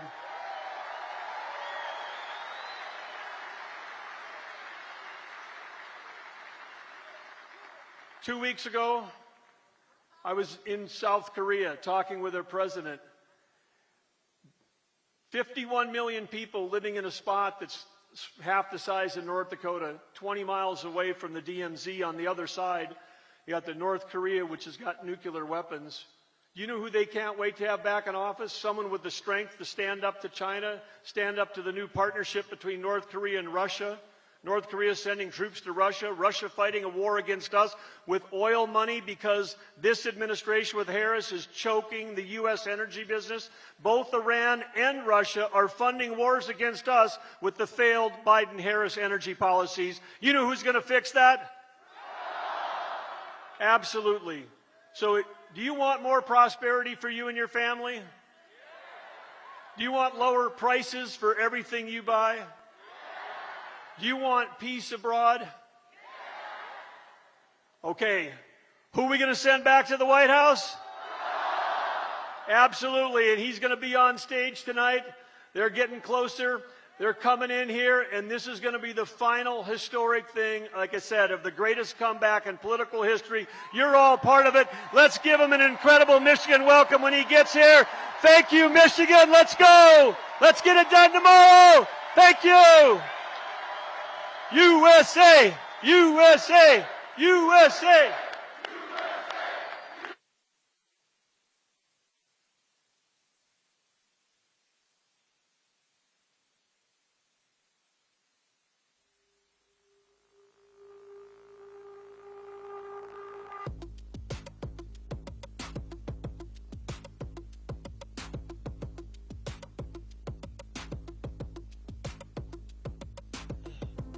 I'm trying to put you in the worst mood. P1 cleaner than your church shoes. Belly point 2 just to hurt you. All red lamp just to tease you. None of these toys on lease to. Made your whole year in a week too. Main bitch out of your league too. Side bitch out of your league too. House so empty, need a centerpiece.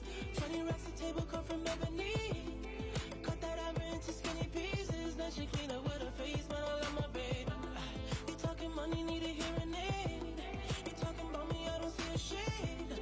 Switch on my side, I take any lane. Switch on my core if I kill any pain. Look what you done. I'm a motherfucking star boy. Look what you done. I'm a motherfucking star boy. Every day a nigga try to test me, Every day a nigga try to end me, Pull off in that roadster SV, Pockets overweight getting hefty, Coming for the king, that's a far cry. I come alive in the fall time, The competition, I don't really listen. I'm in the blue moon song, bumping new edition. House so empty, need a centerpiece. 20 racks of table come from ebony. Cut that ivory into skinny pieces. Then she clean up with her face, man, I love my baby. You talking money, need a hearing aid. You talking about me, I don't see a shade. Switch on my side, I take any lane. Switch on my core if I kill any pain. Look what you done. I'm a motherfucking star boy. Look what you done. I'm a motherfucking star boy. Let a nigga bracket, legend of the fall, took the year like a bandit. Bought mama a crib and a brand new wagon. Now she hit the grocery shop looking lavish. Star Trek roof in the Wraith the Con. Girls get loose when they hear the song. 100 on the dash, get me close to God. We don't pray for love, we just pray for cause. House so empty, need a centerpiece. 20 racks of table come from ebony. Cut that ivory into skinny pieces. Then she clean up with her face, man, I love my baby. You talking money, need a hearing aid. You talking about me, I don't see a shade. Switch on my side, I take any lane. Switch on my core if I kill any pain. Look what you done. I'm a motherfucking star boy. Look what you done. I'm a motherfucking star boy. Look what you done. I'm a motherfucking star boy. Look what you done. I'm a motherfucking star boy.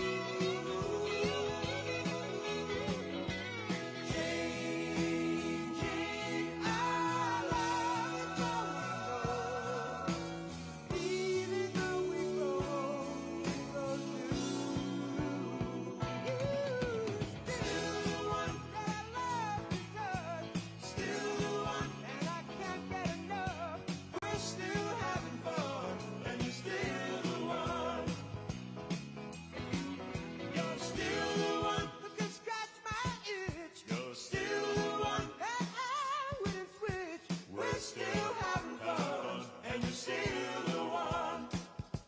You are still the one that makes me shout. Still the one that I dream about. We're still having fun, and you're still the one. You're still the one. You're still the one. We're still having fun, and you're still the one.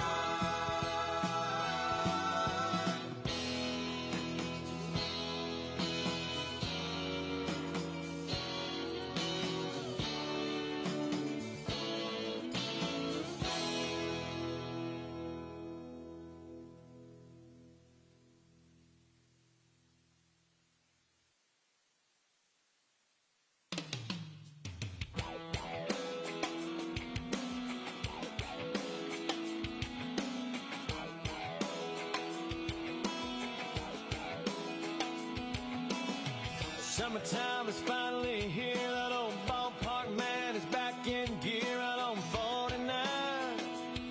Man, I can see the lights. School's out and the nights roll in, man. Just like a long lost friend you ain't seen in a while. You can't help but smile. And it's 2 bare feet on the dashboard. Young love and an old Ford. Shoe shades and a tattoo and a yoo-hoo. Bottle on the floorboard. Perfect song on the radio. Sing along, cause it's one we know. It's a smile, it's a kiss, it's a sip of wine. It's summertime. Sweet summertime.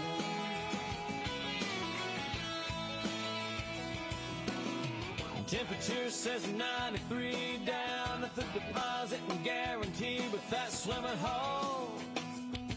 It's nice and cold. Bikini bottoms underneath, but the boys' hearts still skip a beat when them girls shimmy off them old cutoffs.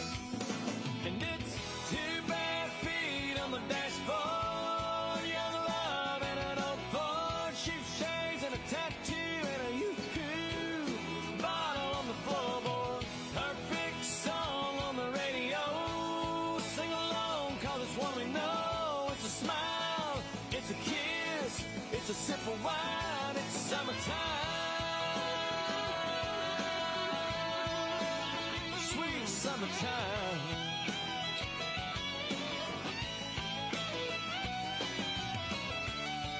The more things change, the more they stay the same. It don't matter how old you are, man, you know what I'm talking about. Yeah, baby, when you got 2 bare feet on the dashboard. Young love and an old Ford. Cheap shades and a tattoo and a yoo-hoo. Bottle rolling on the floorboard. Perfect song on the radio. Sing along, cause it's one we know. It's a smile, it's a kiss, it's a sip of wine. It's summertime. Sweet summertime.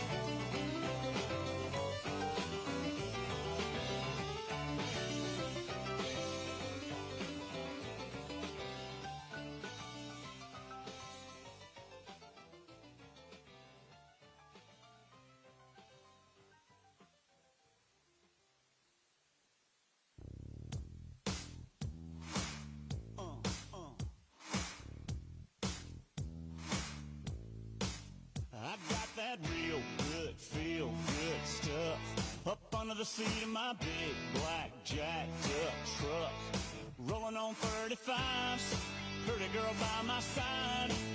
You got that suntan skirt and boots, waiting on you to look my way and scoot your little hot self over here. Girl, hand me another beer, yeah. All them other boys wanna line you up and take you downtown, but you look like the kind that likes to take it way out where the cornrows grow. Roll my boat, floating down the Flint River, catch us up a little catfish dinner.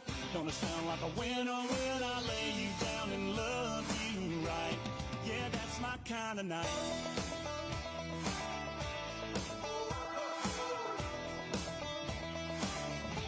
Might sit down on my diamond plate tailgate, put in my country ride, hip-hop mixtape. Little Conway, little T-Pain, might just make it rain. You can hang your T-shirt on a limb, hit that bank and we can ease on in. Soak us up a little moonlight, you know I know what you like, yeah. All them other boys wanna line you up and take you downtown, but you look like the kind that likes to take it way out where the cornrows grow. Roll my boat, floating down the Flint River, catch us up a little catfish dinner. Gonna sound like a winner when I lay you down and love you right. Yeah, that's my kind of night. Yeah, that's my kind of night. My kind of, your kind is this kind of night. We dance in the dark and your lips land on mine. Oh, gonna get our love on. Oh, time to get our buzz on. All them other boys wanna wind you up and take you downtown, but you look like the kind that likes to take it way out where the cornrows grow. Roll my boat, floating down the Flint River, catch us up a little catfish dinner. Gonna sound like a winner when I lay you down and love you right. Yeah, that's my kind of night. Yeah, that's my kind of night. That's my kind of night. Yeah, that's my kind of night. Come on.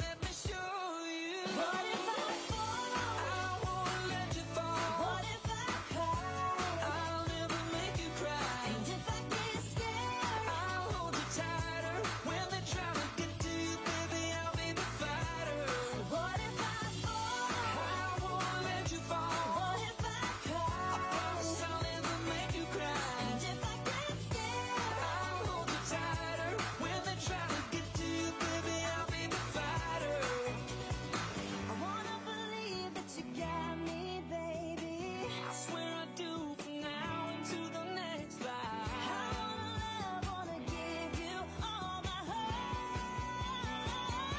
What if I fall? I won't let you fall. What if I cry? I'll never make you cry. And if I get scared, I'll hold you tighter. When they try to get to you, baby, I'll be the fighter. what if I fall? I won't let you fall. What if I cry? I'll never make you cry. And if I get scared, I'll hold you tighter. When they try to get to you, baby, I'll be the fighter. what if I fall? What if I cry? And if I get scared, I'll hold you tighter. When they try to get to you, baby,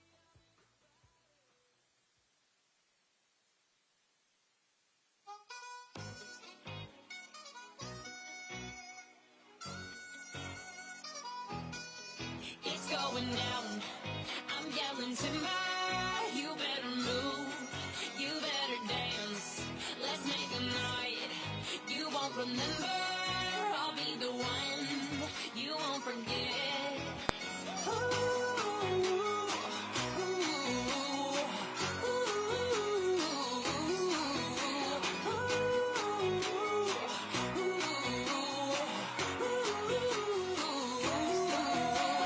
The bigger they are, the harder they fall.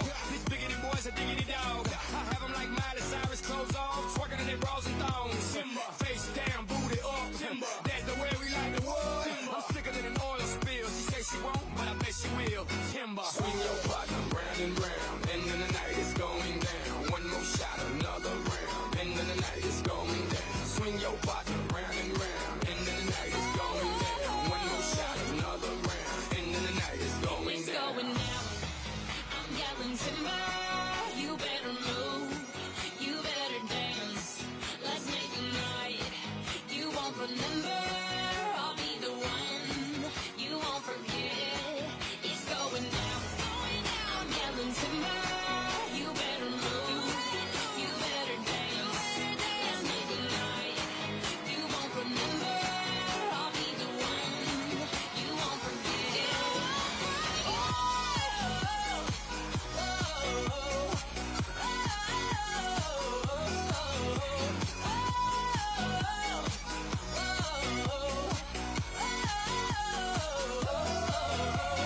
Look up in the sky, it's a bird, it's a plane. Nah, it's just me and the damn thing changed. Live in hotels, swing on planes. Blessed to say, money ain't a thing. Club jumping like LeBron now. Bowling, order me another round. Homie, we about to clown.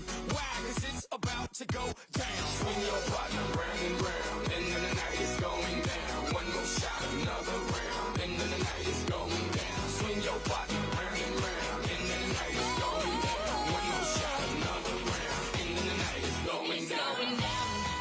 I'm yelling timber. You better move. You better dance. Let's make a night you won't remember. I'll be the one you won't forget. It's going down. I'm yelling timber. You better move. You better dance. Let's make a night you won't remember. I'll be the one you won't forget.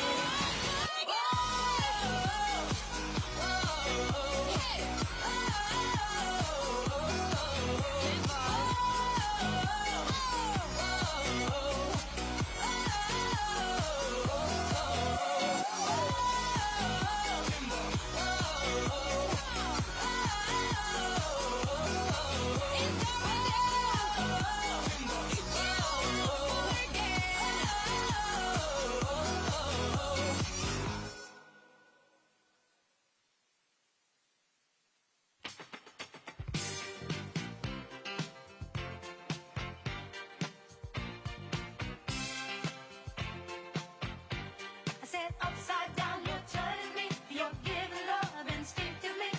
Round and round, you're turning me.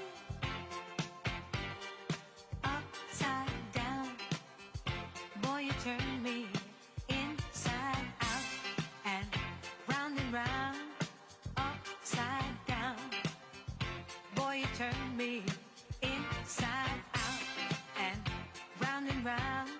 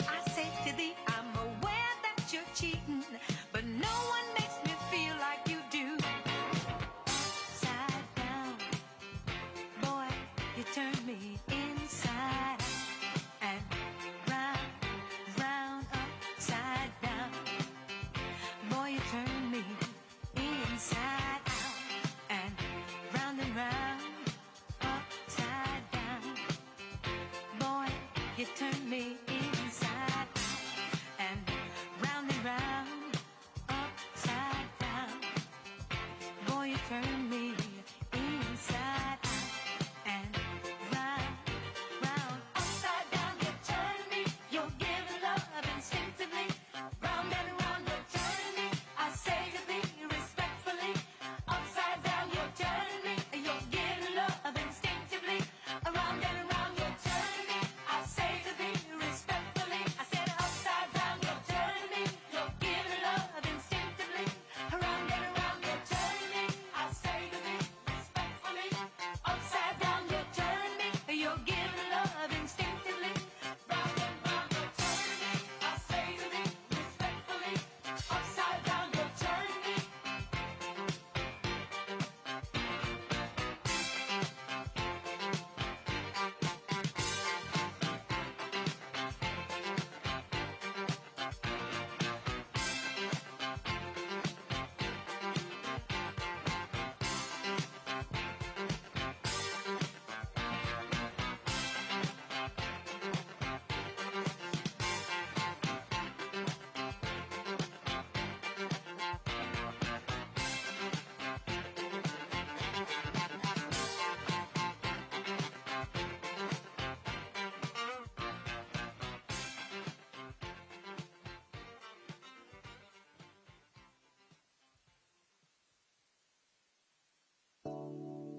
Let's take our time tonight, girl. Above us, all the stars are watching. There's no place I'd rather be in this world. Your eyes are where I'm lost in. Underneath the chandelier.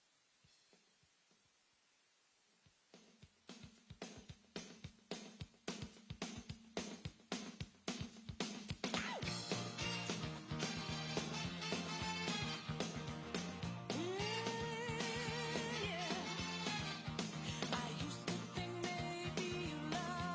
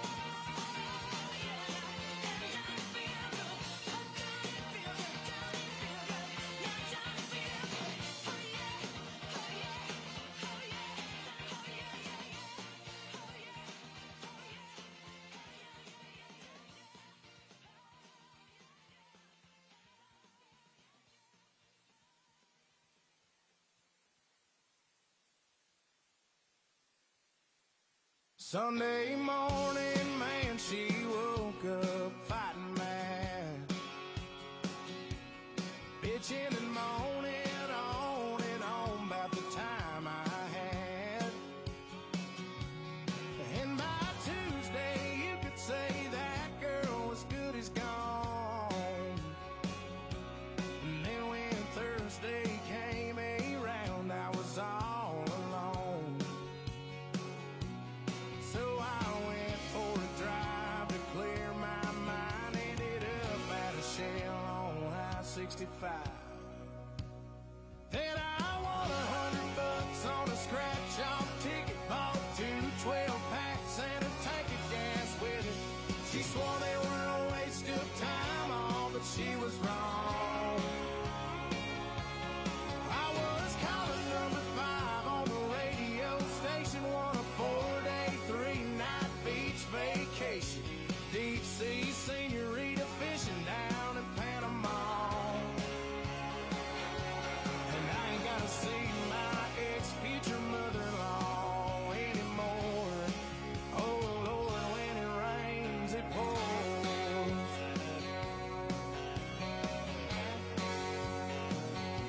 Now she was sure real quick to up and apologize when she heard about my newfound luck on that FM dial. And it's crazy how lately now it just seems to come in waves. What I thought was gonna be the death of me was my saving grace. It's got me thinking that her leaving is the only logical reason that I got the last spot in the Hooters parking lot, and the waitress left her number on my check with a heart. She picked up on the first ring when I gave her a call. And I only spent $5 at the Moose Club raffle, won a used 4-wheeler and 3 free passes for me and 2 of my buddies to play around a golf. And I ain't gotta see my ex-future mother-in-law anymore. Oh Lord, when it rains, it pours. When it rains, it pours. I've been on one hell of a redneck road for 3 weeks now. And it all started on the day that she walked out. Then I won $100 on a scratch-off ticket. Bought 2 12-packs and a tank of gas with it. She swore they were a waste of time, all, but she was wrong. And I was calling number 5 on the radio station, won a 4-day, 3-night beach vacation. Deep sea senorita fishing down in Panama. And I ain't gotta see my ex-future mother-in-law anymore. Oh Lord, when it rains, it pours. When it rains, it pours.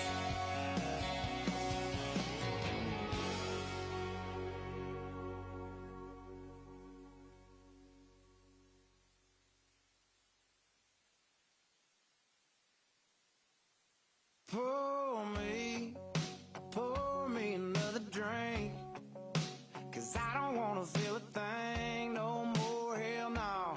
I just wanna sip it till the pain wears off. Pour me another round. Line 'em up and knock 'em down. 2 more, let's go, 'cause I ain't never heard like this before. Don't wanna think about her, or wear a ring without her. Don't wanna hit the karaoke bar, can't sing without her. So make them drinks strong, 'cause brother, she's gone. And if I'm ever gonna move on, I'ma need some whiskey glasses, 'cause I don't wanna see the truth. She's probably making out on the couch right now with someone new. Yeah, I'ma need some whiskey glasses if I'm gonna make it through.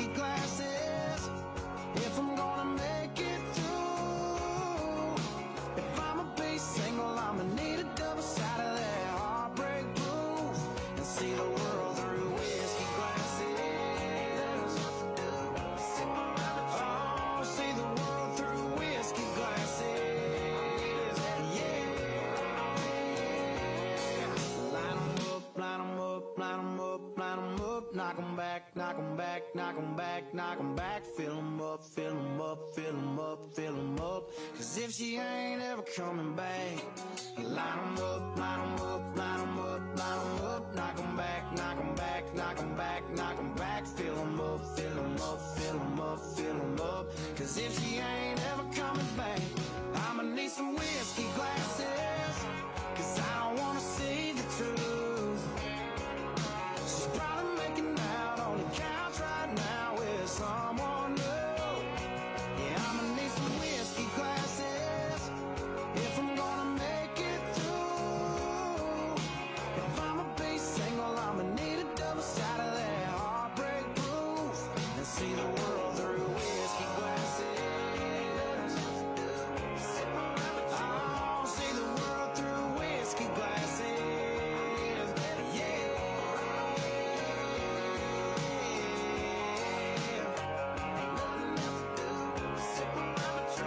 See the world through whiskey glasses. Yeah.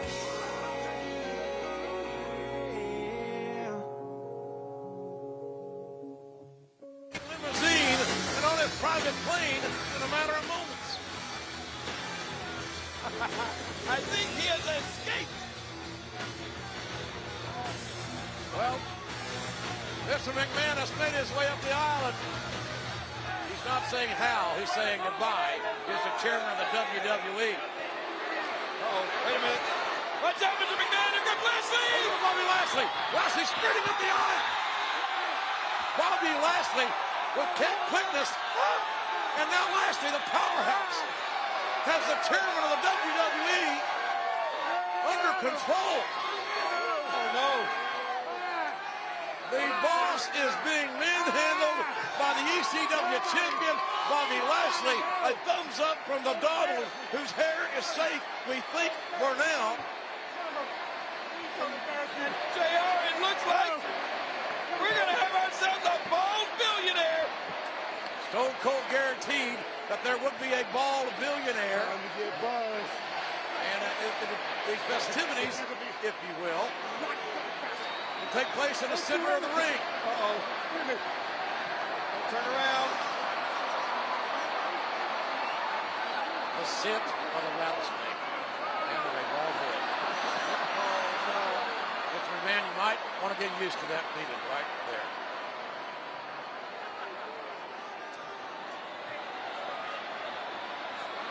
Oh! Look out! There it is! Adding more insult to injury, Mr. McMahon has been thwarted by a Stone Cold Stunner, and now Austin giving a Lashley directions to load McMahon in that barber's chair. A stunned McMahon being strapped into the chair. And this barber chair that must have belonged to a mighty bad barber. It's got straps for your arms. Please, I don't deserve this. And a seatbelt for your waist. I don't deserve this, damn it. My dentist has a chair like that, but I've never seen a barber chair. Uh-oh.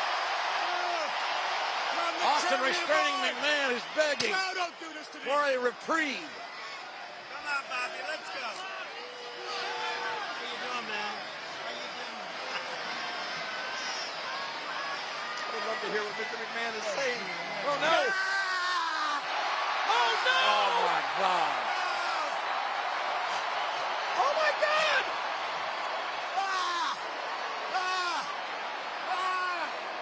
Trump and Lashley shaving Mr. McMahon bald.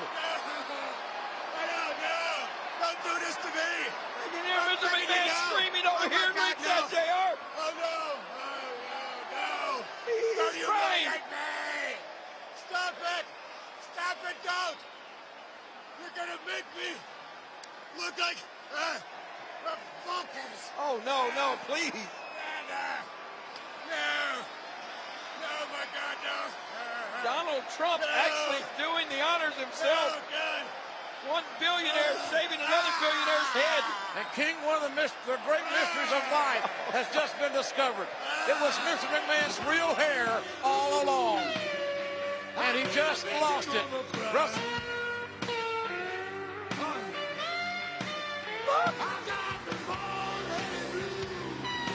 Bald-headed blues. Oh, no, wait a minute.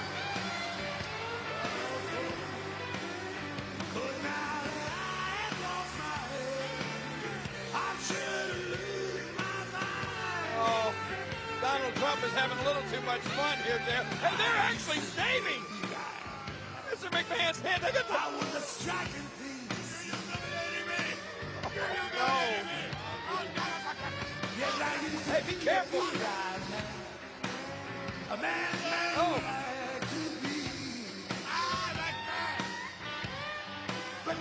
Sarah, what are you smiling at? You think this is funny? I'm not really smiling. You know, I've got Bell's palsy. I can't really smile big. Oh, still, Mr. McMahon, you don't want to get nicked. Well, WrestleMania 23 may be all grown up, but Mr. McMahon's hair has been all cut off. Yes. And Austin is loving this. And now look at Bobby Lashley. Oh, this should be something. The mirror in hand. McMahon strapped to the barber chair. Now being released, but the damage has been done to the catatonic terror of the WWE. Show the man a little mercy. Let him have some dignity. Wipe that stupid shaving cream off his face. McMahon joining Austin and Lashley as a ball person. Vince, close your eyes. Don't look. Show him the mirror, Bobby. Lashley's got a lot of balls. Oh, no. Oh, no, no, no, no, no. Oh, no. Get me out of here. No. They got to come on. McMahon overturned in a barber's chair after seeing what he looked like. One of the most successful businessmen in American history, Vince McMahon, at his own creation, WrestleMania, has been totally humiliated at the hands of Bobby Lashley and his billionaire representative, Donald Trump. Good God, what a...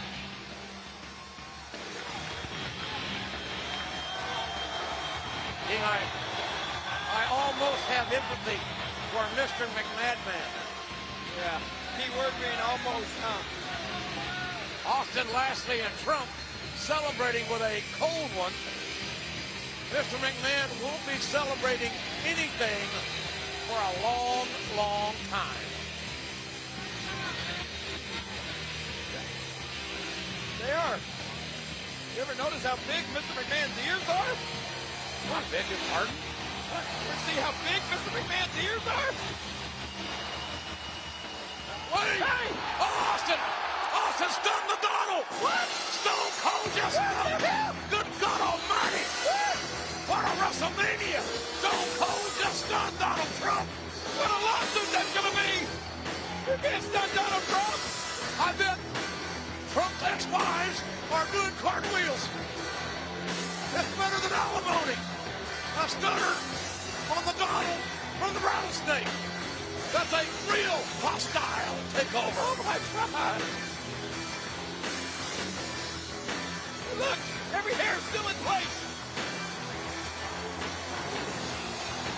Stone Cold Steve Austin has put an indelible imprint, a rattlesnake imprint, on WrestleMania 23 and did every single thing that he said he was going to do.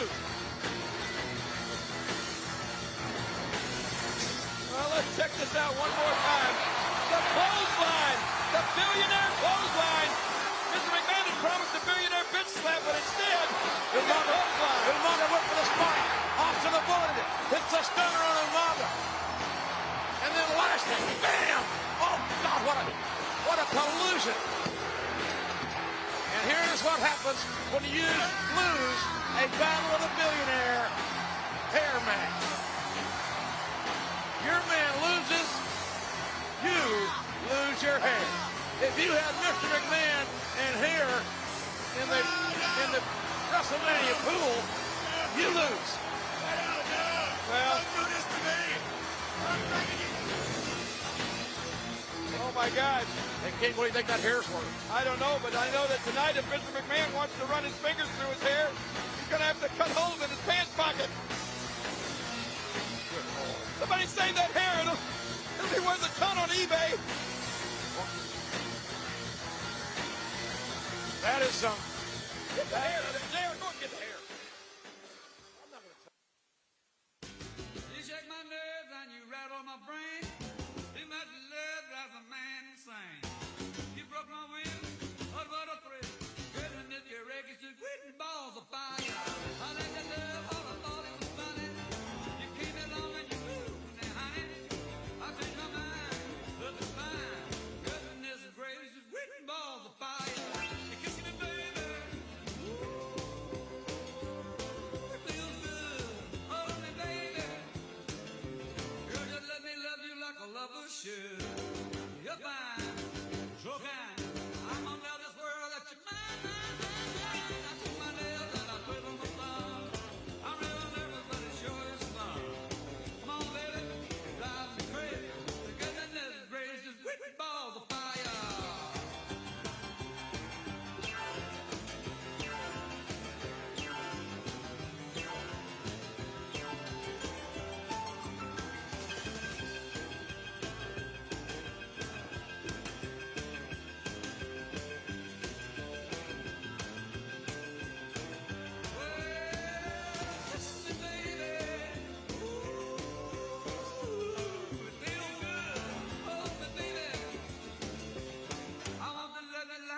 Should. You're fine, so kind. I got to tell this world that you're mine, mine, mine, mine. I treat my nails and I live on my thumb. I'm real nervous because the show is fun. Come on, baby, drive me crazy. Goodness gracious, quick balls of fire.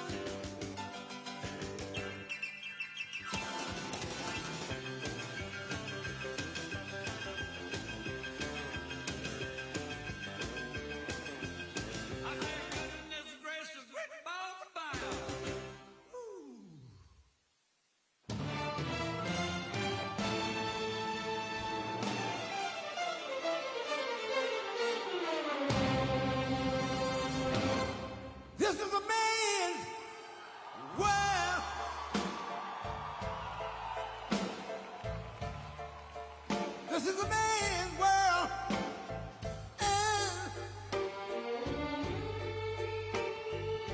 But it wouldn't be nothing, nothing, nothing without a woman or a girl.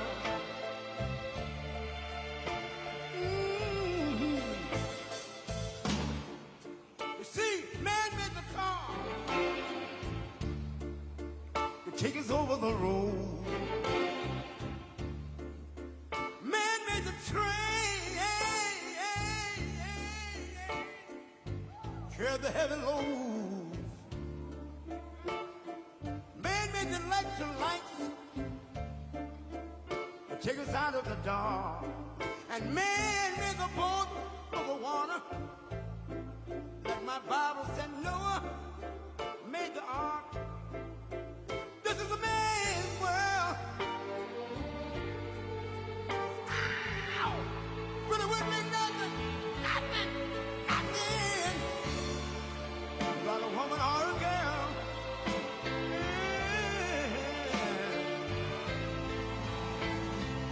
L'uomo rincorre il potere, ma lui non sa che il grande limite all'essere come si porrà. Nel palmo stringe un'idea che non vive, che nella sua fantasia corre e non si accorge che poi nulla più sente.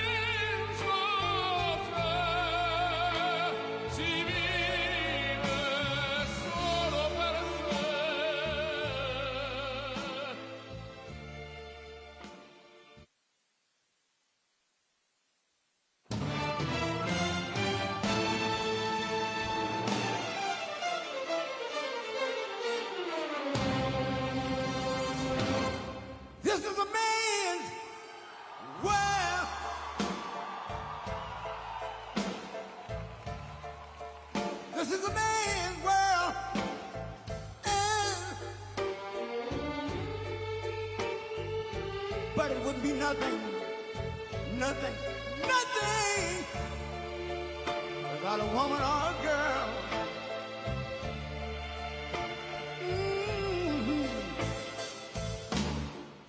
You see, man made the car to take us over the road. Man made the train, carry the heavy load. Man made the electric lights to take us out of the dark. And man made the boat for the water. Like my Bible said, Noah made the ark. This is a man's world. Ow! But it wouldn't mean nothing, nothing, nothing without a woman or a girl.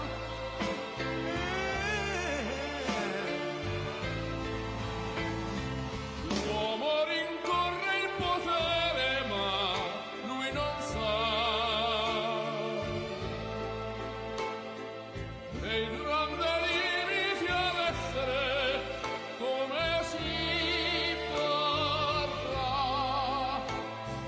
Nel palmo stringe un'idea che non vive, che nella sua fantasia corre e non si accorge che poi nulla più senso c'è, si vive solo per sé.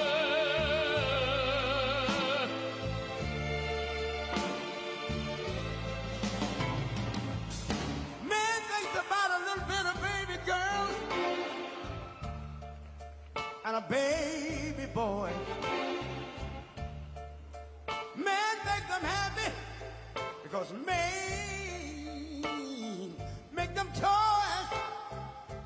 But after man made everything he can. Man made lira, pesos, dollars, rubles to buy from every good woman and every man. Ow! This is a man's world. But it wouldn't be nothing. Solo per sé, solo per sé. He's lost in the wilderness. He's lost. E non si accorge che poi nulla più senso c'è, si vive solo per sé,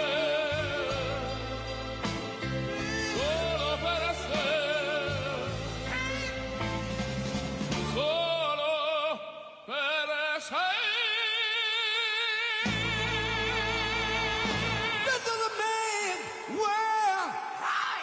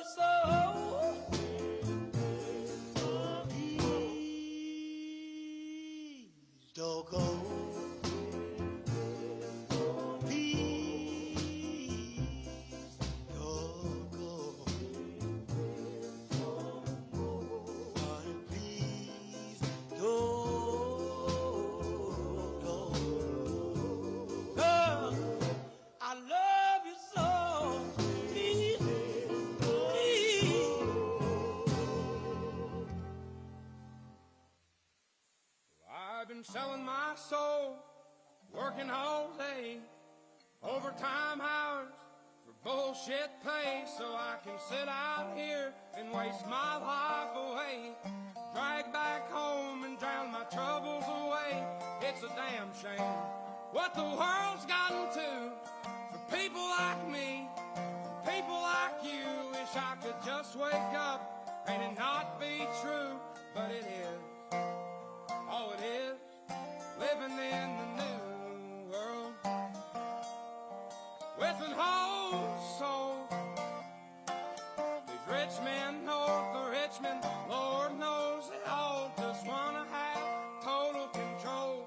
Wanna know what you think, wanna know what you do, and they don't think you know, but I know that you do. 'Cause your dollar ain't shit, and it's taxed to no end, 'cause the rich men, 'cause the rich men.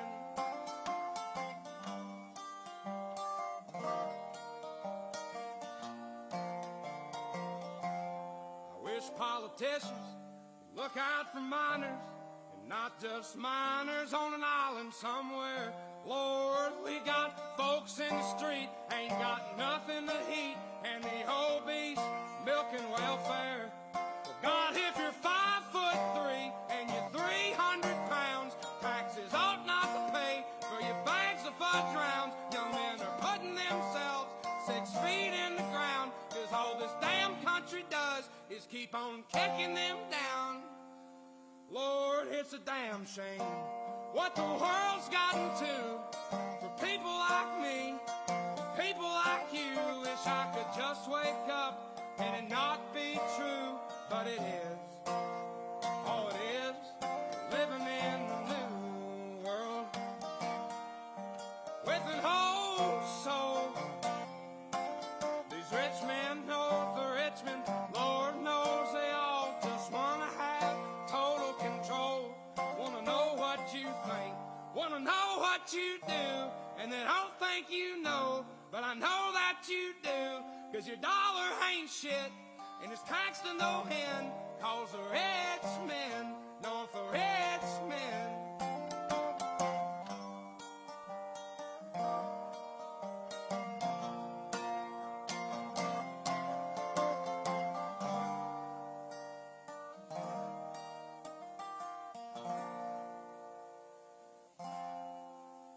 I've been selling my soul, working all day, overtime hours for bullshit pay.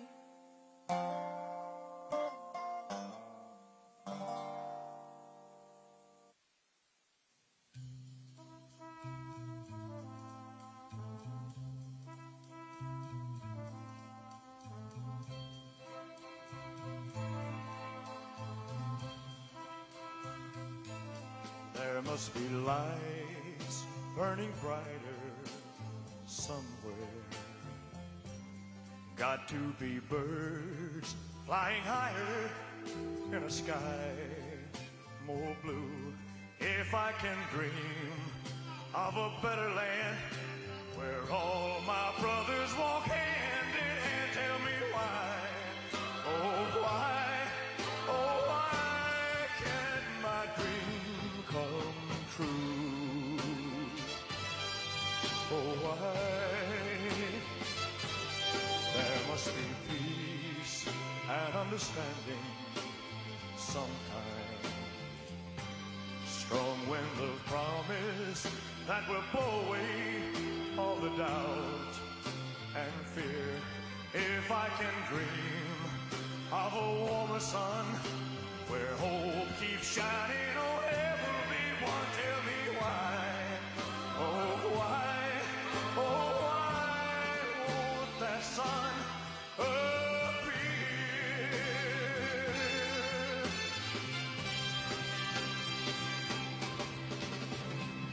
We're lost in a cloud with too much rain. We're trapped in a world that's strong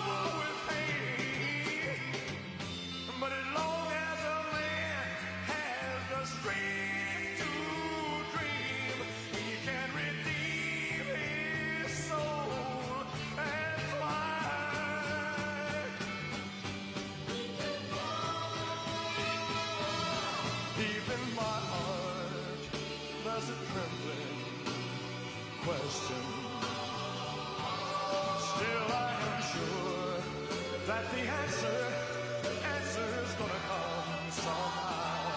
Out there in the dark, there's a red burning candle.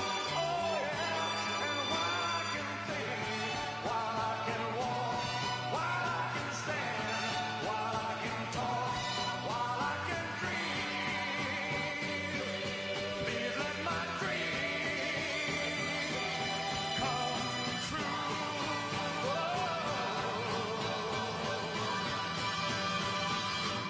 Right now, oh, let it come true right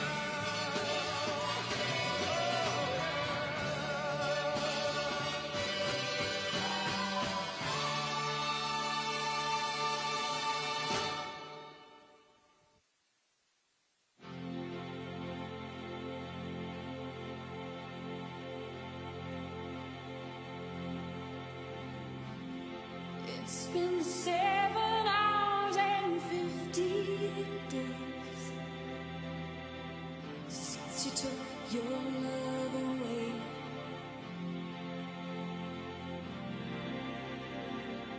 I go out every night and sleep all day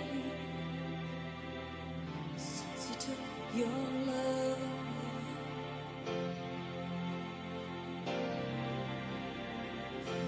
Since you've been gone, I can do whatever I want.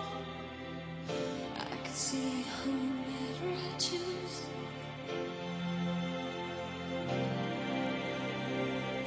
I can eat my dinner in a fancy restaurant, but nothing, I said nothing can take away this blues. 'Cause nothing compares to you.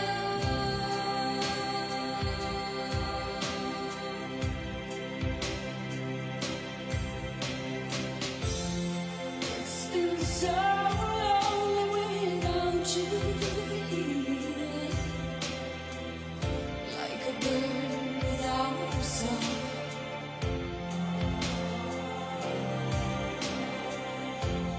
Nothing can stop these lonely tears from falling. Tell me, baby, where did I go wrong? I put my arms around every boy I see. They only remind me of you.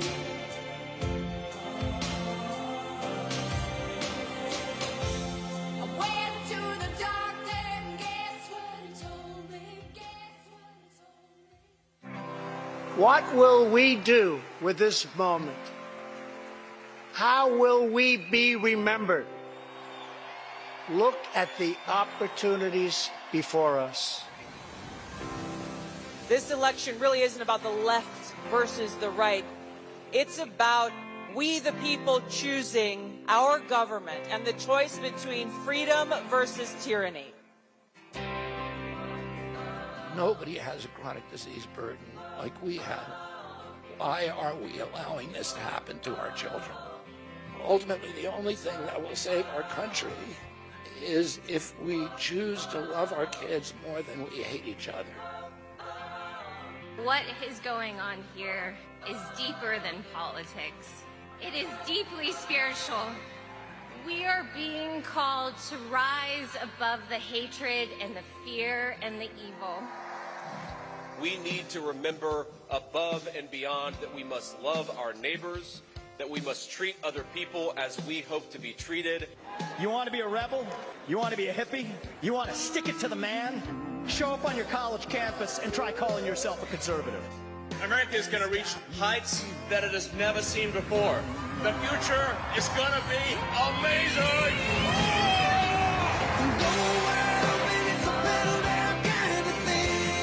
Don't you want healthy children? Don't you want a president that's going to make America healthy again.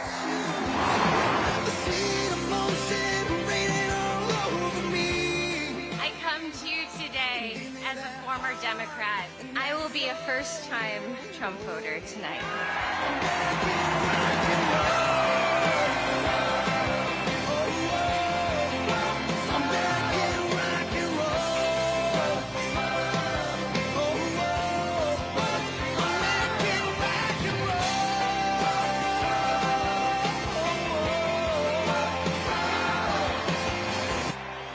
The people dreamed this country, and it's the people who are making America great again.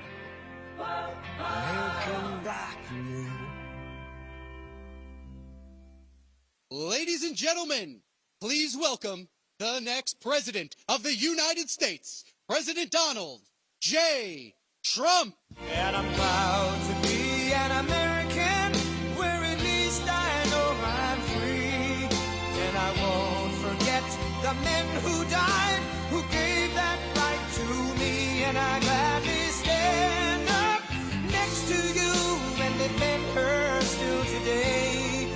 'Cause there ain't no doubt I love this land. God bless the USA.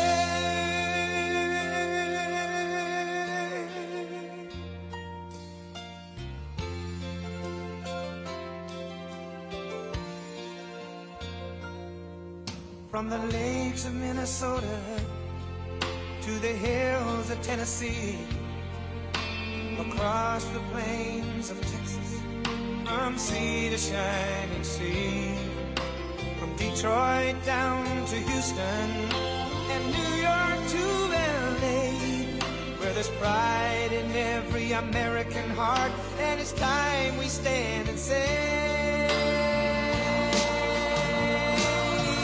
that I'm proud to be an American, where at least I know I'm free.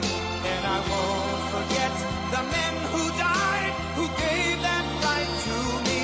And I gladly stand up next to you and defend her still today. 'Cause there ain't no doubt I love this land. God bless the USA.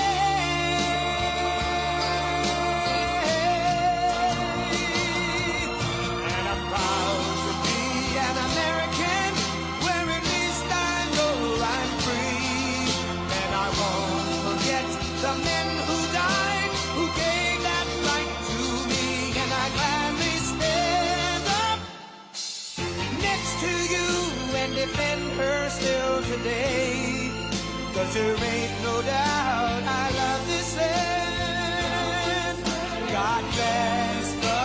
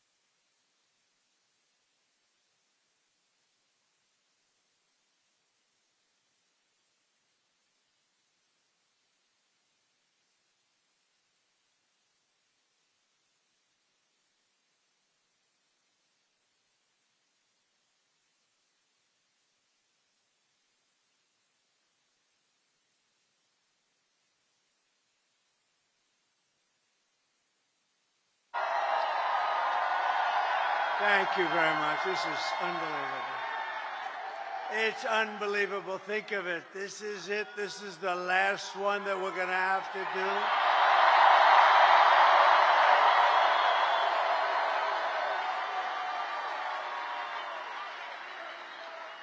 And doing 4 of these in one day is a little difficult, but not really, because the love in every one of them has been incredible, just like this. So it makes it a lot easier. And I want to say a very special hello to Grand Rapids. It's been a special place. Remember, 2016, we were given a 3% chance. You remember, we came to Grand Rapids. I said, how the hell are we going to lose? It was just like this. And I said, how are we going to lose? We're not going to lose. And it was a 3% chance. And then we won a little place called Florida, and it went to about a 7% chance. And then it went to an 11%. And then it went to 17%, you remember? And went that way. And then it went to about a 62% chance. And they had somebody in there going totally crazy. The woman, she became a fan. She was going crazy. Not on our side, on the other side, she was going crazy. But we're in very good shape. I have to tell you, we're way up in terms of the vote. You know, the Republicans are never up like that.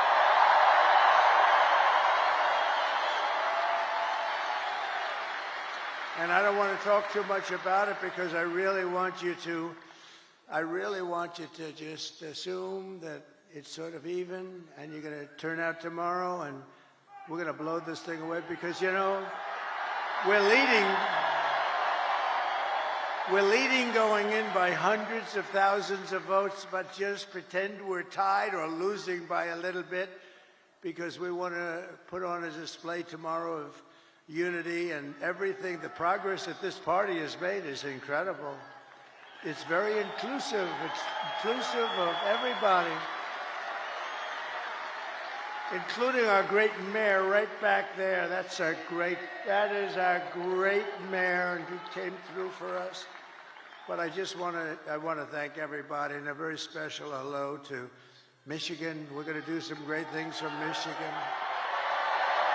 We're going to do great things from Michigan. We're going to bring the car business blazing back. You're not going to remember what it was like. We're going to make Detroit. We're going to make Detroit greater than it ever was. You know, I've been hearing about Detroit for a long time. They've been talking about that miracle of Detroit. Well, I mean, look, we got to be honest. It hasn't happened, but it's going to happen now. It's going to happen, and at levels that you never dreamt possible. So for the auto workers who have been so incredible, you've been so incredible. You're going to be very happy with the things we're doing. We killed the plant, as you know, in Mexico. The biggest plant in the world was going to be built in Mexico, and I absolutely killed it. But I'd like to begin by asking a question. Are you better off now than you were 4 years ago? Because over the past 4 years, Americans have suffered one catastrophic failure, betrayal, and humiliation after another. Kamala has delivered soaring prices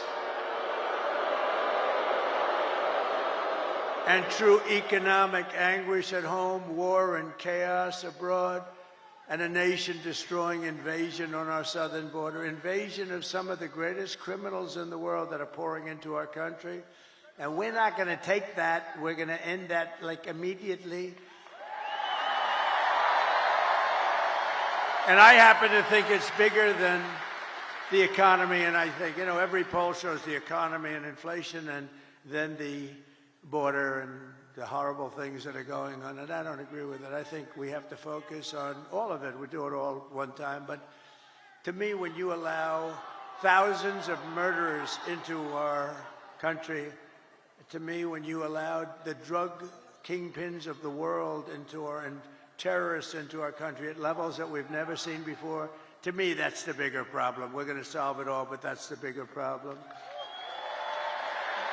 And we're going to have it taken care of very quickly. But my message to you and to all Americans tonight is very simple. We do not have to live this way. We don't have to live this way. We're not living good. 4 years, what did they do that was good? Can you name one thing? I said to a group of people, what have they done? Everything's a disaster, including nobody even knows how to. Supposing President Xi of China wanted to call to ask a little question about war or Taiwan or anything, who the hell does he call? We got a little problem in America. There's nobody to call. You know, they'll probably end up calling me. Maybe they'll call me. But, no. But who do you call? And remember, they ripped that presidency away from Joe Biden. Say what you want. We're not fans of Joe Biden. You know, I spent $150 million on him. We went through the convention. We never mentioned Kamala. Nobody knew who the hell she was. And all of a sudden, they picked Kamala, even though she was in last place. She came in number 13. They had 12 plus Kamala. She was considered the 13th. But then they wanted to be politically correct, so they picked Kamala. And they called her Harris, and nobody knew who Harris was. Like, call Harris. Who's Harris? Weird. You know, it's a very nice name, but it's a strange name because nobody knows who she is as Harris, so we have to call her Kamala. But she was the least popular. She got no votes. She lost in the primaries to Joe Biden and everybody else. She was the first one out. She quit the first one, 22 people. She left. She never made it to the great state of Iowa, never made it. And now we're running against her. But she's been exposed, you know, she's been exposed. She's a radical left lunatic who destroyed San Francisco. But we don't have to settle for weakness and incompetence and decline and decay. That's a nice word, decay. That's what's happened. That's a nice word, decay. Can you imagine? And nobody will question it because it's true. With your vote tomorrow, we can fix every single problem our country faces and lead America, indeed the world, to new heights of glory. But indeed, think of that statement, how beautiful that is. New heights of glory, that's what's going to happen. When we win the election and we're really, well, look, the ball's in our hand. All we have to do is get out the vote tomorrow. You get out the vote, they can't do anything about it, we win.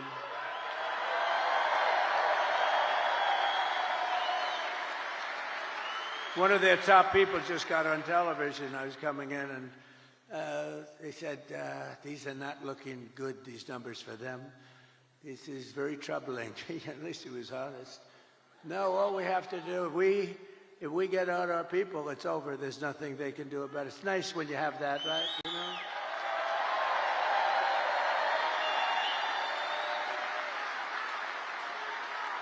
In other words, to make you feel a little guilty, we would only have you to blame. But we put ourselves in an unusual position. Never happened where we're leading by hundreds of thousands of votes in the early stage vote. That's never happened before. We've always been losing by sometimes millions of votes, and you know, you keep catching them on Tuesday, but Tuesday comes along and you make it, or you don't quite make it, you're a little short, and then they cheat, and it makes it a little tougher. Because when you have open borders, transgender everything, high taxes, very high taxes. They're campaigning on the fact that they're going to raise everybody's taxes. And you have men playing in women's sports. You have to cheat. Who the hell is going to approve that stuff? Who's going to approve open borders with criminals pouring into our country by the millions? No, they have to cheat. They have to cheat, and they do it very well, actually. But I think we're in very good shape. We just have to you show up, and you're going to have the biggest victory. You know what this will be? The single greatest victory, politically speaking, in the history of our country.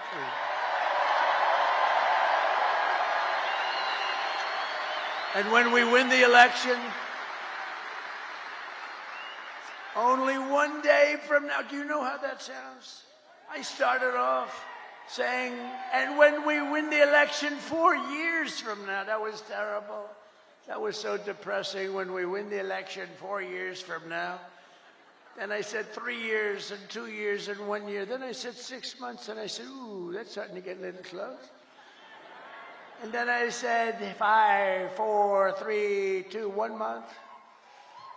And then about 3 weeks ago, when we win the election in 21 days, it just seemed very far away. And now I say when we win the election tomorrow. Can you believe it? Can you believe it? Wow.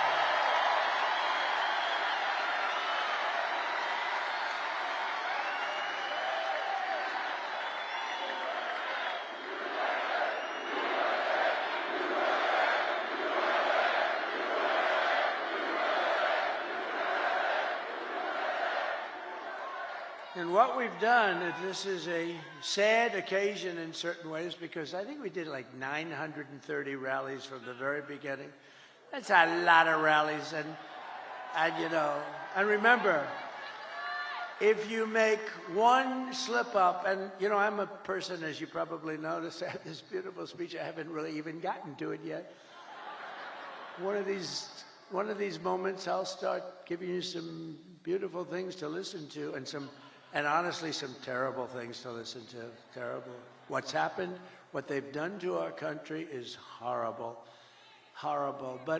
And by the way, don't you like a president that doesn't need to use a teleprompter? Isn't there something refreshing?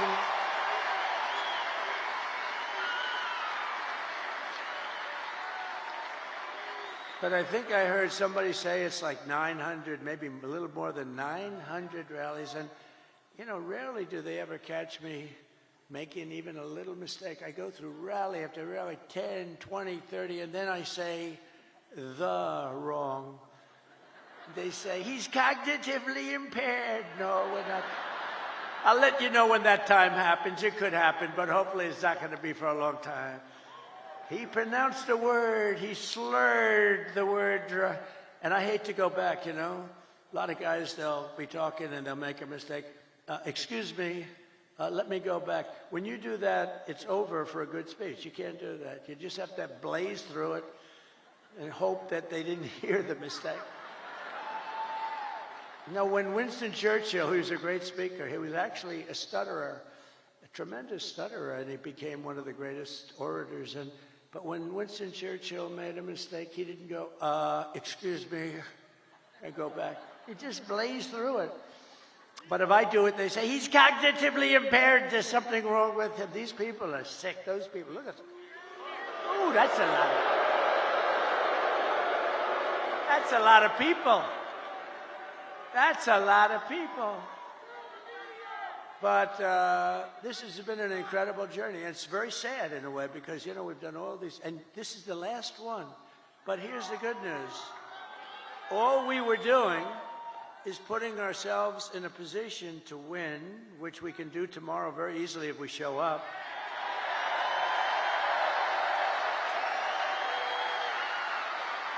Just so you know, if we show up, they can't win. They can't. They mathematically can't win because they're so far behind. If you don't show up, I guess. But here's the one thing I will say. Show up anyway, but they have no enthusiasm.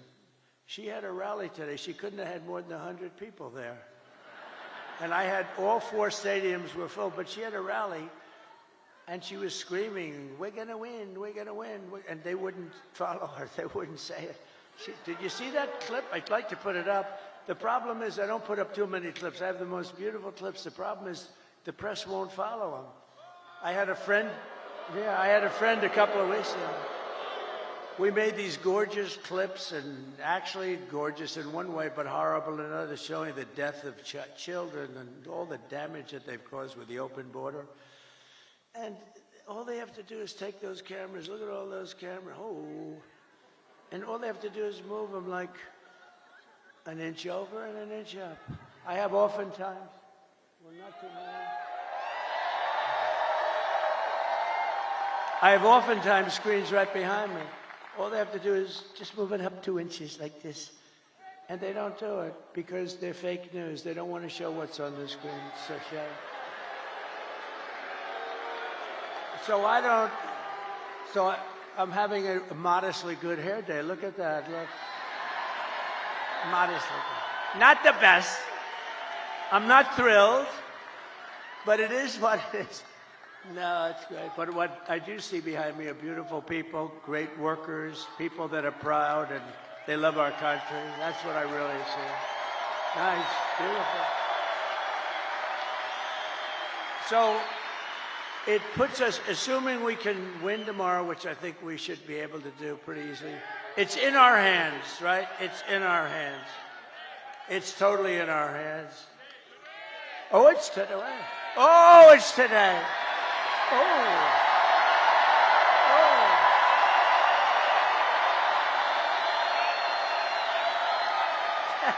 Thank you. That's today. Wow. Can you imagine a crowd like this at like 1 o'clock or some ridiculous time in the morning? On a Monday/Tuesday, right? Think of that. What a compliment. And it is true. She had nobody at these rallies. That's, you know, that's a poll. Look, Mr. Wall. Look at Mr. Wall over there. This guy. It was always my ambition to buy a suit like that and wear it one time. Well, I came in a sanitation uniform last week, and that worked out pretty good.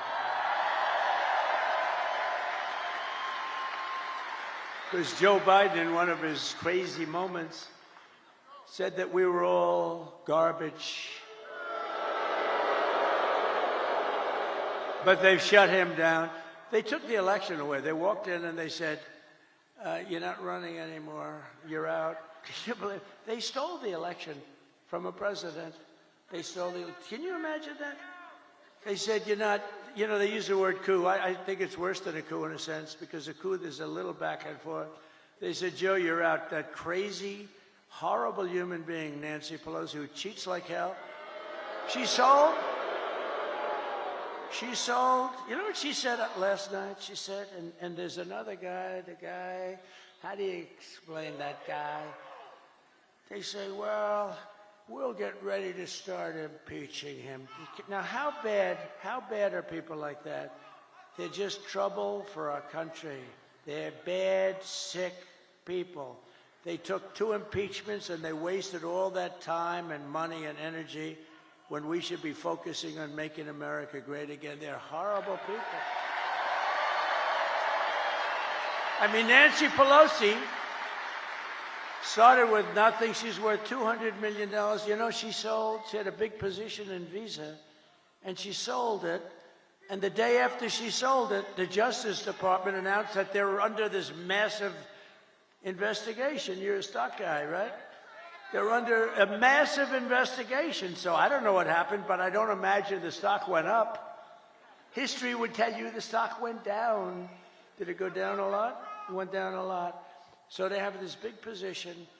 She sells her stock. Hours after she sells her stock, they announce that Visa's under massive investigation. The stock goes tumbling down. She's a crooked person. She's a bad person. Evil.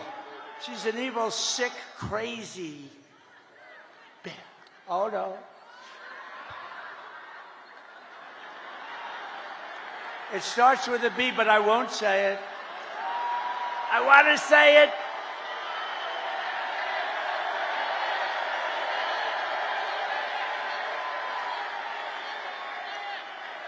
I want to say it, but Franklin Graham said, sir, I love your speaking ability and I love your storytelling, but honestly, it would be even better if you wouldn't use foul language. And I don't use much, you know, every once in a while. And it's never a real bad word. It's, you know, it's like never bad. And so I try to adhere, but he's wrong about one thing. It is a little better when you use the foul language because there's more emphasis. No, but these are bad people. These are bad. Adam Shifty Schiff. I call him pencil neck. He's got the smallest neck I've ever seen. He's got about a 4. And he's got the biggest head. So I don't know how the neck can hold the head. He's an unattractive guy, both inside and out. And this guy can end up being a senator, but don't worry, we've been beating him for 8 years. We've been beating these people. We've been beating them. They impeach me, we win. They send me down the Records Act, and we won in Florida. We win. But you know, we have to take a lot of time, a lot of money, which is what they want. A lot of time, a lot of money. This way we can stop. The one guy we don't want to fight is Trump. We can stop him from getting the Republican nomination. And I got the Republican nomination in record time. Record time. And let's keep going, and maybe we can stop him from winning the presidency. But that's looking pretty good tomorrow, I'll tell you. They give us probably a 95. What do you think, a 95% or something like that? But don't believe it. Don't believe it. Go out and vote. Remember the story of Hillary. Just remember, that's why I tell you the story. She was in bad shape when she called me up that night. And by the way, she called up and conceded, and then spent 7 years on saying how she was a good sport. Oh, she's a lovely person, Crooked Hillary. But you know what? She's smart, but she wasn't like, she lied a lot. I mean, a lot, but nobody lies like this Kamala. Kamala, he will not ever frack in Pennsylvania. My whole case is fracking, and he will open the borders immediately. No, I'm going to close the borders. However, if people want to come in, they can come in legally. They have to come in through a process. We need people.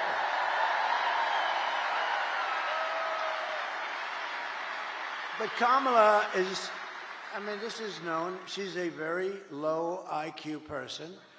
And we don't need a low IQ individual. We've had that for 4 years.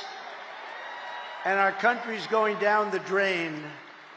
We're going to turn our country around. I will end inflation very quickly. You know how we're going to end it? By drilling and drilling and drill. Energy is going to bring everything down. Energy is going to bring it down. And I will stop the invasion of criminals coming across our border. I will strengthen our military. I will restore peace in the world. And I will rescue the American dream. We're going to have the American dream back soon. Together, we will begin the 4 greatest years in the history of our country, and we will launch the most extraordinary economic boom the world has ever seen.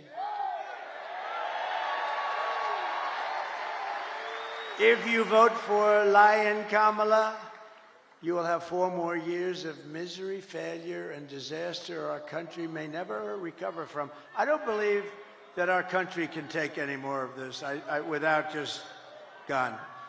I don't believe it can take any more. It's going to be, can't take this. This is abnormal abuse,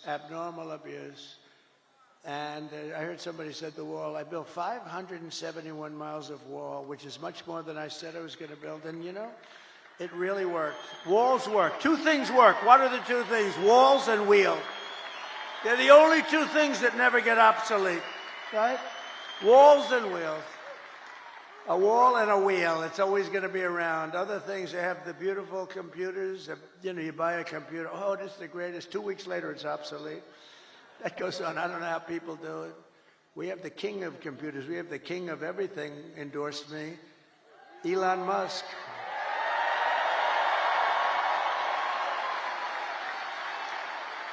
And he brought that rocket ship down 2 weeks ago. I never said 22 stories. It's like monster. You don't know, is it big or small? It's a monster. 22 stories. And you know that story. I've told it a couple of times. I love the story because I really, the best part is I'm talking to one of the most important guys in the world, and I say, wait a minute, could I just watch something? I see something on I have the television muted, right? I'm looking at this crazy rocket, and I saw it leaving a little while before, and it was all beautiful white. Now it's absolutely burned to a crisp. You know, it goes 10,000 miles an hour. The heat is at levels that nobody can experience. So it's a little, you know, rough. It's a little rough on the paint job. And it's coming in, and I'm watching, and I'm holding this very important person, one of the most important people. But, you know, when you were the president, and now it's very possible, like maybe 95%, that you're going to be the president again, they hold. No, they hold. So I say, do you mind holding for a minute? I have to see this. And I put the phone down. That guy was holding like for an hour and a half. He never got off the phone. I wish he would have hung up. I would have felt better. Because I picked up the phone later. I said, oh, wow. Hello? Hello? He goes, hello. Anyway, but it was so exciting. So I'm watching it. And this monstrous thing is going down, right? And it's coming down. It's, first of all, doing all sorts of flips up in the air. I would not want to be on that sucker. I don't care how good Elon is. I said, Elon, you wouldn't get me in that ship under any circumstances. But it's coming down. It's a little rough. And now all of a sudden it starts to slow down as it gets to the ground. Then it starts to move over. Then it gets a little bit out of control, it looks like. And the left part of the bottom is going to just rip that big gantry. That's this, you know, whatever the hell it is that holds it. And it's coming in. And I didn't know it was Elon's. I just assumed, you know, he loves this stuff. He's in a class. But it's coming in and it's going to rip the gantry. I say, oh, this is bad. This is going to be bad. I close my eyes. All of a sudden, wow, you have this massive flame coming out of the left-hand side of the bottom. It was these big jet engine. It pushes it away, and it's coming down, and then it settles into a plate, and then those arms grab it like you grab your baby, just like you grab your little baby. And it hugged it and just put it down, and there it was. There it was.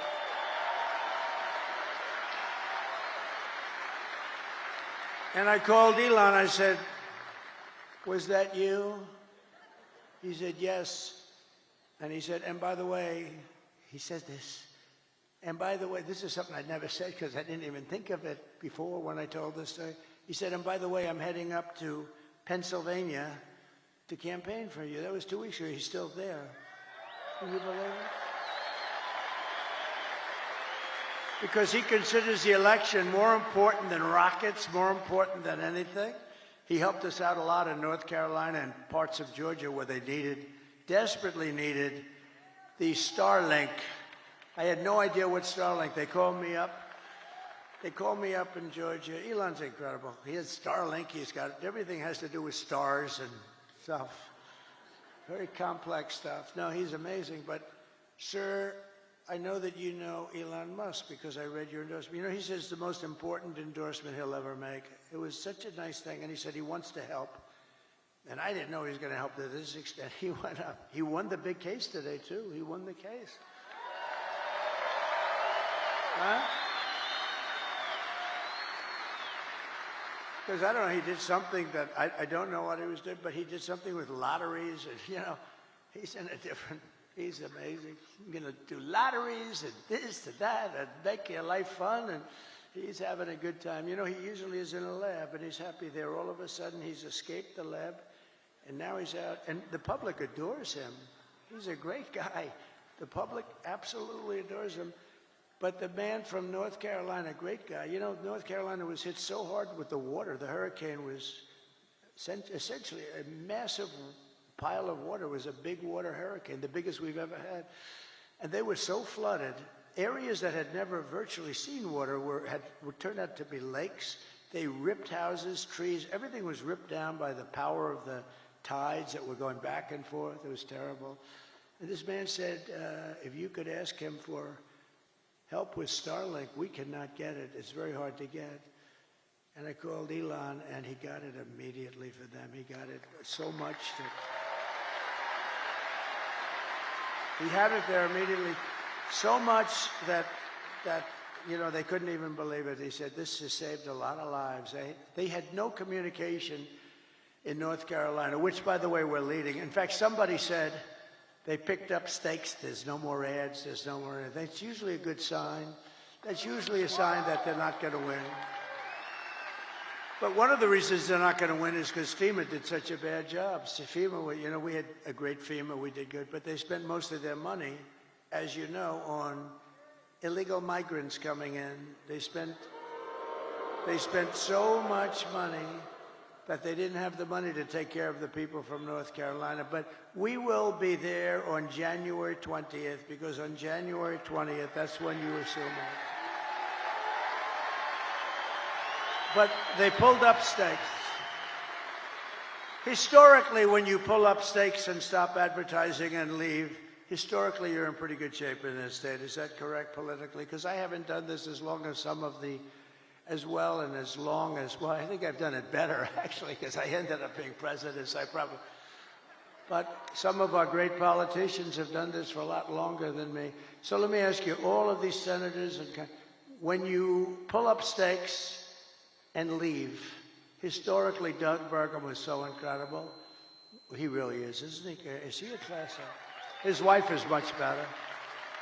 She blows him away, right? Catherine is much better. But, Doug, when you pull up stakes and you stop advertising, doesn't that generally mean that it's over, right? It's over. Doug is cautious. He doesn't want to, he thinks it's a trick question. No, it means it's over. And I think it's over in a lot of places. I think we're going to see some incredible stuff tomorrow. But it won't matter. It won't matter as long as you go out and vote. Nothing's going to matter, because it's in our, you know the expression, the ball is in their hands, the ball is in our hands. They can't do a thing about it. And now you're going to go out there later today.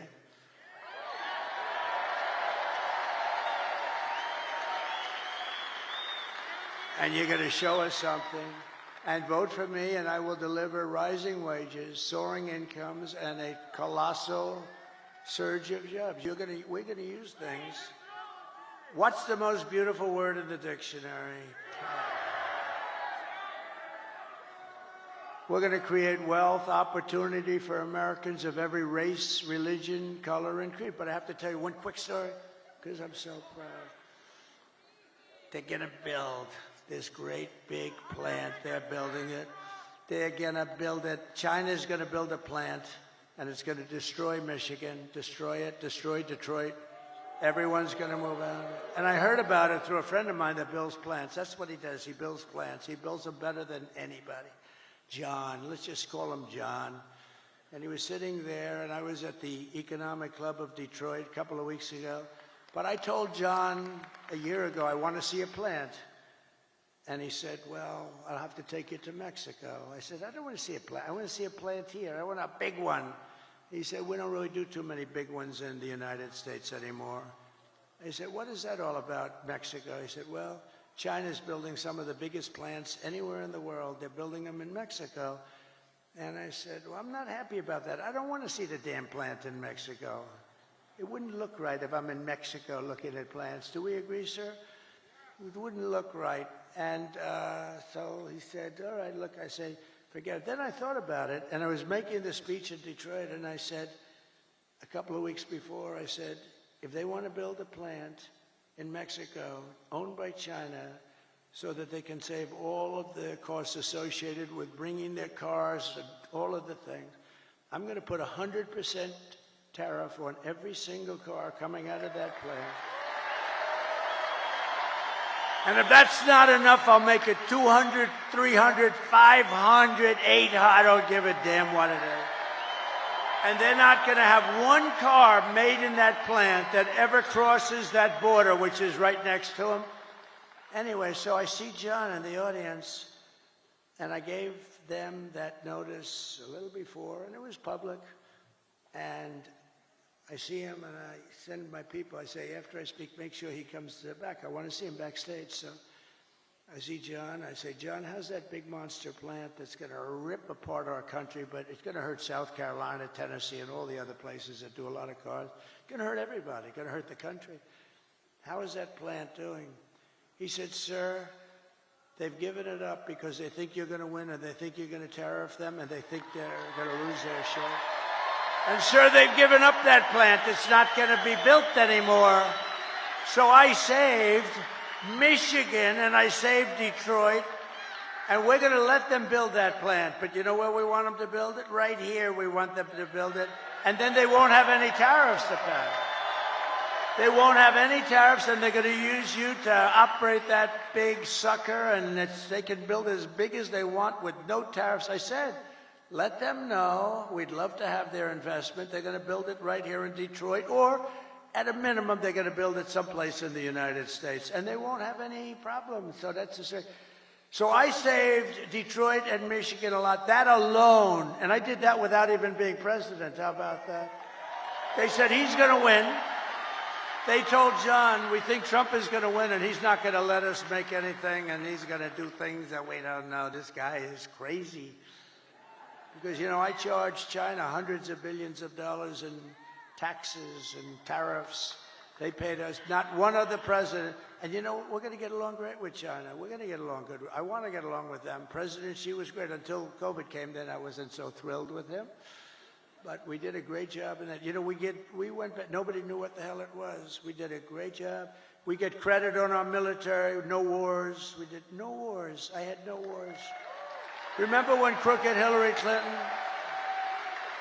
Remember when crooked Hillary was screaming during a debate, he's going to charge wars, he's going to have wars, he's going to prosecute wars all over the place. Look at him, he's a very volatile person. I'm actually not. I'm a very calm person. She's the one that's volatile. But he's a very volatile person. No, I stopped the wars with my being volatile.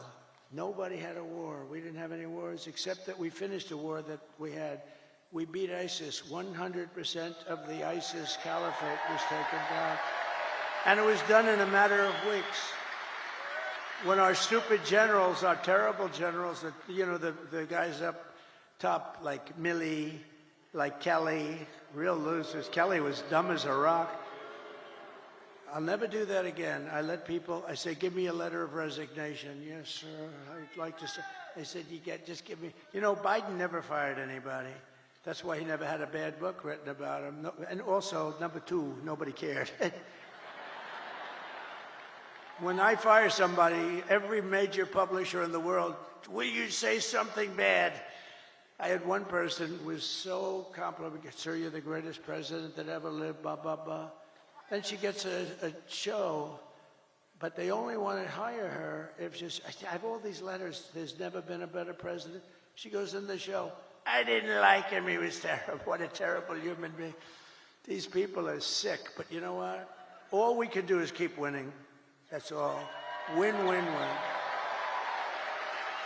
But a vote for Trump means your groceries. Such a word I hear all the time because I do like to mix it up with people, more so than my consultants. I think the people are much smarter than my consultants. My consultants are good, but I get much better. Like people say, groceries, right? I haven't used that. You know, such a sort of an old term.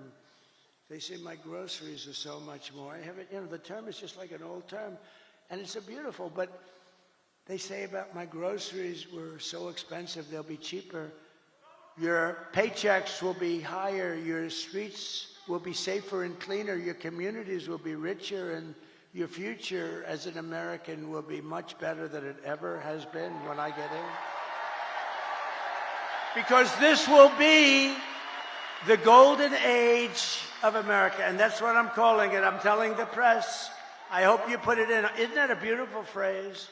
The golden age. I like to brand things, like I brand Pocahontas, and you know, I do a lot of branding. I'm one of the greatest branders in the world. A lot of them were Republicans, but they're all now friends of mine, so I can't talk. Some of my greatest branding was on the Republicans during the primaries, but they're all friends of mine. Most of them. Some of them. Yeah, most of them are. Most of them are. But, you know, I don't talk about that.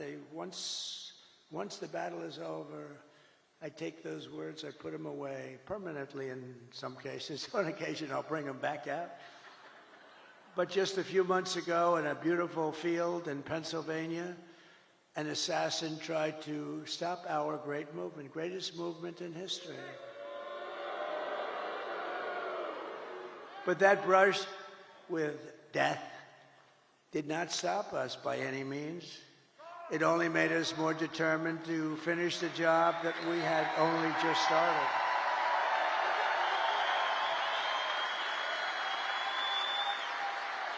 That was not a pleasant day, I will tell you. That was not a pleasant day. But many people say that God saved me in order to save America. Many people, I've seen it so many times.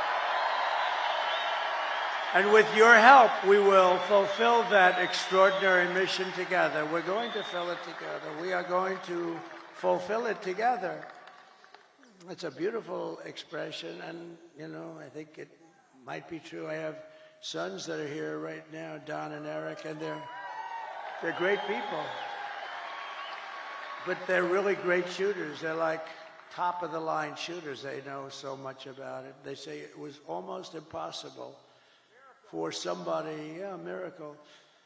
It was a miracle. That's the miracle right up there, right? But I didn't realize that. But from the distance that they were, they say it was a miracle. Well, if I didn't turn to the right to look at that beautiful graph that we had up having to do with illegal immigration. So illegal immigration saved me, can you imagine?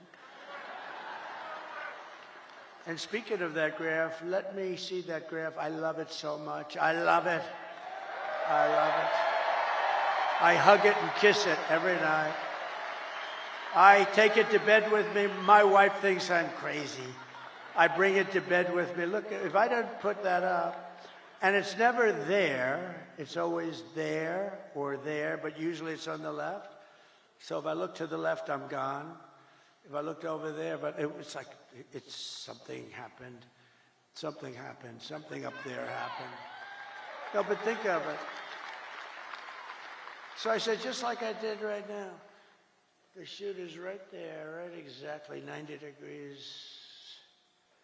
That crazy guy, right there. And I said, let me see the graph. I said, what the hell was that? But if I didn't turn, it goes a little, it's not good. You don't want to see that. So it was a miracle or a gift from God, maybe. Crazy.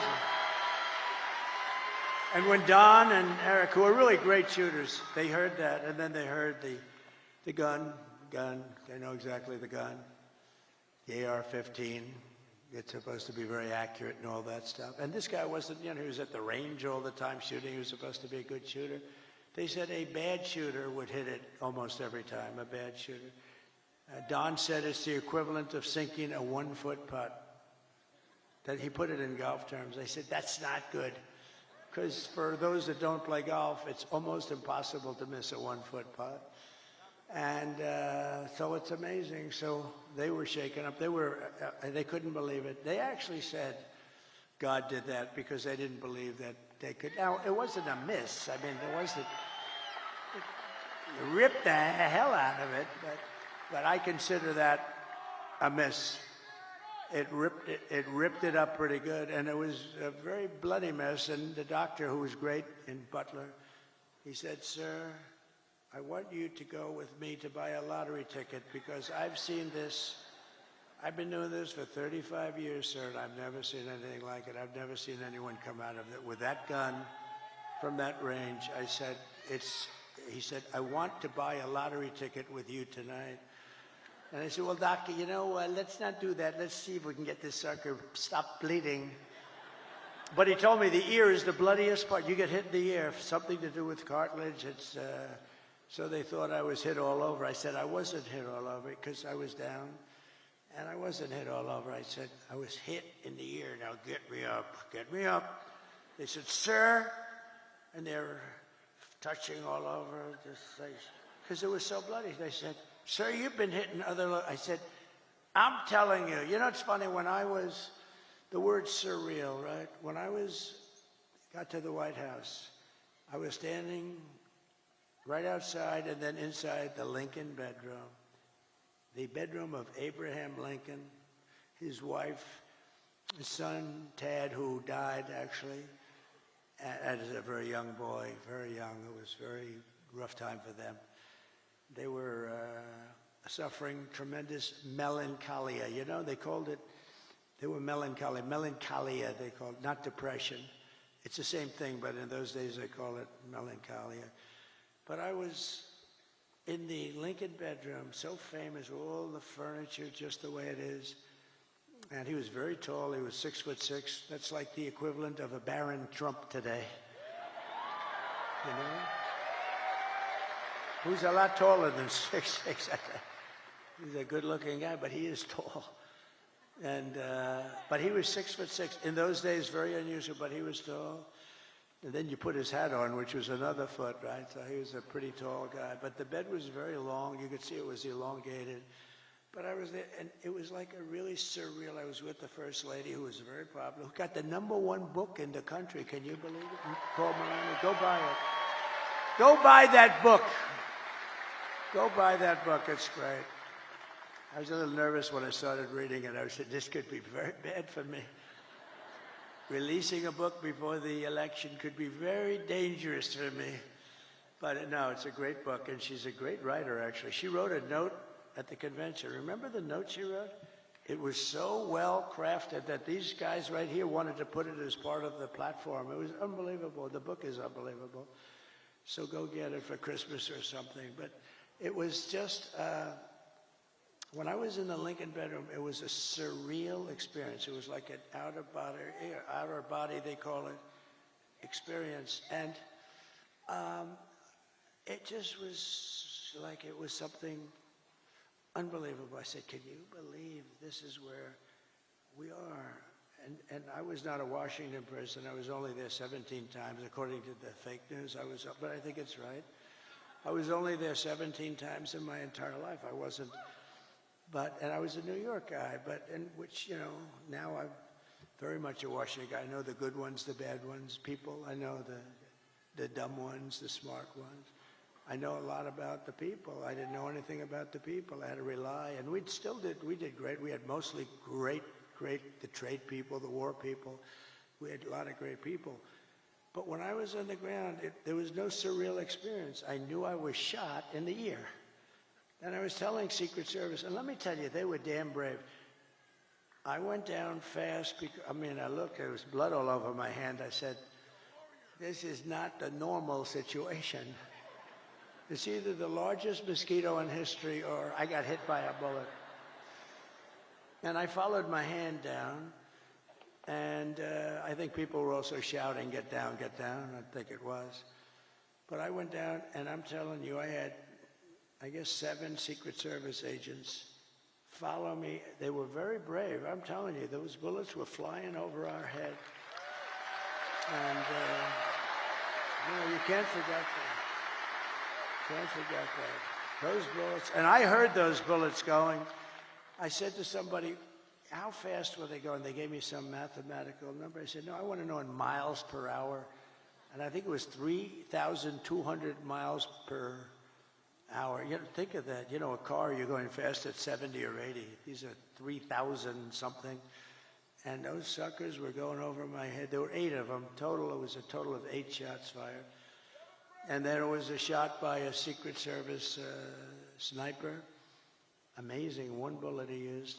But I think we also had help from one of the police snipers. He hit the stock of the gun or something, and we appreciate that very much. But it was amazing. But when I was down there, I was totally aware. I said, no, get me up, because I was speaking in front of a massive, you couldn't even see the end of it. Now, when we had the celebration honoring Corey, the firefighter, great guy, when we had that celebration, we had 101,000 people.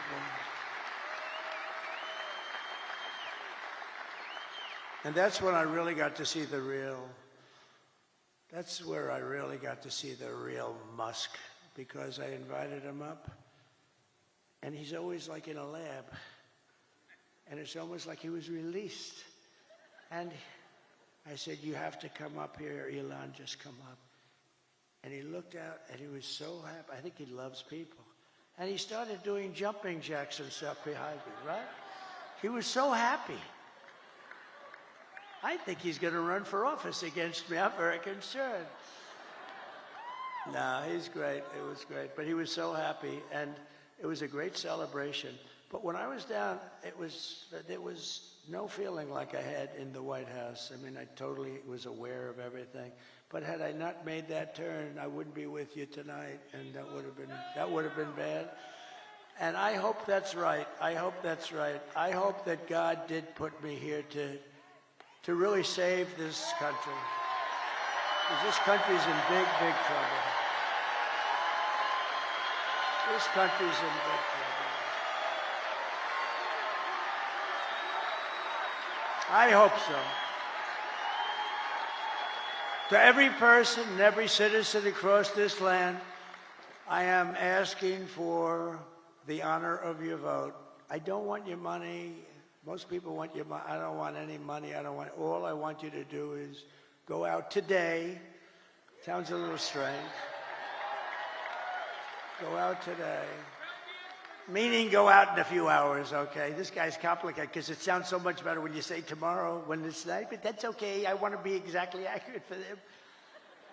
But go out today and vote. And I guess 7 o'clock or whatever time it is, doesn't matter.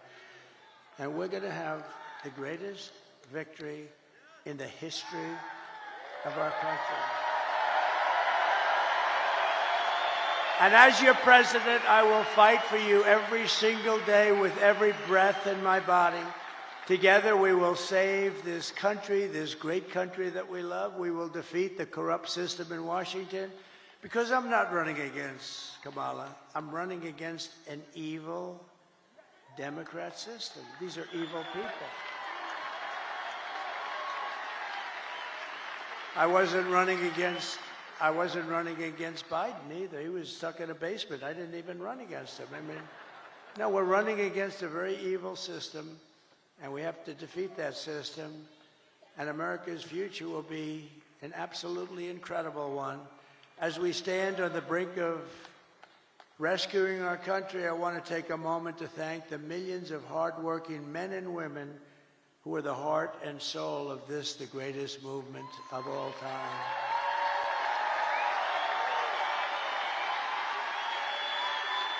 Because it's you much more so than me, frankly. You're incredible people. You built this country, and you're going to save this country, but you're incredible people. You're really incredible people. And as I said in the very beginning, this isn't my campaign. This is your campaign. This is a great campaign that's now it's 9 years, and we've been fighting side by side every step of the way. We've been together.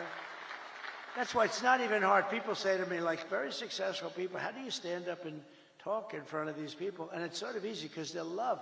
It's love in these rooms.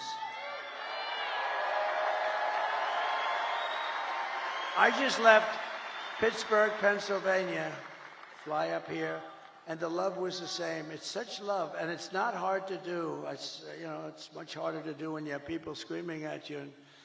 But there's love in this room. I think there's love in the whole country. I think it's a much bigger movement than we even understand. I think we're going to end up getting numbers that are far greater than we would expect. But you've given your time, your money, and your whole heart for this cause, and your support means more than anything you can even understand. It's amazing. I love you all. You're very special. This is my last rally. Can you believe it? The rallies, these big, beautiful rallies, there's never been anything like it, and there never will be anything like it. And it just happened. It caught on, and I think it caught on because our country's in trouble, and I happened to be a messenger that was able to tell you what you knew, because most people understand it. Most people with common sense, we're the party of common sense, they understand it. But this is all you need to know. I mean, Joe and Kamala broke it, and I will fix it. I'll fix it fast.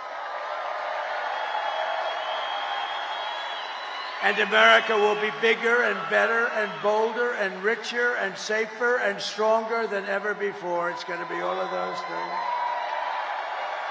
The presidency requires strength, courage, and grit. And in a little while, you have to stand up and tell Kamala that you've had enough. You can't take it anymore. You're destroying our country. You were a terrible vice president. You destroyed San Francisco. She destroyed San Francisco. And she worked, when she was Attorney General of California, she worked along with a lot of her friends out there, like Gavin Newsom, the governor, one of the worst governors in history,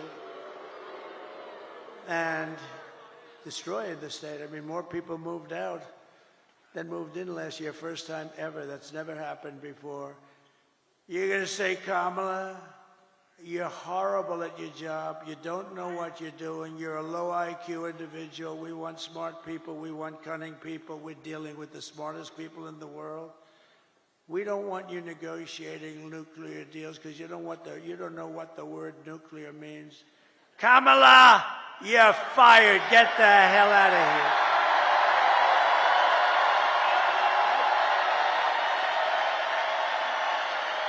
You're fired. Get the hell out of here.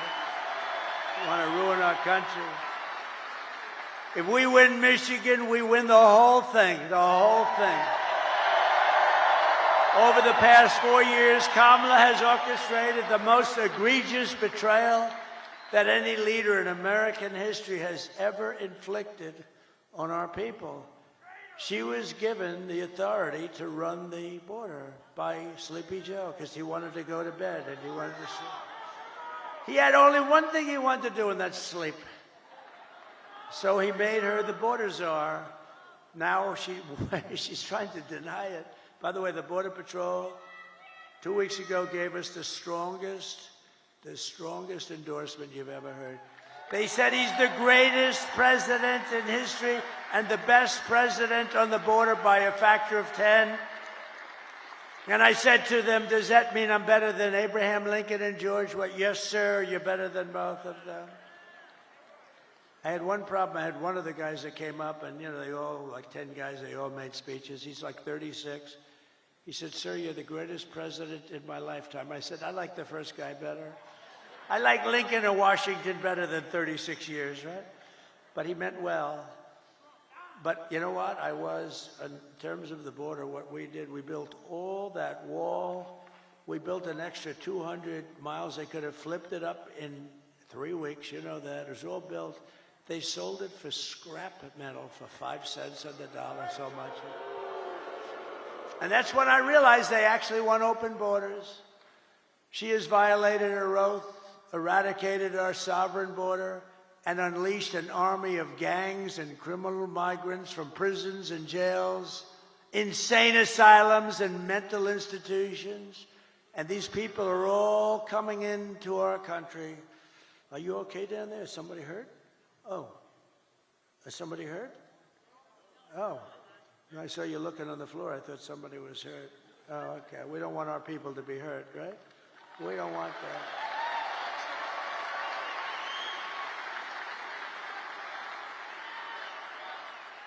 But all around the world, they come from Venezuela, they come from the Congo in Africa, not just from South America. They come from all over the world, and they're stealing countless American lives. They're killing a lot of our people, a lot, far more than anybody thought even possible.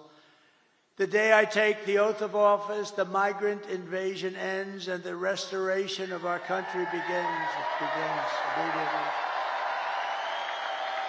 The United States is now an occupied country. Who would have believed somebody that's running for president and perhaps will be president in less than 24 hours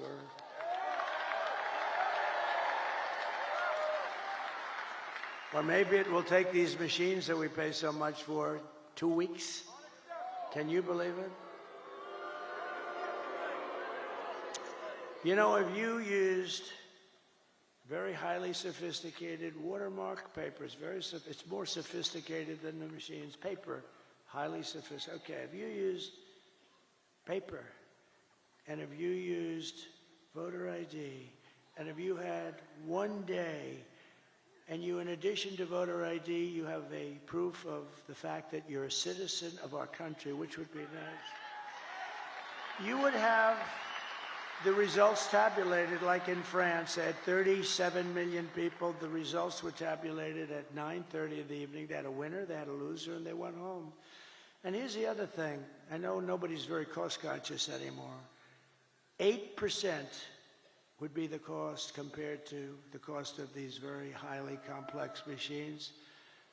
And Elon Musk told me, he probably knows more about computers than any man in the world. He said that machines don't work because they're easily violated. Now, this is the smartest guy in the world, the guy that runs rockets with computers, and saying the computers are far more important than the engines. I mean, nobody knows anything like this.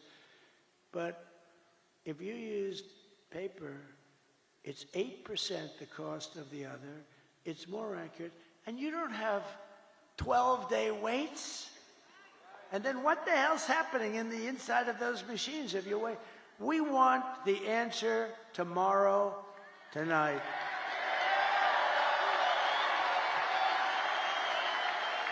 We want the answer tonight.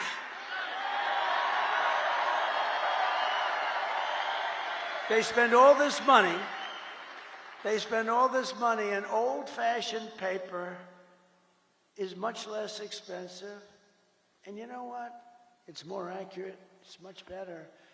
They just, something's going on with this. I mean, what the hell are they doing?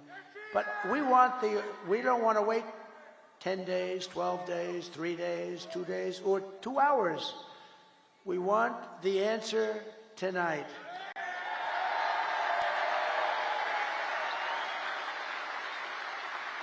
So we live in an occupied country, and I will tell you, we will be an occupied country no longer. This will take very, these young guys, these have military type equipment, highest grade, highest level, supreme military equipment. Where the hell did they get this stuff? They've taken over large parts of Colorado. They've taken over parts of numerous states, and a lot of people don't want to talk about it because they think it's going to destroy their city or town. They're all over the place. And when they're not, those people running those towns, when they're not, they're petrified. They don't want them coming in. In one town in Ohio, as you know, they have a beautiful town of, think of this, 50,000 people, and they dumped 30,000 migrants into the town. So you have 50,000, now you have 30,000 migrants. Springfield, Ohio. It's a beautiful place, gorgeous place. And now if you want to go to the hospital, you can't. If you want to get a checkup, you can't. If you want to find a doctor, you can't. If you want to get your kid into school, you can't. It's a whole different world. It can't be, we can't allow this to happen. They're destroying our country. November 5th, 2024 will be Liberation Day in America. On day one, I will launch the largest deportation program of criminals in American history.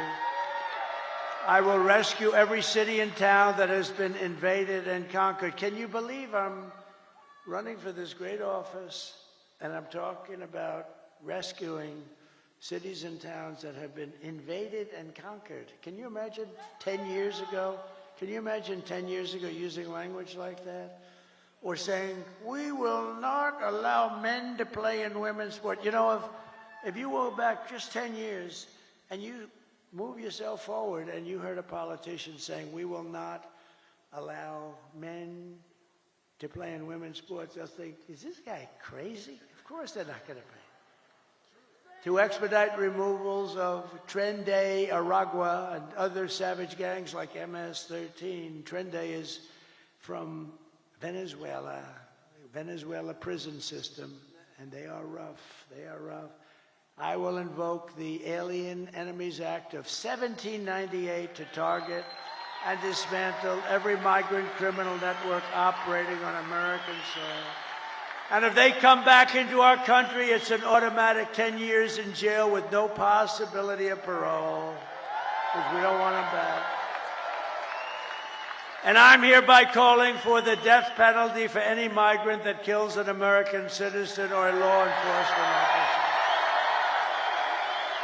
And I will ban all sanctuary cities in the United States of America. They're sanctuary for criminals. 4 years of Kamala have delivered nothing but economic hell for American workers. The workers are getting destroyed. Her inflation disaster has made life unaffordable and cost families over $30,000 in higher prices. Think of that.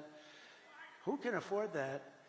Just days ago, we had the worst jobs report in modern history.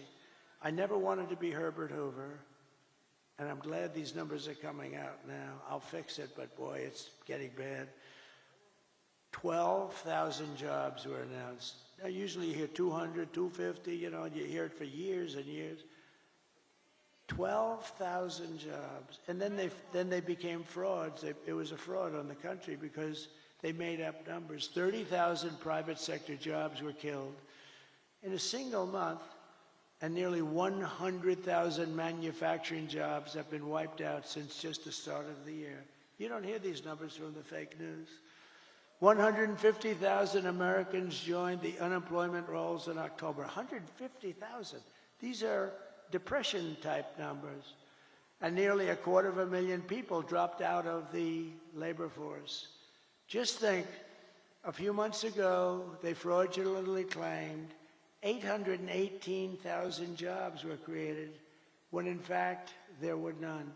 They said 818,000 jobs were created in our country, which kept us, and what that did is it kept us like okay. It wasn't great, but it was like not record-shattering or anything, but it was a lie. And they thought they'd be able to get away with it until after the election, and then announce after the election that they made a mistake. These are bad people. Fortunately, there was a whistleblower who I think should be entitled to an award. Could you imagine if it were me and we lost the election, and then a few days later they say that the job numbers are being revised by almost 1 million people? And now they've just revised it again. On top of the 818,000, 112,000 fake jobs were just announced. So you add that up and it's almost 1 million fraudulent jobs were announced. And nothing happens. These guys don't report about it. If I was talking about 2 jobs, it would be like front page on every newspaper. They cheated, and it's fraud. You know, when they make mistakes, they make them for 2,000, 3,000. There was never 818,000 jobs right before the election were announced, and they turned out to be a fraud. And they were going to announce the revision after the election was over. What the hell kind of an election would that have been? So I want to thank this whistleblower. Meanwhile, 100% of the net jobs created in the last year have gone to migrants. Think of that. 100%.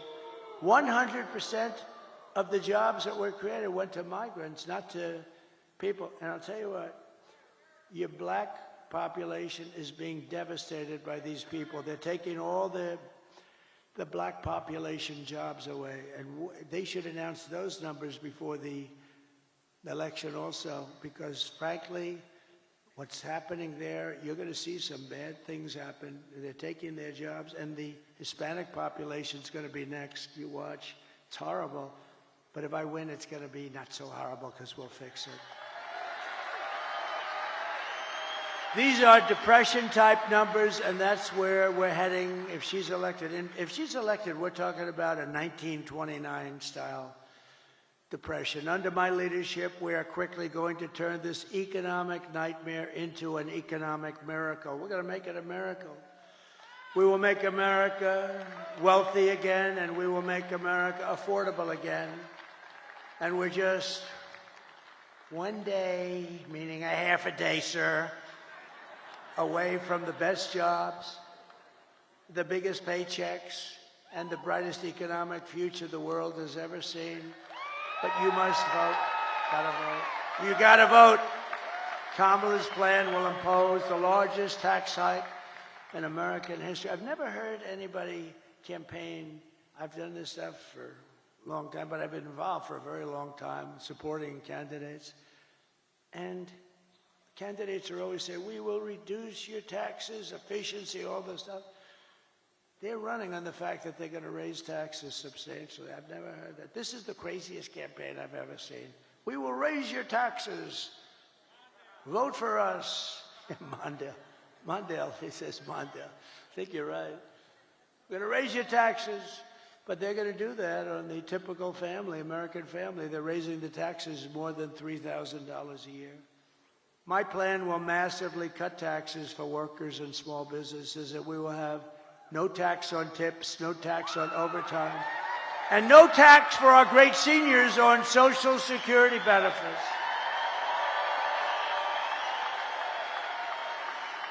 To rapidly reduce inflation, I will end Kamala's war on American energy, and we will drill, baby, drill. We're going to drill, baby, drill. And I will cut your energy prices in half within 12 months, okay? When that happens, everything's coming down. The donuts are going to come down. The food is going to come down. As we say, the groceries. I just told the story in Pittsburgh. A woman, elderly, goes to a supermarket and takes 3 apples and brings the apples to the counter, and then she realizes that the price went up yet again, and she doesn't have the money for them, and she excuses herself, she walks back to the refrigerator, puts the apple back in refrigeration, and walks back and buys the 2 apples. That shouldn't be happening in our country. That should not be happening, and we're not going to have it happen long. I will cancel Kamala's insane electric vehicle mandate. And I will make interest on car loans fully tax deductible. So how about that? Nobody, people, the most brilliant people, is that Scott Bessent over there? Where's Scott? Scott, stand up. He said he's one of the most brilliant people on Wall Street. Do you agree, Scott, that you're one of the most brilliant people on Wall Street? Because everybody else says it. He's too shy to say it. But he's a genius. You know what his theory is? The stock market is the only sign of life, and it's only going up because everyone thinks Trump is going to win the election. And others too. Others too. I'm seeing it a lot. I think they're following your lead. But I appreciate that confidence. It's very nice. He's a brilliant guy. But so they call up and they say, brilliant guys are calling me up. And they say, where'd you come up? On a car loan, we're going to give people, we want to develop the car business in this country. In a car loan, we're going to give people the right to deduct the interest. Deduct interest, but only if the car is made in the USA. What the hell do I care if a car is going to be made in? If a car is going to be made in Japan or China or someplace else, what the hell? I don't care if they buy it. I want them to buy cars. So think of that, what that's going to do for Michigan. So if a car is made in Michigan, you get a big deduction. That's going to be somebody. So I started just with the deduction. Then I thought to myself, you know, why should I give them a deduction to buy a car that's made in China or Japan or South Korea? Well, I don't, you know, look, I mean, they're wonderful people. Everyone's wonderful, but I want them to be built here. So then I came in with that little extra tip, and it says, but you only get the deduction if the car is made in America. Isn't that like cool? And hopefully right here in Detroit and Michigan would be great. We're thrilled to be joined by your next senator, Mike Rogers. Mike, thank you very much. Thank you. You're doing great. This guy is doing great. He is amazing. I think you're, I'll tell you, you know, it's hard to beat some of these people because they lie. I heard she's another one. She's going around saying she's very close to Trump. She agrees with Donald Trump on the tariffs and the wall and the this, but she never agreed until about 2 weeks ago when she was losing, right? No, she's doing, but I have about 6 of them that are doing that. They're doing that against Bernie Moreno. They got a guy running against him, Brown, Sherrod Brown. I love President Trump very much. He's great. You know, we're leading. I'm leading, you know how, by like almost 20 points or something. So all of a sudden they love me. They all love me. And the day after the election, he'll be calling for my impeachment. Let's impeach him. These people are sick. But we have great members, and Mike is really a talented guy, respected all over Washington. He was very successful. And I hope he can represent you because he's going to be one of the stalwarts. He'll be a leader. Thank you very much. And also members of Congress, John Joyce, Bill Heisinger, Tim Walberg, John Molinaire. I saw you guys. Very good speech you guys made. Boy, you really were rocking them, huh? You guys, very different styles, but tremendous talents and really good. Thank you very much. They really are tremendous. You have a great bunch here. I don't say that with all states. Some states I'm not so thrilled, but that's okay. And governors, Sarah Huckabee Sanders. Where's Sarah? She's so great. She is so great, right? Proud of her. I saw her father the other day. I served on a panel with him. And I said, you know, Mike, I think you're great. He endorsed me when I was running. He gave me a 4-page endorsement. And I think the endorsement was put out before I finished my speech. And I said, you know, you're great. He said, well, I appreciate that, but my daughter is far greater. How about that? Is that nice? My daughter is greater, he said. And he's not a man without an ego, I will tell you, right, Sarah? But he said, my daughter is greater. That's beautiful. That's a beautiful thing that he said. He's an incredible guy. And Doug Burgum, who's become one of the real stars of the party. And Catherine, stand up. I first noticed Doug by looking at Catherine. She was riding a horse in an ad. I said, who the hell is that? But I don't look anymore. No, beauty doesn't mean a damn thing to me anymore. It doesn't mean anything, but I did notice there was a woman, and to the left there was a man riding, but I didn't notice him so much. But it was this couple, and you know the ad I'm talking about. It was beautiful. It's like the most beautiful. He looked like the Marlboro Man. Whatever happened to him? But what a combination. And he's become one of the most successful governors. What he's done with the fracking and with the oil and gas and everything has become something special. He's done a great job. Thank you both very much for being here. Appreciate it. And former Congresswoman and Democrat candidate for president who did very well. I watched her for a long time. She's a woman of incredible intelligence, but maybe more than anything else, unbelievable common sense and very, very special. She just joined the Republican Party, by the way. She was an independent for years. Tulsi Gabbard. Tulsi, thank you.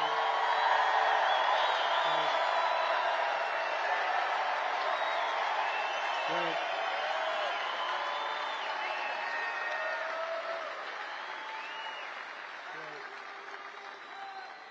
And a man who's very special with a great talent. He was the ambassador to Germany. And I'll never forget when I took him out, the happiest person in the world was Angela Merkel. When Rick Grinnell was taken out, this was the best day in Angela's life. He was not your typical ambassador. He was somebody who would say, this is no good what's happening. And actually it was a love-hate. They really loved him, but they said he's a smart one. He was wise to what they were doing. Rick Grinnell, where's Rick? Thank you. Thank you, Rick. And a woman who ran a very good race. It was a hard race because, you know, she believes in things and she believes in them very strongly. And I say you always have to stick with your beliefs. It's very tough. I told her it's very tough. But she's a hell of a woman. She had a father who I knew. He was a steelman. He was in the steel business. He was thankful when I put the tariffs on because we saved the steel industry. And he was a real pro. He passed away, but he was a great guy. But he'd be very proud of his daughter. His daughter's an incredible woman. Tudor Dixon. Thank you, Tudor. Thank you. We miss your father, right? What a great guy he was. And then we have a woman who drives extremely fast. She can drive a car and, you know, just very successful, won races, but she's very successful. It takes tremendous courage and strength and everything else. It takes everything. I think driving those cars at 220 and 240 miles an hour, boy, you got to be brave. probably have to be a little bit crazy, Danica Bradrick, right? You have to be a little crazy, right? But it's Danica. And such an honor to have you involved, Danica. Such an honor. She's so smart. We were talking about, I just can't believe it, how I was asking her questions on the plane over about, how do you do it? How do you do it? Because, you know, they had me in one of these cars that start the race, and I'm sitting in the car, and we're going like 60 miles less than what you travel at. And I'm saying to the driver, you okay? He was okay. But it's an honor to have you involved. You're really special, a really incredible athlete. She's an incredible athlete. And another person that was very honest and very talented and doing an incredible job, but she was extremely honest. And sometimes you can be honest and it doesn't work out, but it's actually worked out really well because she's doing phenomenally well, better than before. Sage Steele, thank you very much, sir.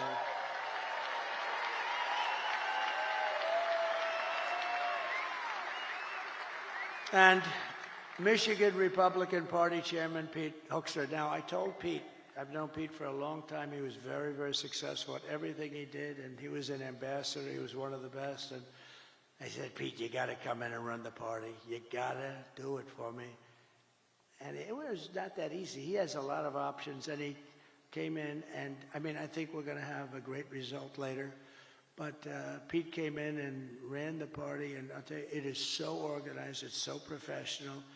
I think we're going to win. I mean, I think we're going to win in Michigan, seems to be. We can't let him forget that I stopped that big Chinese plant in Mexico, Pete. Put that on top. But no, that was the thing. Nobody else would do that. I did it without being president. They just said, but they know it's not going to be easy for them. They won't, they're going to, let's put it this way, if they build it, they're going to lose their ass, okay? So I want to thank you, Pete. You've done incredible.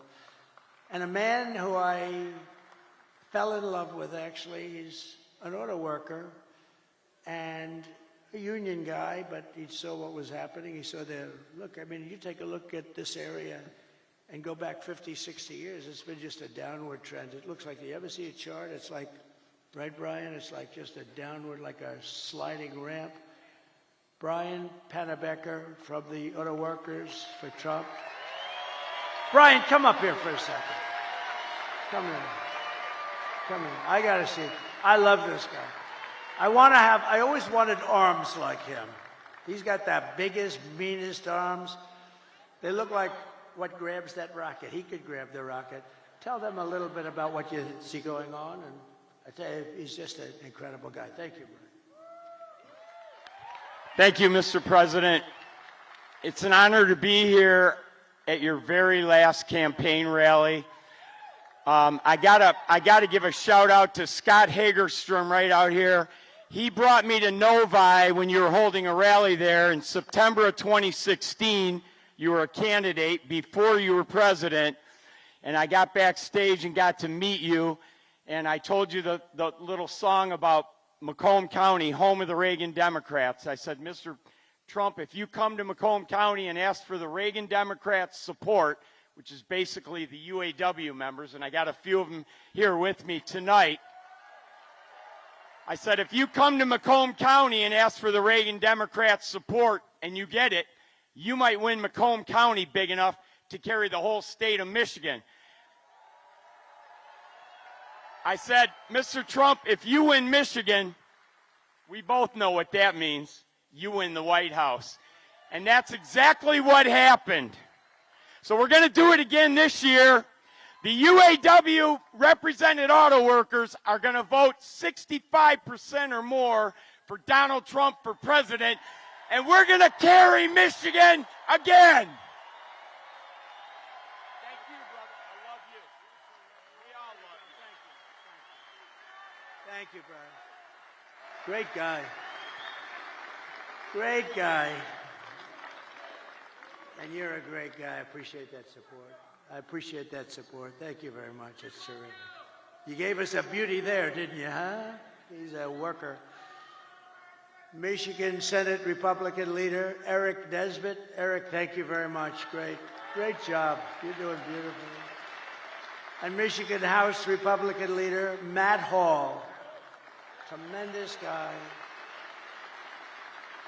The great Steve Witkoff, great businessman, the most generous person I know. He gives a lot of money. Every time there's a hurricane, he wants to give money, and he's just great. And Howard Lutnick, he's working along with my children and Linda McMahon, who's fantastic, and they're working on transition. But I said, don't worry about transition. Let's win this thing first. Okay, we'll work on transition. But he's one of the most respected people on Wall Street. Rebuilt his firm after it was taken out of the World Trade Center by that horror show act. Long ago now, but it's still very emblazoned in all of our minds. But so Howard, thank you very much. Howard Lutnick, thank you very much. And my great children, should I have them come up real fast? Okay. Don, Eric, Tiffany, Laura, Michael, come on up here.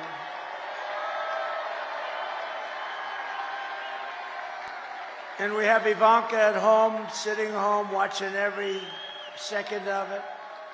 And we have Barron, my beautiful boy, Barron. Barron, he knows more about computers than anybody. I closed up his computer. He said, Dad, I'll take it 2 minutes to figure that out. And all of a sudden, the damn thing opened up. I said, Barron, you got to turn it off. Okay, watch. I turn it off. It's no way. I put a separate code in. He's operating his computer. He's operating it 2 minutes later. So this group here, they are so committed. They didn't have to do this. I guess we all didn't have to do it, but we have to because they want to see our country be so great and so strong and so respected again. When people they're laughing at our leaders. We have a guy can't walk. He can't find the stairways. Look, there's about 6 of them up. He finishes his speech. He can't find the stairways. And she's worse than him. You see what's going on. Did you see it tonight? Screaming, we're going to win, we're going to win. And she's screaming, and it's like 100 people going, what the hell is wrong with her? But these people are behind me. I love them, but they are really special. They're very talented people. And every one of them. Maybe I'll ask Laura to start and say a couple of words. Could I do that? She's the chairman of the party. Comes from North Carolina. I wanted her to run for the Senate. There was nobody could have beat her. But she said, you know, I have a great husband and I have beautiful kids, and I really want to focus on them for a little while because she's been working hard. And she would have been great. And I said, who do you like? And they said, Ted Budd. And I went to Ted. I said, Ted, do you like it? He said, but I'm not going to run if Laura runs. I said, well, she wants you. She likes you a lot. And he's become a great senator, but she could have. But then she becomes like the chairman along with Michael Watley. Is Michael Watley here someplace? Yes? And I wanted, the mayor of Hamtramck is here. Come here. I didn't see, I see you. You got to come up here, please. This guy has been with us almost from the beginning. He is, I'm so glad we got to see you. Hi, Michael.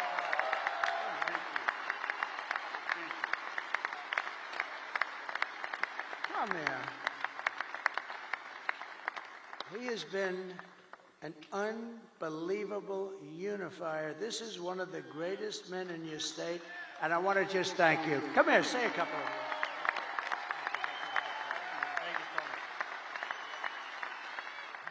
Well, good morning. It's another day. I spoke earlier before you came, and I told the crowd that tomorrow, or today actually, is going to be a historic day, and we shall celebrate a historic victory today.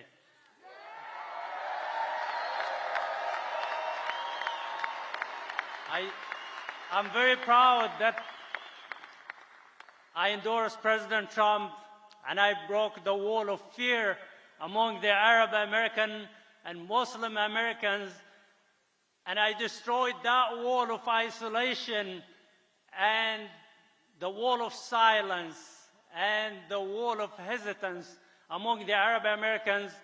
And now, today, we had a survey that was posted among the Arab Americans in the Metro Detroit, and it shows that President Trump is leading by 76%.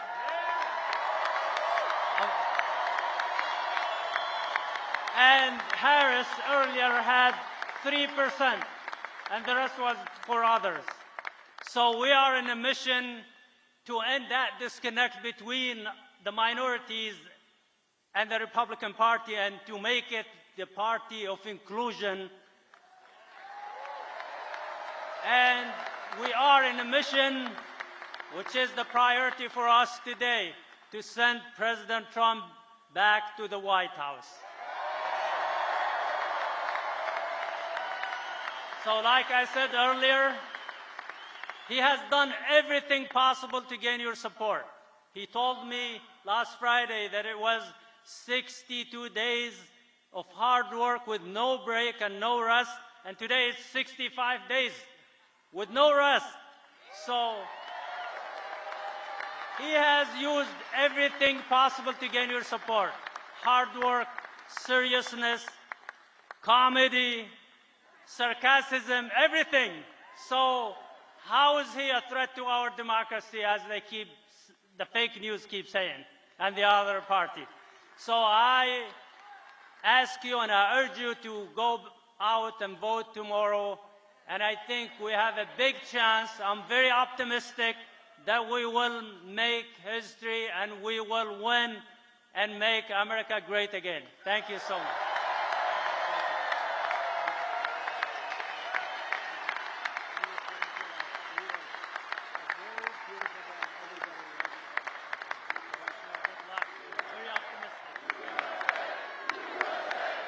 Great guy.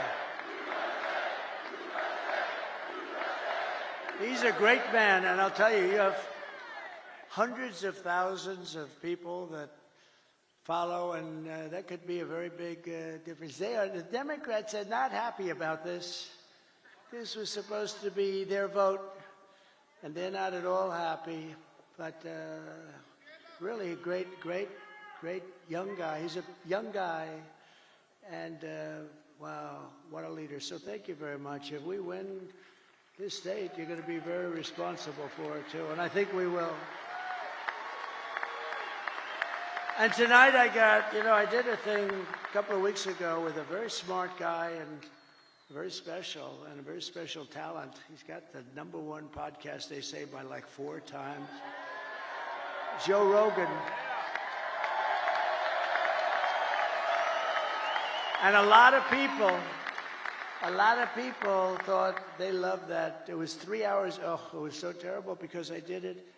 And I said, Joe, I got a rally of this size waiting for me in a very far away place. I'm going to be very late, like 2.5 hours late.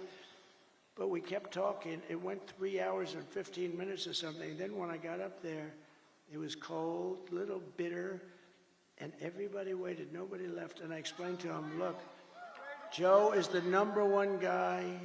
He kept me late. But I'm doing it because we have to win. And not one person was unhappy. We had a great time. And I said, we're going to devote a lot more time. It was pretty late at night. It was worse than this, okay? I can tell you. But Joe Rogan just announced, and he doesn't do this at all. I don't think he's ever done it. But he just announced that he's giving me his complete and total endorsement. Can you imagine? Wow. So, Laura, would you say a few words, please?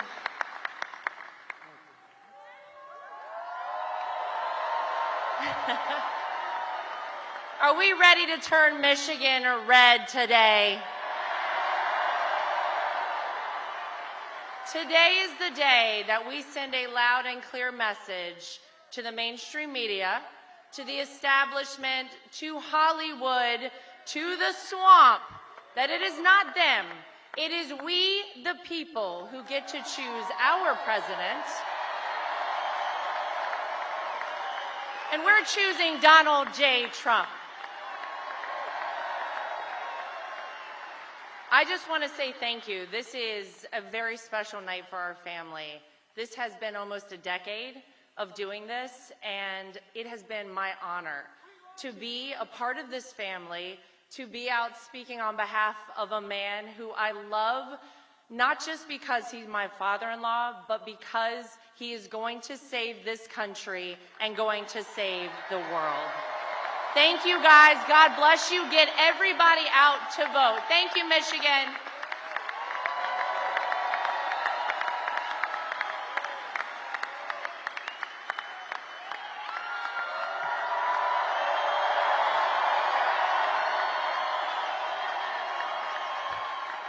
Thank you, guys.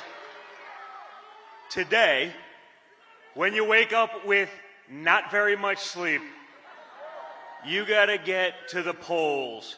You gotta bring your friends and your families and your loved ones, and we have to make it too big to rig.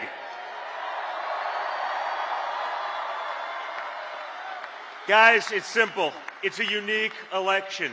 You've lived under both candidates. People like to pretend like it's not the Harris-Biden regime that has destroyed your American dream, our country, our economy, the entire world, and Western civilization. Well, you guys, starting right now, it's on you to reclaim what is yours, your country. It would be an honor for me, for you guys to show the same amount of resolve that this man showed on July 13th when he took a bullet to the face and came back defiant. You guys take that attitude to the polls, to your text messages to your friends. If you've early voted, drive everyone you know to the polls. That resolve is what kept us at peace. That resolve is what made trade deals. That resolve's going to save America, and it's going to put America first again, once and for all. So guys, now it's up to you. You make our country proud like he makes us proud each and every day. Let's get it done, America. Let's get it done, Michigan. Let's go.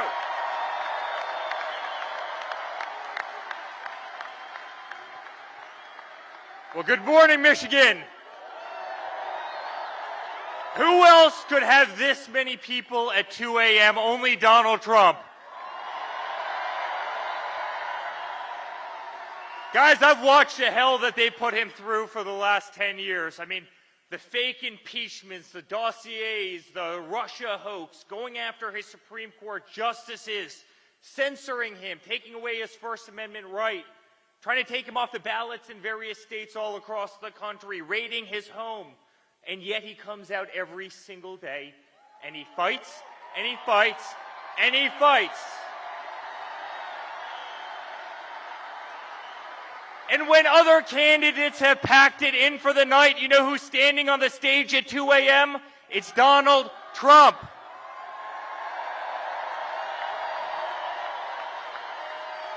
America, it's time for us to pick our fighter, and it's that man right there. And I can tell you, as a son, as a family, we have never been more proud of a person in our life. I have never been more proud to stand on a stage with somebody in my life. He's the most remarkable man I know. And I promise you, I will be on the stage till the end of earth with you because I truly believe in you. And I believe what you're doing for this country and what you're doing for our children. And you are going to save democracy in the United States, and you're going to keep peace in the world. And I love you, and we're proud of you. And let's make America great again. Thank you, Michigan.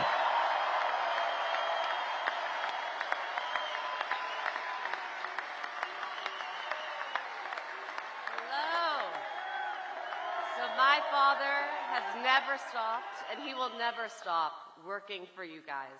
So let's get out there. Let's vote for prosperity. Let's vote for the future that we want to have for our children and for our future generations. Thank you.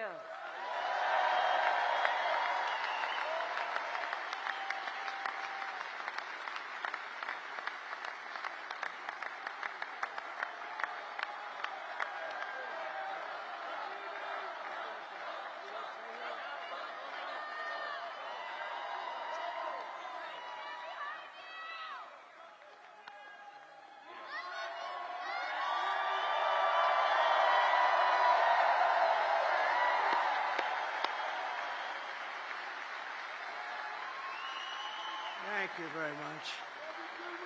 They're my kids, but I'll tell you, they're very good people. They're good people. They're great people that love our country, and they're working. They don't have to do this. They don't have to do this. So in conclusion, with your vote, we are going to fire Kamala, and we're going to save America. We will cut your taxes, end inflation, slash your prices, raise your wages, and bring thousands of factories back to America and back to Michigan. And a lot of it will be using my favorite word, tariff.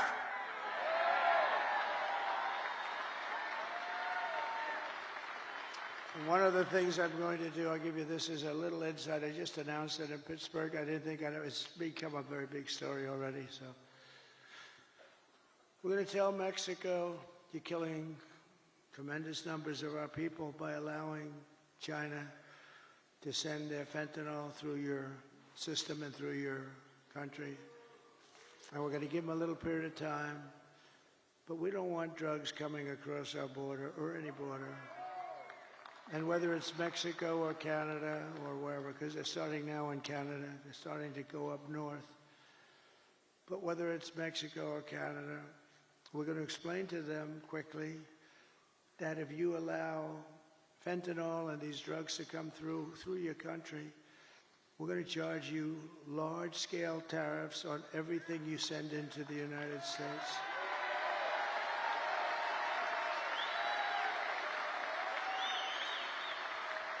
And they're making a lot of money in the United States.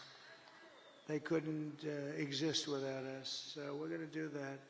And we're going to tell China that if you continue to send fentanyl to Mexico or any place else that comes into our country, we're going to charge you a 25% tariff on everything you sell into the United States of America. We're not going to we can't let them. And you've never heard that from anybody but me.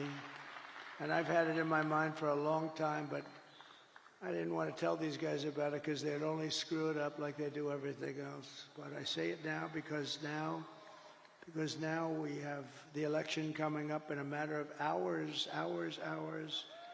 And we're not going to let them destroy our country. Most of our crime, probably 60% of our crime is caused by drugs. People that are taking drugs, they cause tremendous amounts of crime. If we didn't have that, you'd see crime rates plummet. But, you know, the sad thing is that crime is plummeting all over the world because they're sending their criminals, they're sending their gang members, they're sending their drug dealers, they're sending their mental patients from all of these institutions. They're sending them into our country, and then they're opening up. Oh, we're sending them back. Don't worry about it. They're opening up their prisons and they're dumping their prisons, all their prison population, Venezuela. They're way down. Their crime rate went way down because they're taking all of their criminals and terrorists and all of the people that are causing all the problems. And then on top of it, they're emptying their jails out into the United States through this very stupid person's open border. I don't know what they're thinking about. But maybe they hate our country, or maybe they want to get people registered to vote. Who the hell knows? But we're not going to allow it. It's going to stop immediately, day one. We're going to build American. We're going to buy American, and we will hire American. I will end the war in Ukraine. Would have never started if I were president. You know, we got more votes. We did great in 2016. We did better in 2020. We got more votes in 2020 than any president by millions, any president in the history of our country. And because of that, I said, I'll sit back and I'll watch. And if they do a bad job, I didn't need this, but if they do a bad job, I'm going to run because of how well we did. And if they do a good job, I would actually prefer that they did a great job. If they did a great job, I would say that's a great thing. But, I mean, he's the worst president in the history of our country. She's the worst vice president, and she got no votes. You know, they like to say to me, That's not the democratic way to go. You know, it's not, it's just a terrible thing. It's not it's just a terrible thing. That's what's going on in this country. But so I sat back and I watched and I saw all the horrible things that were happening, and you know what they are. And maybe the worst was what they've done with inflation, but I actually think the worst is what they've done with their border, because they're destroying our country. We're going to turn it around. We're going to change it really fast. We're going to have the greatest country we've ever had. I will stop the chaos in the Middle East. It would have never happened again. Israel would have never been attacked on October 7th. And I will prevent World War III from happening. I know all the players. And it's a very good chance that it will indeed happen. We will crush violent crime and give our police the support, protection, resources, and respect that they so dearly deserve. We will strengthen and modernize our military. They gave so much of it away to Afghanistan. It's so crazy. I rebuilt our military. We will build a missile defense shield around our country, all made in the USA and much of it made right here. And Ronald Reagan wanted to do it many years ago, and he really was right, other than we did not have the technology. I'm glad we didn't do it, but now we can shoot a needle out of the air. We can shoot a little pin out of the air. It's incredible technology, our technology. We will rebuild our cities, including our capital in Washington, D.C., which is in terrible shape, with graffitis on the beautiful, incredible marble columns, and painting the lions and burning the American flag. What they did a month ago was terrible. But we're going to make our cities safe and clean and beautiful again. We'll work with Democrat governors and mayors. We'll probably have to, and that's okay. We will teach our children to love our country, to honor our history, and to always respect our great American flag.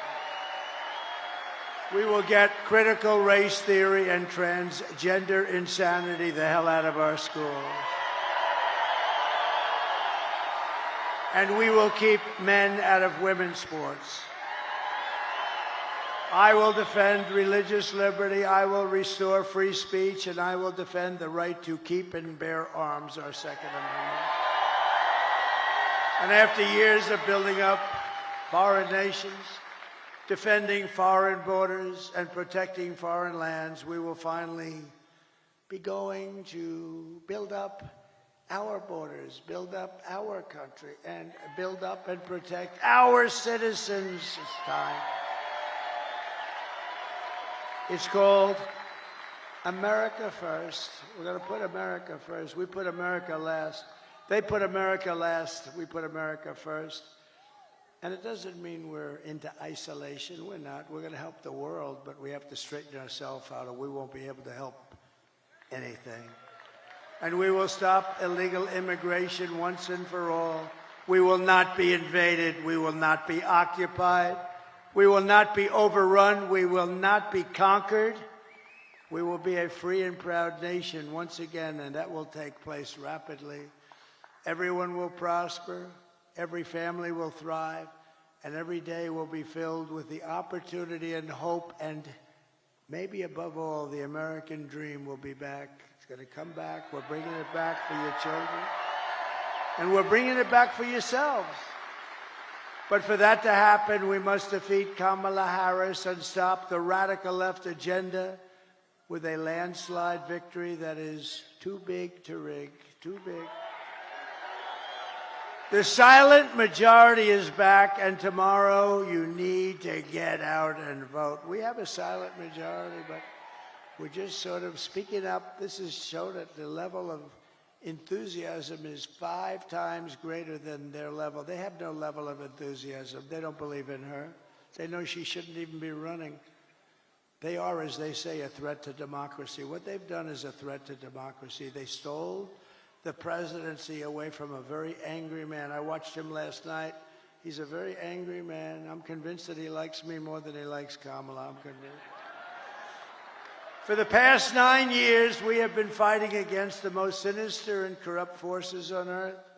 With your vote in this election, you can show them once and for all that this nation does not belong to them. This nation belongs to you.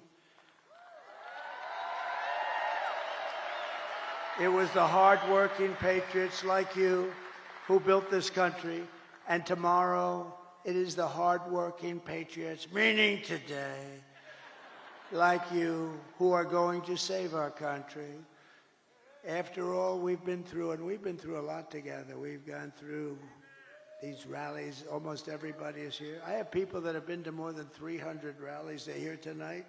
They were at the one this morning, the one tonight. They actually missed 2 of them. I can't even believe it. But these are incredible people and incredible patriots. But we stand on the verge of the 4 greatest years in American history. With your help, we will restore America's promise, and we will take back the nation that we love. We love this nation. We are one people, one family, and one glorious nation under God. We will never give in. We will never give up. We will never back down, and we will never, ever surrender. Together, we will fight, fight, fight, and we will win, win, win.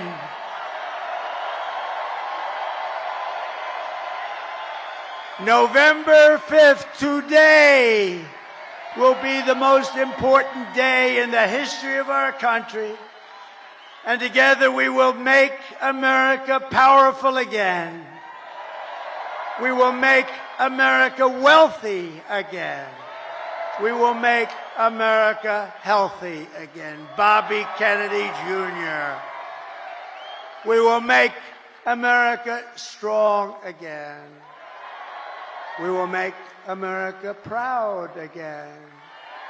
We will make America safe again. And we will make America great again. I love you. I love you all. God bless you. God bless you, Michigan. God bless the United States of America. Thank you, everybody. Thank you. Great honor. Thank you.